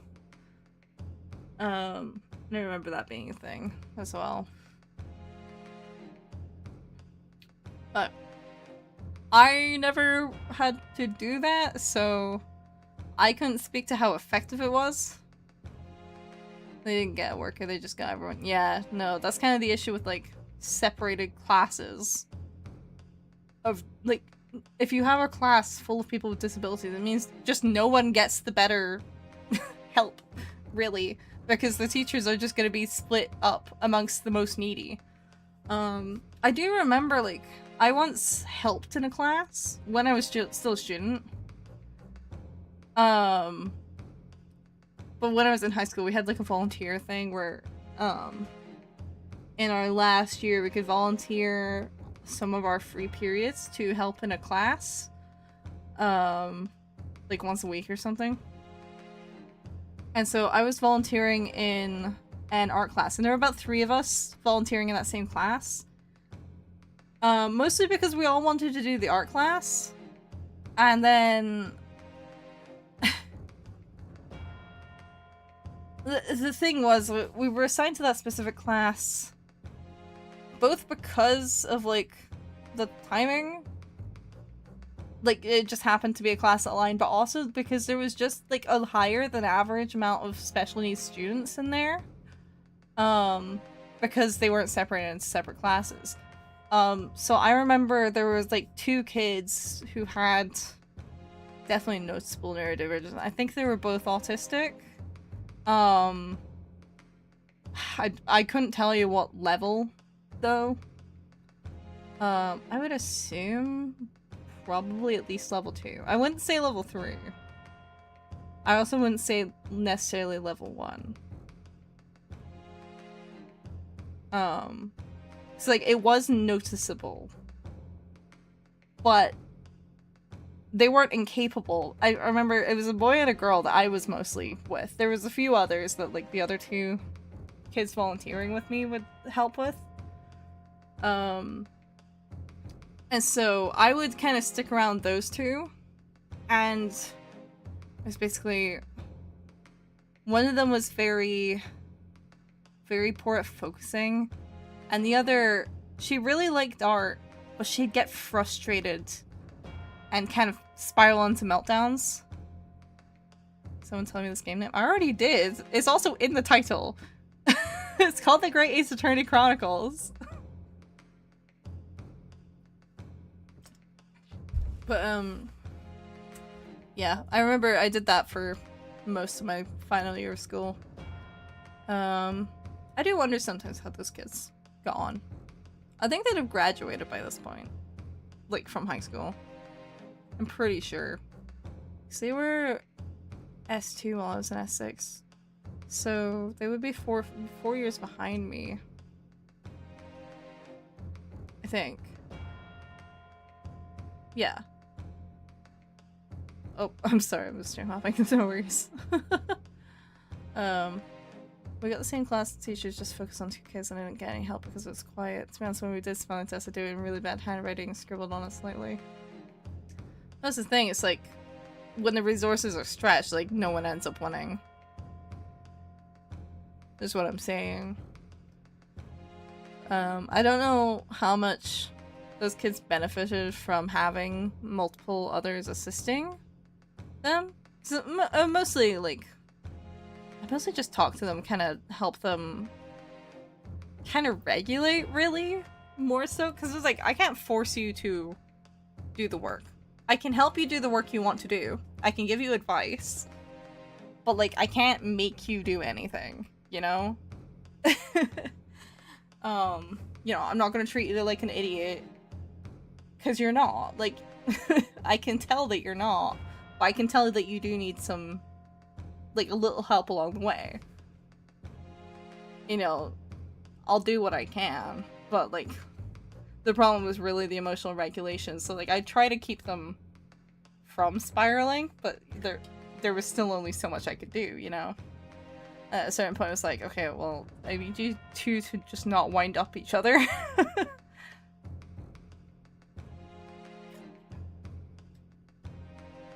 Because we're very isolated from the group and we're treated like toddlers. That is also an issue. That is an issue. I couldn't speak to how it was for the students that had that.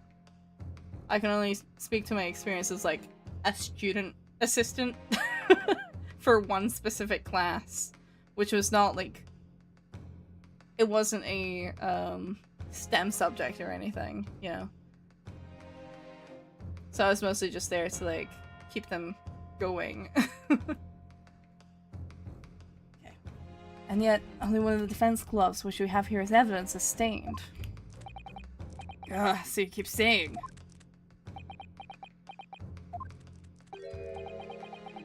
I wonder if I might be allowed to speak, sir. Go ahead, Mr. First. Well, the thing is, I think I remember seeing it myself as it happens. Seeing what? The blood, sir, on the assailant's hands. I think, yes. I'm almost sure that it was on both of his hands, not just one. What? What? Something fiddly is going on here. It appears that we're going to need further testimony from all your witnesses. This time I would like to know precisely what you did and what you did not see. Do I make myself perfectly clear? Yargs. Miss Naruhodo, this is good news. The course of the trial seems to have shifted slightly at last. Yes. I might finally have a chance to turn things around here. First needs to glue that hat on. It does seem a bit misfitted, huh? For someone who makes hats. What the witnesses really saw. There was blood on both hands of the assailant. I sincerely and distinctly remember that. However, I suppose you might say that I didn't see the exact moment the stabbing transpired, if that matters. I remember seeing the knife, and I remember seeing both of the attacker's hands with blood on them.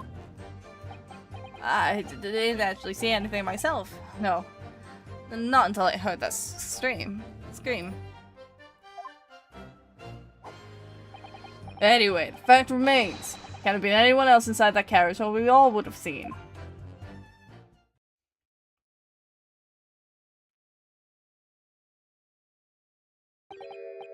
Well, lo and behold, in truth of fact, not one of you was witness to the crucial moment the crime was perpetrated.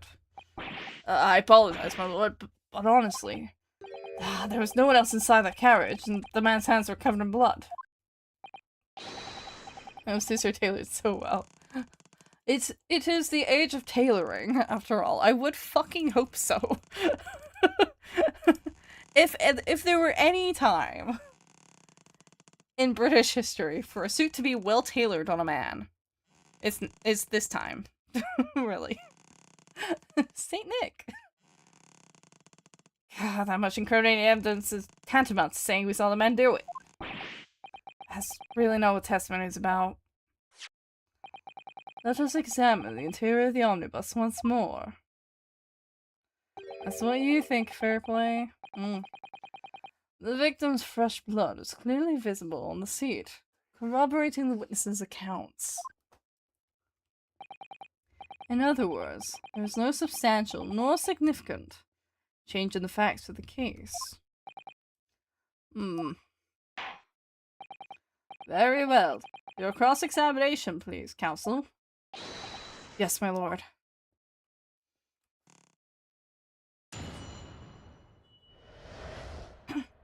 What witnesses really saw. There was blood on both hands of the assailant. I sincerely and distinctly remember that.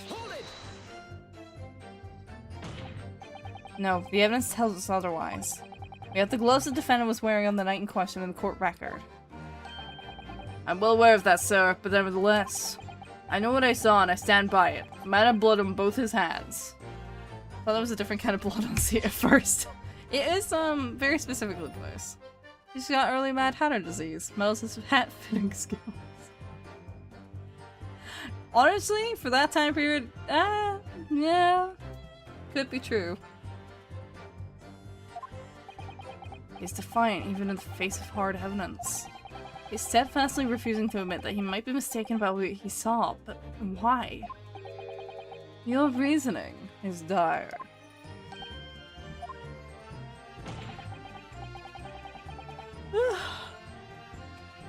God. One hand or two, the salient point remains unchanged. Minutes after the grim crime, the victim's blood dripped guiltily from the accused's fingers.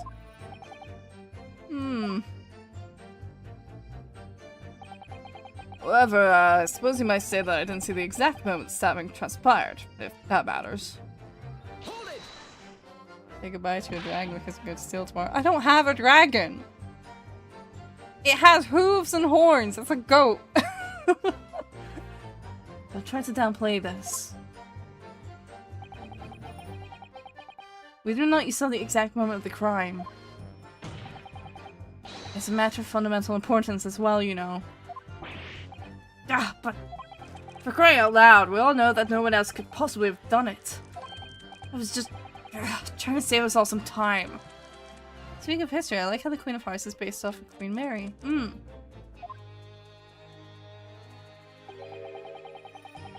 You have a loan 20 guineas outstanding with the defendant, do you not? Apparently the ketchup be tasting different lately after I made someone disappear. No wonder. Had you hoped to release yourself from that financial burden by ensuring the defendant was found guilty? Well, that's not entirely not what I was hoping for. I just lost a little guinea or 10 when I backed the wrong horse in the derby, that's all. I was gonna win it all back. There's a fixture this week and that's a sure thing.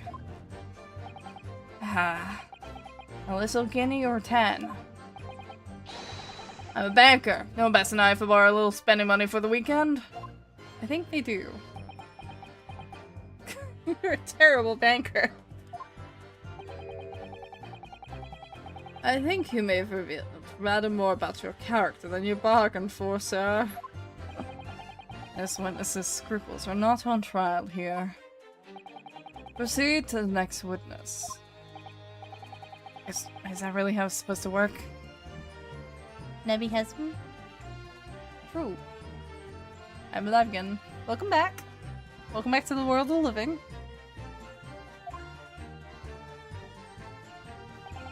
I remember seeing the knife, and I remember seeing both of the attacker's hands with blood on them. I saw someone in a plastic skull, but he said it was really realistic. You definitely saw that too.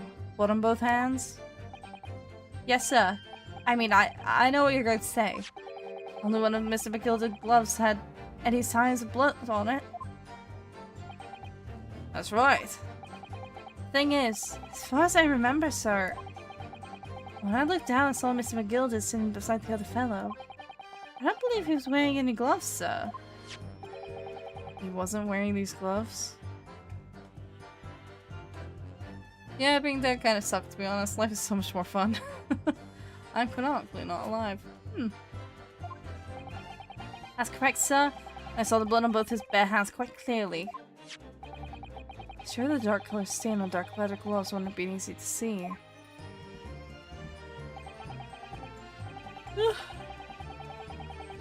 I should point out that the police officer who apprehended the accused on the night in question reported that there was no trace of blood on Mr. McGilda's gloved hands. There wasn't blood on his hands? This is puzzling indeed. This must be significant somehow, I'm sure of it. What is first? First is a man. I didn't actually see anything myself, no. Not until I heard that scream. You didn't see anything? Oh yes, sir. That is to say, no, sir. I didn't. Very sorry about what I said before, sir. Very sorry, yes. It was very wrong of me to make up stories to say I saw him stab a man. Wouldn't you agree, sir? I know what you were insinuating, but I certainly wasn't making up stories. Still, you saw nothing isn't right either, is it? No, sir, I saw nothing at all. Mr. Beppo, you were driving your horses. At the very least, you must have enjoyed a good view of London streets, no?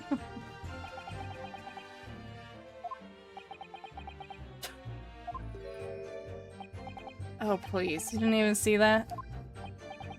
It was so cold that night, you see? It was all I could keep me from passing out, sir. That's what I thought, but I couldn't tell by the voice you were doing. Sorry. Yes, but her head was fairly frozen solid. So sorry to say, sir. It would seem prudent to avoid travel in the last omnibus service of London's cold winter nights. Beppo!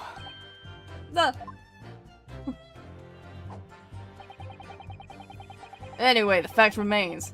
Can't have been anyone else inside that carriage or we all would have seen. And everything you saw of the incident was through the skylight on the roof of the omnibus. That's right. It's fiercely cold that night, but the glass wasn't frosted over. Oh yes, I remember I was shivering, it was so bitter. Which rather begs the question of why the pair of you were sitting on the roof deck in the first place. Oh, I feel going to find my drunk dad at 9 years old after listening to this new thing called phone. Well, I don't know about this young fellow, but I couldn't enter the cabin. Oh? Why not? It was locked from the inside. Tried knocking, but no one opened the door. Funk. It was locked. That's right. It's a public bus service, for pity's sake. That's not what I call fair play. Yes, I had exactly the same experience. I tried knocking, but the gent inside just gestured at me to clear off. So I had no choice but to climb onto the roof deck and look down longingly into the warm cabin below. Well, I can assure you I wasn't just looking down. I was glaring long and hard. That's precisely why I can tell you with absolute confidence that if there was anyone else at all in that cabin, I would have noticed. Unequivocal, I would say. I'm not sure about these two witnesses. They really have seen everything inside the cabin through the skylight. They might not have been able to. Bernice, just stop shivering. I wish it was that cold. Allow me to confirm one thing, Mr. Fairplay. You were riding this omnibus and witnessing the events in the cabin through the skylight and floor of the upper deck. Is that right? That's right, yes. In that case, there is a portion of the cabin interior that would have been out of sight from you. What? My golly, really? Obviously, at this stage, we can't say for sure. But the possibility cannot be denied that at the time of the incident, there could have been another passenger in the enclosed cabin of the omnibus. Objection!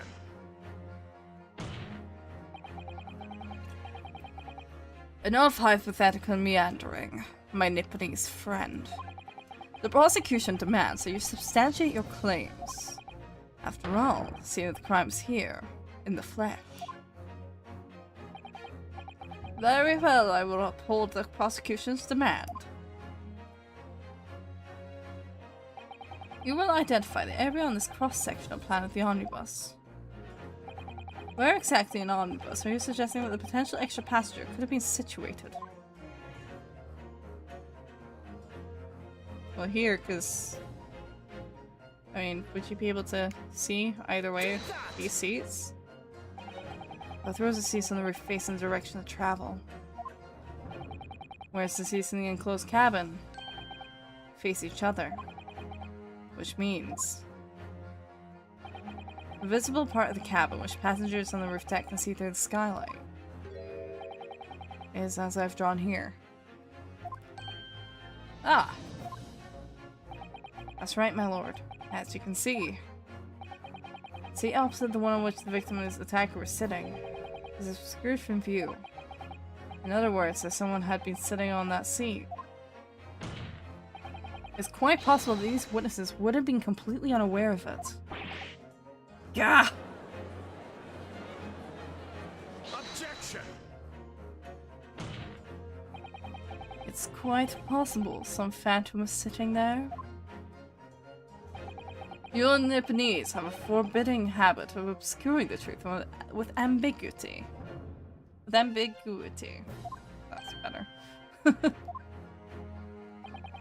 I concur with the prosecution's rejoinder. In a British court of law, evidence is paramount. I cannot entertain this conjecture, counsel. That is, unless you're able to put a name to this mysterious passenger to whom you allude. Can you, Mr. Naruhodo? I honestly don't know. Who could it have been? Who could have been in the other seat, which is out of sight from the witnesses on the roof deck?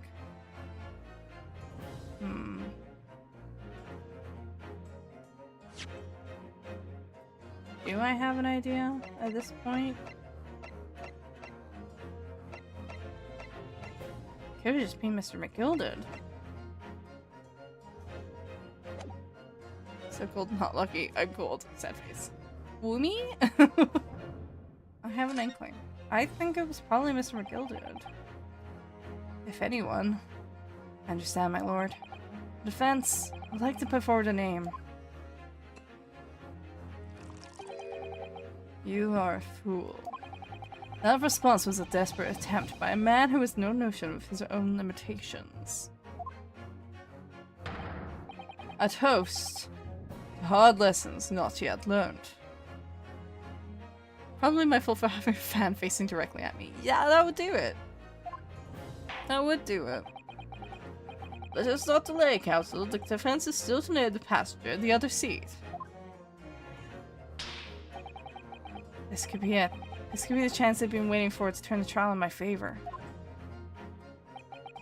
On that night, on the night of the murder, the person occupying the seat in the omnibus cabin that was obscured from view was... Take that! Mr. McGilded himself. The passenger in the closed cabin that the witness on the roof deck failed to see. Has to have been Mr. Magnus McGilded.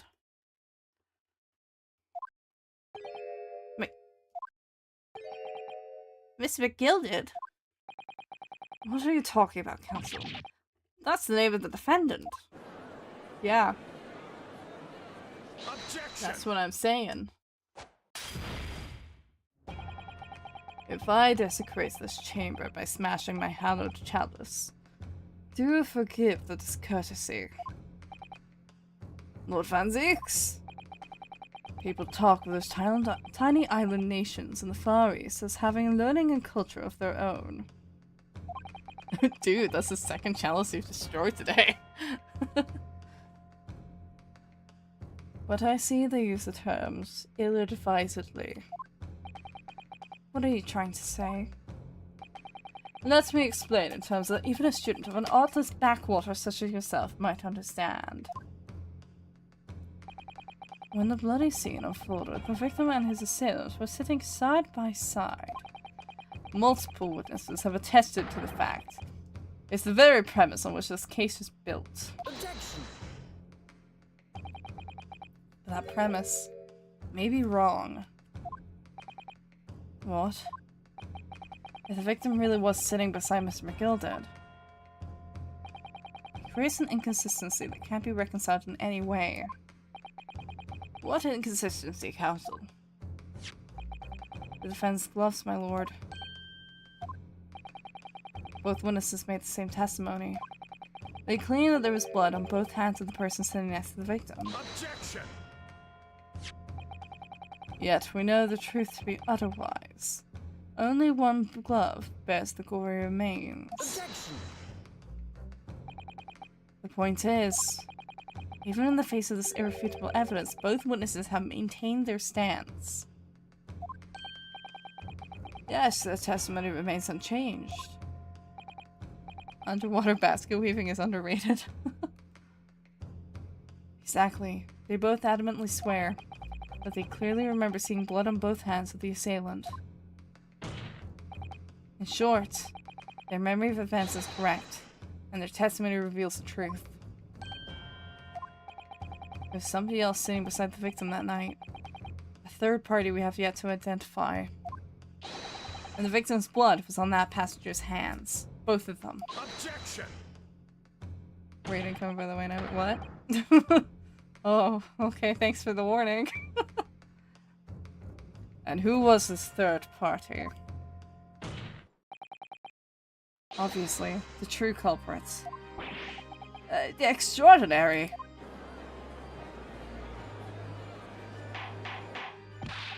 Order, order, order. What exactly are you postulating? Objection! The defense's postulation is just that. Nothing more than conjecture. The witnesses have clearly stated that they saw the accused. Objection!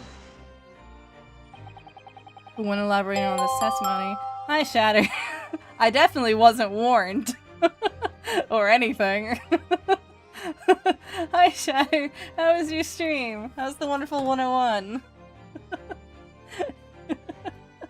I'm not gonna lie, I think we might actually be coming up to the intermission in this case, but hi, I'm Navi. I'm an artist and VTuber and gamer, yada yada yada. I'm currently playing through Power World's Great Ace Attorney, which I'm currently playing today, and also Final Fantasy X. And I also do drawing streams on weekends where I don't have a con, or days I don't have a con at least. Right now we're in the middle of case 3 of the Great Ace Attorney Chronicles. We have a coach, an omnibus, where there has been a murder committed, and we are trying to argue that there is in fact a third person who was inside the omnibus that the two witnesses were able to see, but weren't able to identify. Who they mistook for guy that they don't like. And I need to dip real quick. It's my brother's birthday. I hope you are well, homie. Much love. Thank you, Shatter. Thank you for the raid. If anyone else needs to raid and run, absolutely please feel free. We're probably not going to be too much longer today anyway, I don't think. I think we're probably coming up to an intermission soonish, but I'm not entirely sure when. But yeah, if you want to stick around, please feel free. I'm gonna get back to this. When elaborating on his testimony, Mr. Fairplay said, the two of them were wearing hats and I couldn't exactly make out their faces. Yes. Tops of their heads were obscured by the roof. I could see the rest of them though. Yes, that's right. Both gents were most certainly hatted. Hatters do tend to notice such things, sir. I think most people tend to notice such things, but okay. And what particular styles of hats did the two gentlemen sport, Mr. First? I'm afraid I don't remember. Thank you, Mr. First. Yeah, seriously, thanks, man. You call yourself a hatter? The style of hat makes no difference. There was no third passenger in that cabin. How can you be sure? Because if there had been, the accused Mr. McGilded would undoubtedly have offered to depose the fact. Unless, that is, you are proposing an even more preposterous explanation. The accused failed to even notice the presence of the true culprit in the very cabin in which he travelled. Ah. Question mark. He's right. There was another person travelling in the enclosed cabin of the omnibus. Blah, blah. It's inconceivable that Mr. McGilded would have been unaware of it. Order! There's clearly a simple solution to this problem. Bring the accused, Mr. McGilded, to the stand. Well, what say you, counsel? The prosecution objects, my lord. On what grounds? As a suspect, he will have already made a false statement to the police. But what if there's some reason why he's unable to speak freely? Magnus McGilded is no uneducated ruffian. If it indeed turns out the man has been withholding information, you can be sure it will have been the most deliberate act. Counsel for the defense, what is your opinion? My lord, should we ask Mr. McGilder to testify or not? No, we need a testimony. Talk to me. Yes, we need to hear what he has to say in order to find out the truth. The defense would like to call Mr. McGilder to the stand. In that case, I would like to hear the opinion of the jury. I guess, I need a little time to consider this. If you ask me, I think we should hear what Mr. McGilder has to say. Get the man out here, I say! It would be utterly illogical not to hear his testimony.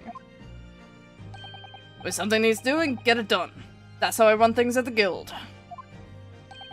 Hearing what the patron of my favorite little park has to say? Oh yes, that would be lovely. Yes, the jury says the man must be heard. Very well. The court will hear the defendant's testimony. Bailiff, show the defendant to the stand at once.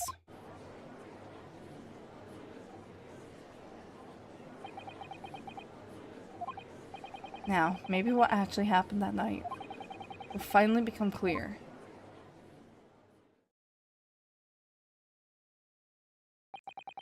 The proceedings be resumed. Mr. McGilder, have you been listening to the discourse of the day? To be sure I have, my lord. There are now two matters on which the court desires to hear from you. The first is whether or not there was a third party with you in the omnibus cabin as proposed by the defense. The second is that if such a person was indeed present, why did you conceal that fact from the police? Eek? Begad, no. It's not my nature to hide anything at all. Just answer the questions, please. The truth of the matter is, I've been desperate about this all along. Do I tell you all, or keep your mouth shut? Tell us what, Mr. McGilder? This is a man economy idea, a little bit. The fine fellow representing me is absolutely right. In the carriage on the night with myself and the other man, there was another passenger. It's true. Aye, and 'twas me who helped the little urchin get away after it all happened. You... What?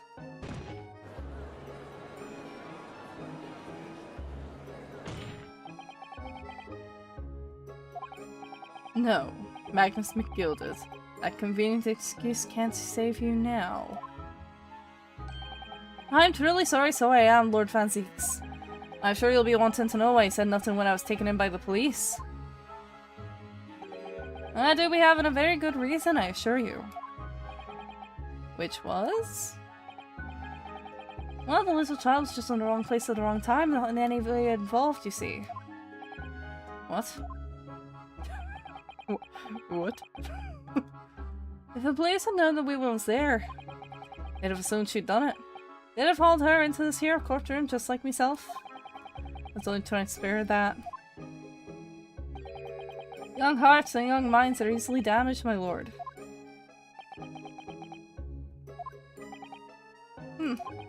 And who is this young child of whom you speak? That, I don't know. You don't know? Aye, well, the wee thing had just happened to be in the carriage that night. Never saw her before or since. Objection! We have absolutely no reason to believe this man. The prosecution calls for the witness's statements to be disregarded by the court. You know, I wouldn't be surprised.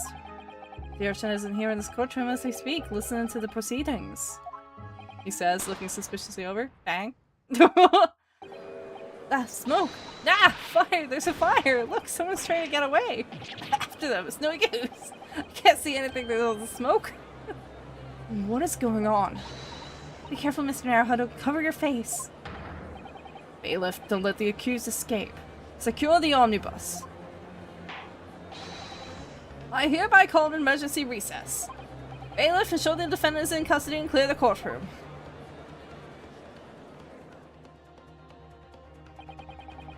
We were hurriedly removed from the smoke-filled courtroom by the bailiff. Amid scenes of chaos as people stumbled over one another in their desperation to flee the chamber. We had no idea what was happening. All we knew was that, for the time being at least, the trial was suspended. Poopy continued. Where's Susato? In the smoke, she was just there! But this is where we are going to save and end for today. We will pick this back up next week to finish this chapter, hopefully, or episode. Dun dun dun! There is an urchin in the crowd with a smoke gun, apparently.